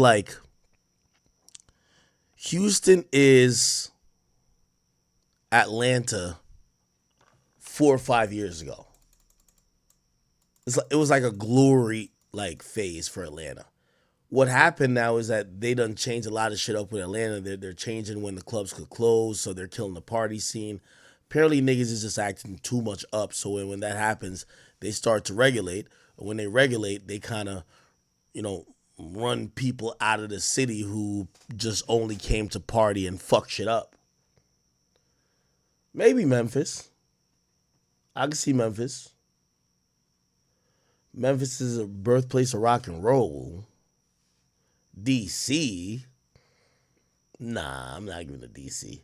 Somebody said, you can't say Florida, you got to give me a city. And there's no city in Florida that's like mad hip hop. Houston is the home of like Chopped and Screw. Yeah, no, I get that, but like still, I still feel like it's early. All right, half y'all niggas is trolling. Okay.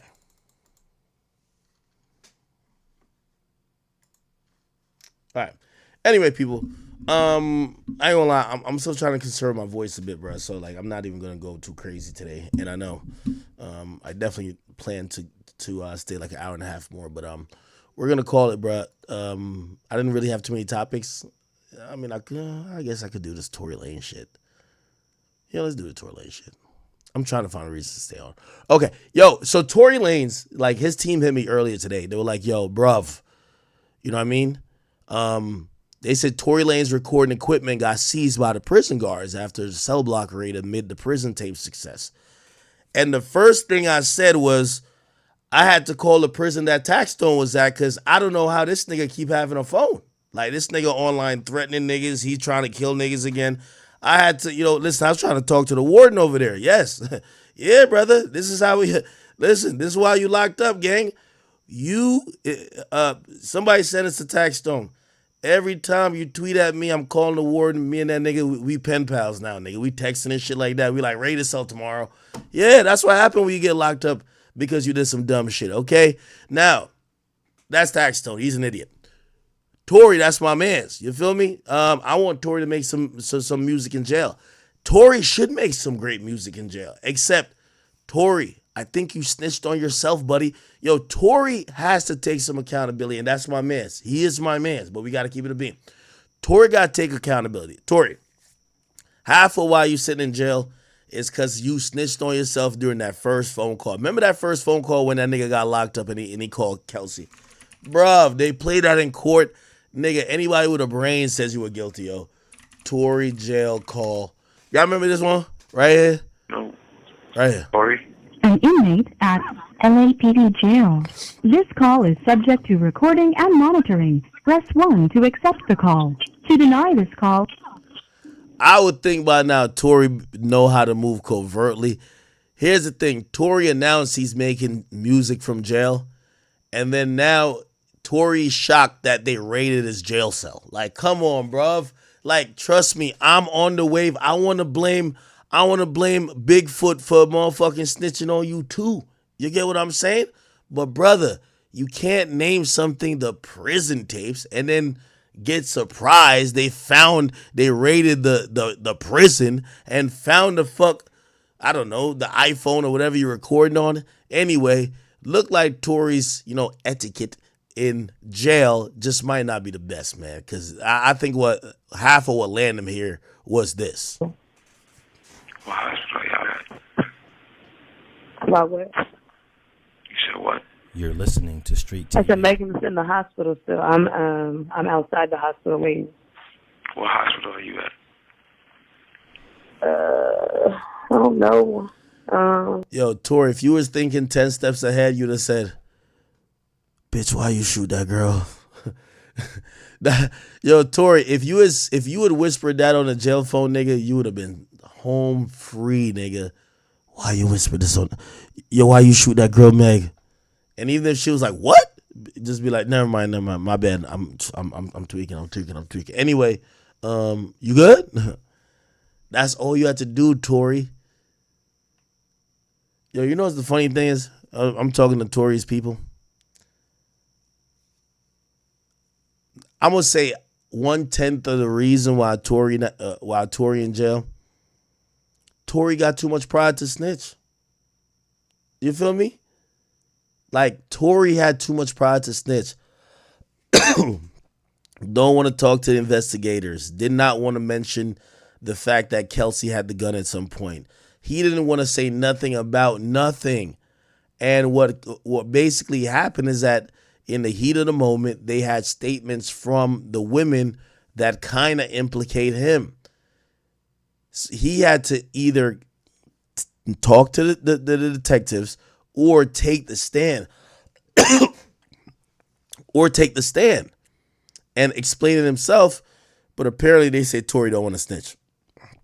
Nigga, I be singing like Tweety Bird, nigga. I be singing like Ruben Studdard, Rod Wave, Adele, Mariah Carey. I be singing like a bird, nigga. I'm gonna be free. Anyway, they raided Tory's cell. They found his little recording equipment. They took it. Now, Tory had a whole lot of music planned. Tory was from what I'm hearing, they said Tory go to lunch and Tory rap battling at lunch. Word two. Like, Tory, he's keeping his rap skills up to par. So apparently Tory was going to just keep dropping music. The prison tapes was going to be like his 100 gigs. He was going to keep doing his thing. Except, brother, you can't even accuse nobody of snitching on you when you literally called what you recorded in jail the prison tapes. So unfortunately, his equipment was taken. I tried to talk to his team, and I suggested that they find somebody new to smuggle an iPhone in their ass crack that he could use to record. So, hopefully Tory will keep putting out new music soon. But for now, he cannot because they have found, his recording equipment. And it's kind of odd, right? You know what's funny? This is funny right here. Yo, Vibes Cartel was locked up. And I know y'all gonna be like, yo, you told my Vibes Cartel again. Vibes Cartel record in jail.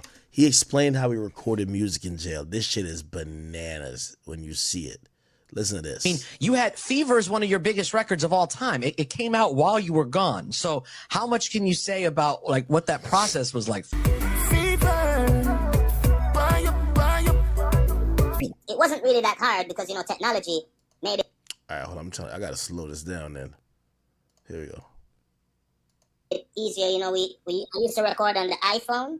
With a mic? You got a mic attached to it? No mic. I had to DJ directly into the iPhone. Straight into the phone? Yeah, but... All right, let me just go there. Hey, good morning. Good afternoon. Good evening. And good night. into the iPhone. Oh yeah, here All we go. good, man. It's all good. Remember, I'm out right now, so I'm out right Okay, now. because So like the first couple. So he's breaking down recorded in prison, which I have to imagine that Tory's doing something of the same if Tory's creating music in prison. Now, here's the thing. With Tory, we have to really figure out if he's recording in prison. I mean, I know they took some equipment. We don't know how much he recorded in prison because the thing is, Vibes Cartel was dropping the most music while locked up. So even, at first they were like, no, it came from his catalog. Eventually they were like, bruh, it's no way he has this much music. And now, since he's free, he's admitting, nigga, I was recording in prison. So listen to his process. Years, you were still releasing music, and everybody was like, yo, he just records so much that it's just music that's been left over that's coming out. And then after 5 years, we were like, yo, my man, what's going on here? Like, Now music. he's like referencing modern day shit. We're like, what's going on here? Well, initially that was true because I did record a lot of songs. So like in the first year, yeah, we had songs unreleased. But then, the songs ran out and we had to do what we had to do. So that's when I started recording like behind bars, which was, it wasn't really that hard because, technology made it easier. I used to record on the iPhone 6. Yeah, because it has an amazing, not the 6, the 5 Plus. Or the 5, what's it, the 5, maybe? Or the 5S, something like that. Yeah, but it has an amazing sound quality. Yeah, so Fever, all those songs were recorded on that little iPhone. With a mic? Yo, that's crazy. He recorded if you listen to some of his music, it sounded like he got a studio in there. You got a mic attached to it? No mic. I had to DJ directly into the iPhone. Straight into the phone? Yeah, but I used my on the bunk. They gave you a mattress, right? Oh my God. So I used the mattress to imitate the padding in the studio. Now, granted, you gotta remember this guy right here, Vibes Cartel, the world boss. There's rumors that, again, remember this is Jamaica. There's rumors that, at nighttime he was allowed to leave the jail cell whenever he wanted to. He's not confirming that. So, a lot of people used to believe that he would leave the jail to go to a studio and record. Right now, he's saying he didn't leave the jail and he was just recorded in the jail. He's telling you how. So I had the phone like 3 feet away from my face and I wrapped the mattress around my head and recorded. Yo. It was crazy, man. On my knees too. And you have the beat? It was crazy, bro. You have the beat in the headphones? Yes, I had the beat in a separate, exactly. So the beat was in the headphones in a separate phone and the iPhone or on my iPad and then I record directly into the iPhone. So, it went into the iPhone as a cappella. And then we had to send it to the studio and the engineer. Yeah. Of course. You must have an amazing engineer or a set of engineers. A set of them. Big up Dunwell and big up Red Boom. Yeah, man. Trust me. Man, that is, and then crazy. So let me what time of day would you record? Was it people watching you record? No, most of the time we had to record at night, but sometimes it had to be at 12 o'clock when the most of the officers would be on lunch break. Holy shit. Yeah, so for and I would still have to be watching. So I'd be Fever, and then I had to get up and look. You know what I mean? So it was crazy. It was line by line. It was crazy. You know what I mean? But it had to be. So they didn't. So you just record all your vocals, all the different parts, all the different sets, and then send it to the studio, and they would put it together, piece it together. Dunwell would piece it together. But after I'd recorded, then I would make a demo. So I would play the rhythm loud, and then DJ. So like a demo, so they knew what to follow. Yeah. For years, we've been wondering how you put out all this. Yeah, so essentially, he just gave the secret sauce on how he recorded music. This is if you want to believe this, because again, a lot of people believe this guy is so powerful. Jail for him was like living at your crib. You know what I mean? He gets to come and go when he wants to, and he just has to be in jail as a formality, but he's living the best life. Yeah, if you believe that, you believe that. If you don't believe that, I guess this story would be compelling. Now, in terms of Tory Lanez, how many years Tory got? Tory gonna be at this for a while. Tory Lanez sentence. Oh, he got 10 years. Holy shit. And he got sentenced. When did he get sentenced?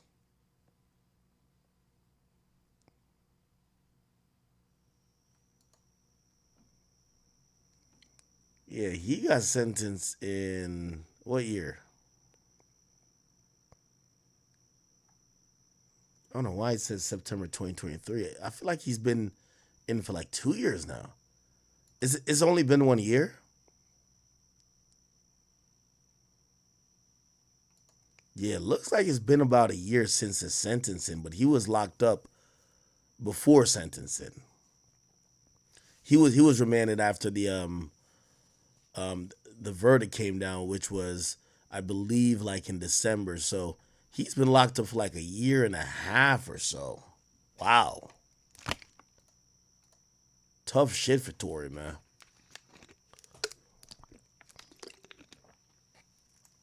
I genuinely wonder what's his plan. You're given 10 years, even if you serve 4. They're supposedly trying to kick you out of the United States. Like, is Tory going to go back to Canada? I don't know, man. All right. Anyway, they took Tory shit, but look out. I do think some way, somehow, he's talented enough that he'll get somehow new music to y'all. Okay? All right. Playboy Cardi in a sling. I don't care. What else? We talked about that. We talked about the young boy thing. Rest in peace to James Earls Jones. Talked about Nicki and Jay-Z. Nicki Minaj beef. Yeah, Nicki has this really interesting beef with the Rock Nation shit. That shit. What we've been asking about strict memory. As the years go on. Nah, I don't want to watch that. Yeah, I'm over the Nicki shit now. Nicki Minaj doubles down. We've seen that already.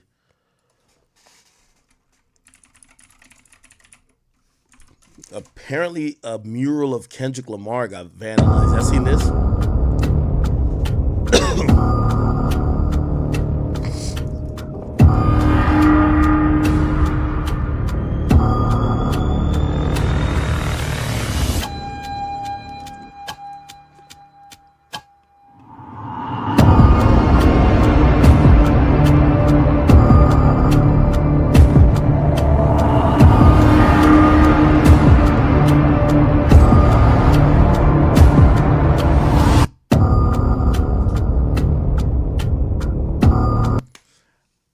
I don't get what this is. And again, I think the West Coast should be very proud of Kendrick. He's made it where there's a possibility that right now the number 1 rapper is on the West Coast. So fuck it.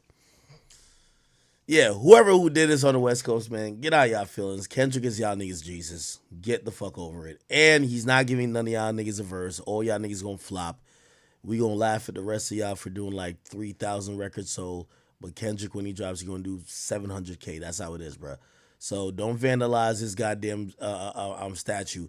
What you should do is kneel in front of it and beg this nigga. Hopefully he'll bring you to the Pop Out Part 2. Okay. Somebody just sent a donation talking about, you heard me talking about Trump and you're asking me about what?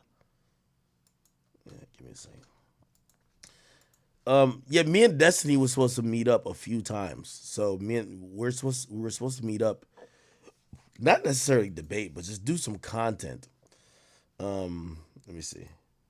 Yes, I heard you talk about Trump last time. When will you talk to Destiny? He's super knowledgeable and intelligent on that topic. He streams almost every day.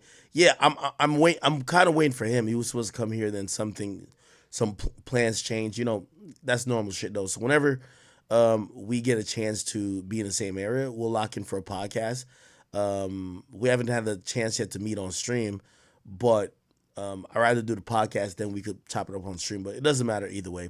I rock with him.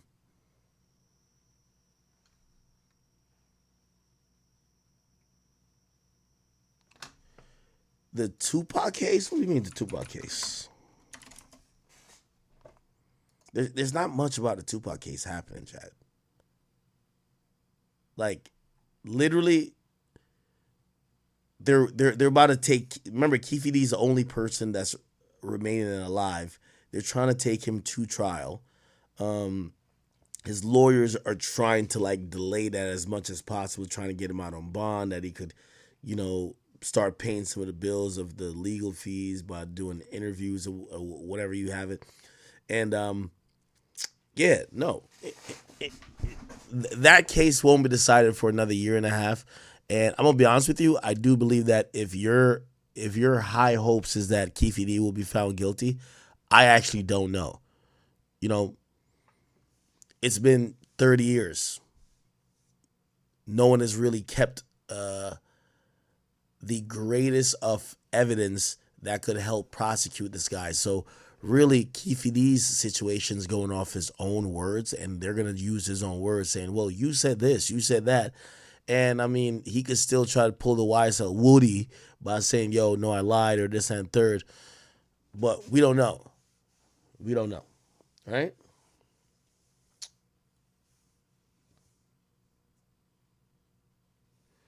Talk to Mark Lamont Hill for what? Yeah, and I guess I'll touch on this. Yo, I'm gonna be honest with you, man. Tyrese is so confusing to me. Every time I hear Tyrese talking, yo, to me, Tyrese is just an eloquent NBA young boy. Okay.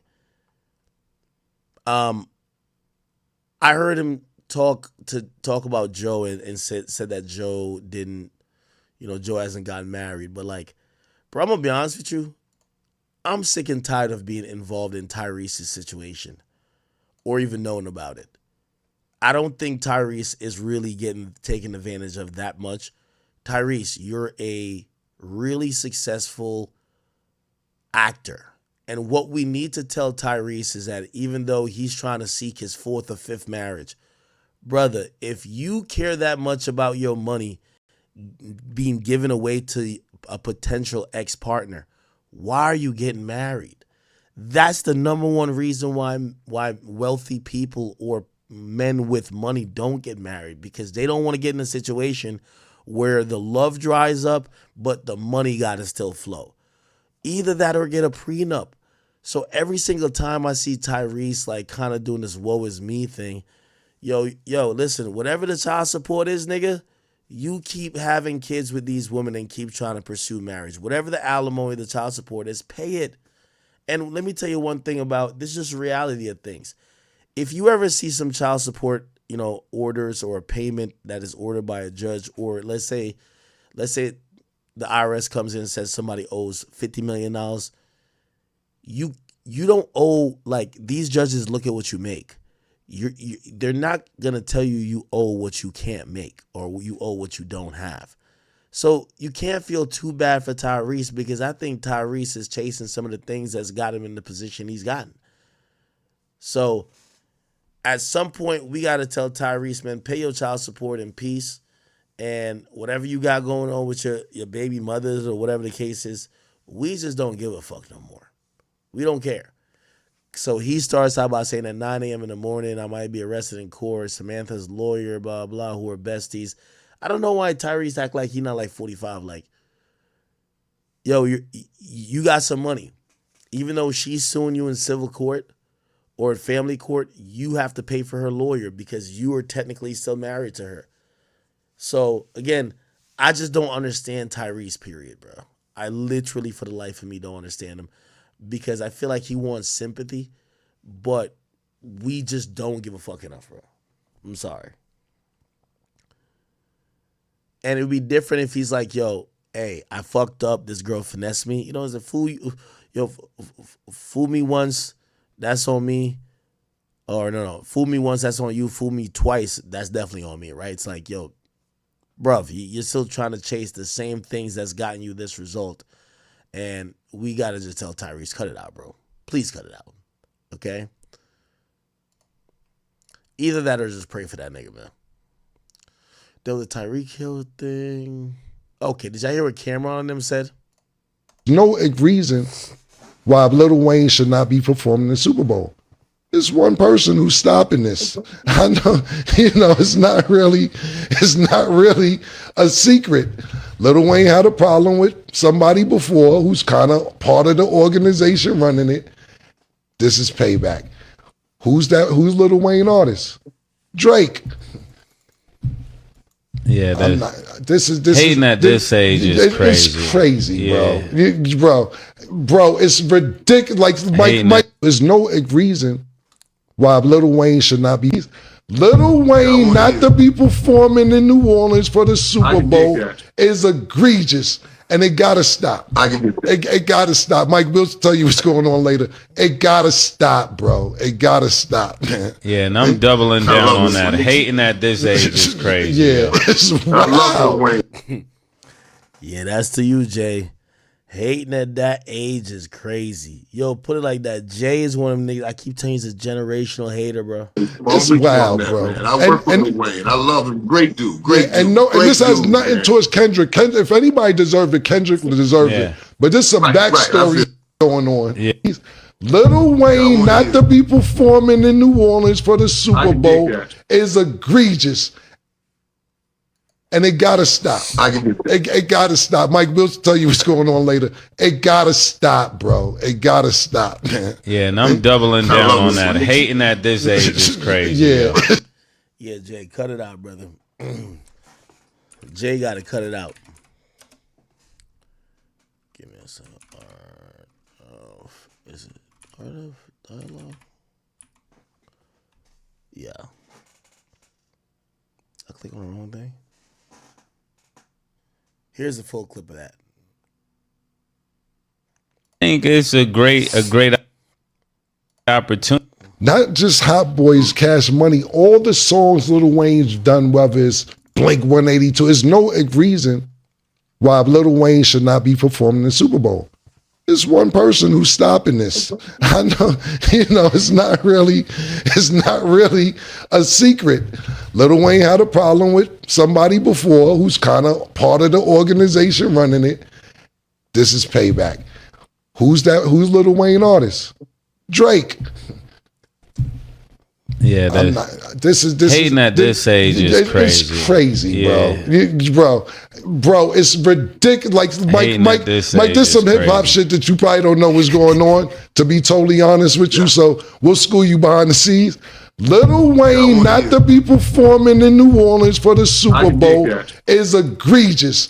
And it gotta stop. It gotta stop. Mike will tell you what's going on later. It gotta stop, bro. It gotta stop, man. Yeah, and I'm doubling down on that. Hating at this age is crazy. Yeah, it's wild. I love Wayne. It's wild, bro. Man. I work with Wayne. I love him. Great dude. Great dude. And this has nothing towards Kendrick. If anybody deserved it, Kendrick deserved it. But there's some backstory shit going on. Yeah. While Lil Wayne is not performing the Super Bowl.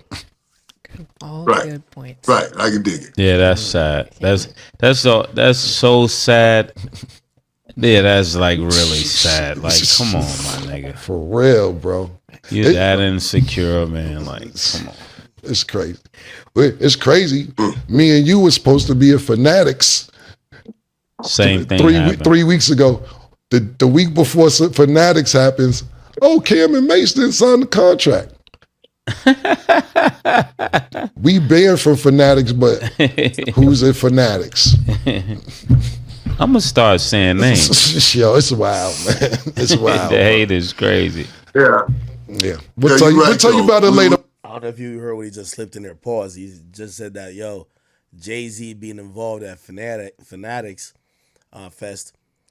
Apparently, they were supposed to show up for some type of contractual appearance. And then they got told, oh, yeah, you guys, nah, don't worry about it because y'all didn't sign the contract. And so they're looking at it like, what the fuck? Mike, we'll tell you about it later. We later. got to get bigger, though. Yeah, You're man. Right, though. You're right. We'll hold on to stuff, man. And when we come together and get things done much bigger and better, you're right. Yeah. And we'll hold on to it forever. So I'm with you on that. Yeah. But no, this has nothing against Kendrick Lamar. Yeah, none against Kendrick. We think if any kind of artist deserve it, but Lil Wayne not to perform in New Orleans at the Super Bowl, it's kind of tough, man. Yeah, and I just said Hot Boys because everybody's out, you know? BG out, you know? But what I'm saying is Juvie. you said everything right. But Lil Wayne's such a star. He could, you know how many songs he's done with other people, and then you bring the Hot Boys out at the end? Crazy. Well, I can't speak on the other things, but I will add. Okay. By the way, speaking of Wayne, a few people point out, they say, this is the Wayne y'all want to perform. They say, y'all mad Lil Wayne not performing at Super Bowl. So a lot of people said that, bruh, that performance was garbage. They're like, why the fuck we need this guy to perform at the Super Bowl? And, I do think that Wayne would come with a great performance. Also, he would bring a bunch of guests and a lot of people would show him love. So, me in particular, I don't think it's necessarily, he's that bad of a performer, he should not be on that stage. So, I'm going to reject that instantly, okay?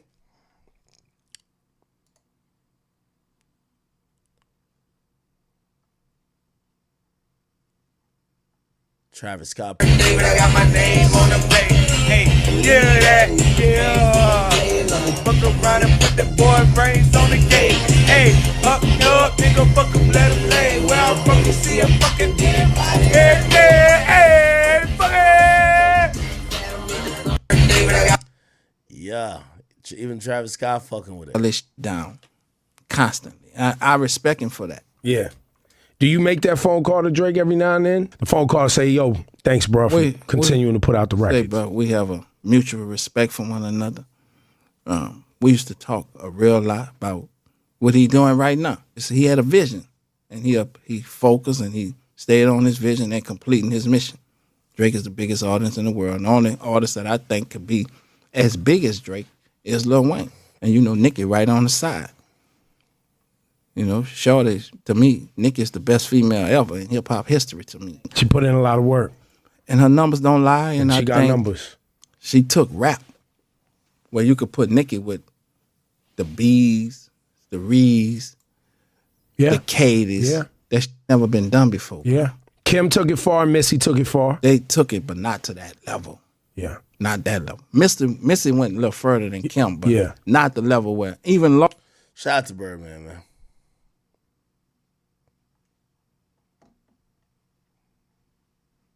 All right. Anyway, chat, I'm getting fuck off of here, man. I'll be back on tomorrow. I might be doing some IRL shit tomorrow, so please watch out. So if I'm doing an IRL stream tomorrow, there's a couple things going on that I gotta schedule to do. So we have the presidential debate. I know some of y'all don't give a fuck, but I think I would stream watching that. Obviously our hip hop topics, so that will be that stream. But I'm supposed to. I don't know. I got to go check on my nigga Silky, but Silky was supposed to come to New York. I was gonna IRL stream with him tomorrow, so we'll figure it out. I might have 2 streams for y'all tomorrow. 1 IRL and 1 regular hip hop shit, and then we're gonna watch the debate. All right. So chat, I'm getting off here for now. Save my voice a little bit for tomorrow to make sure I'm good. But appreciate you guys coming in, come checking me out. I appreciate you guys for watching anytime, and I will see y'all tomorrow. All right? Love y'all.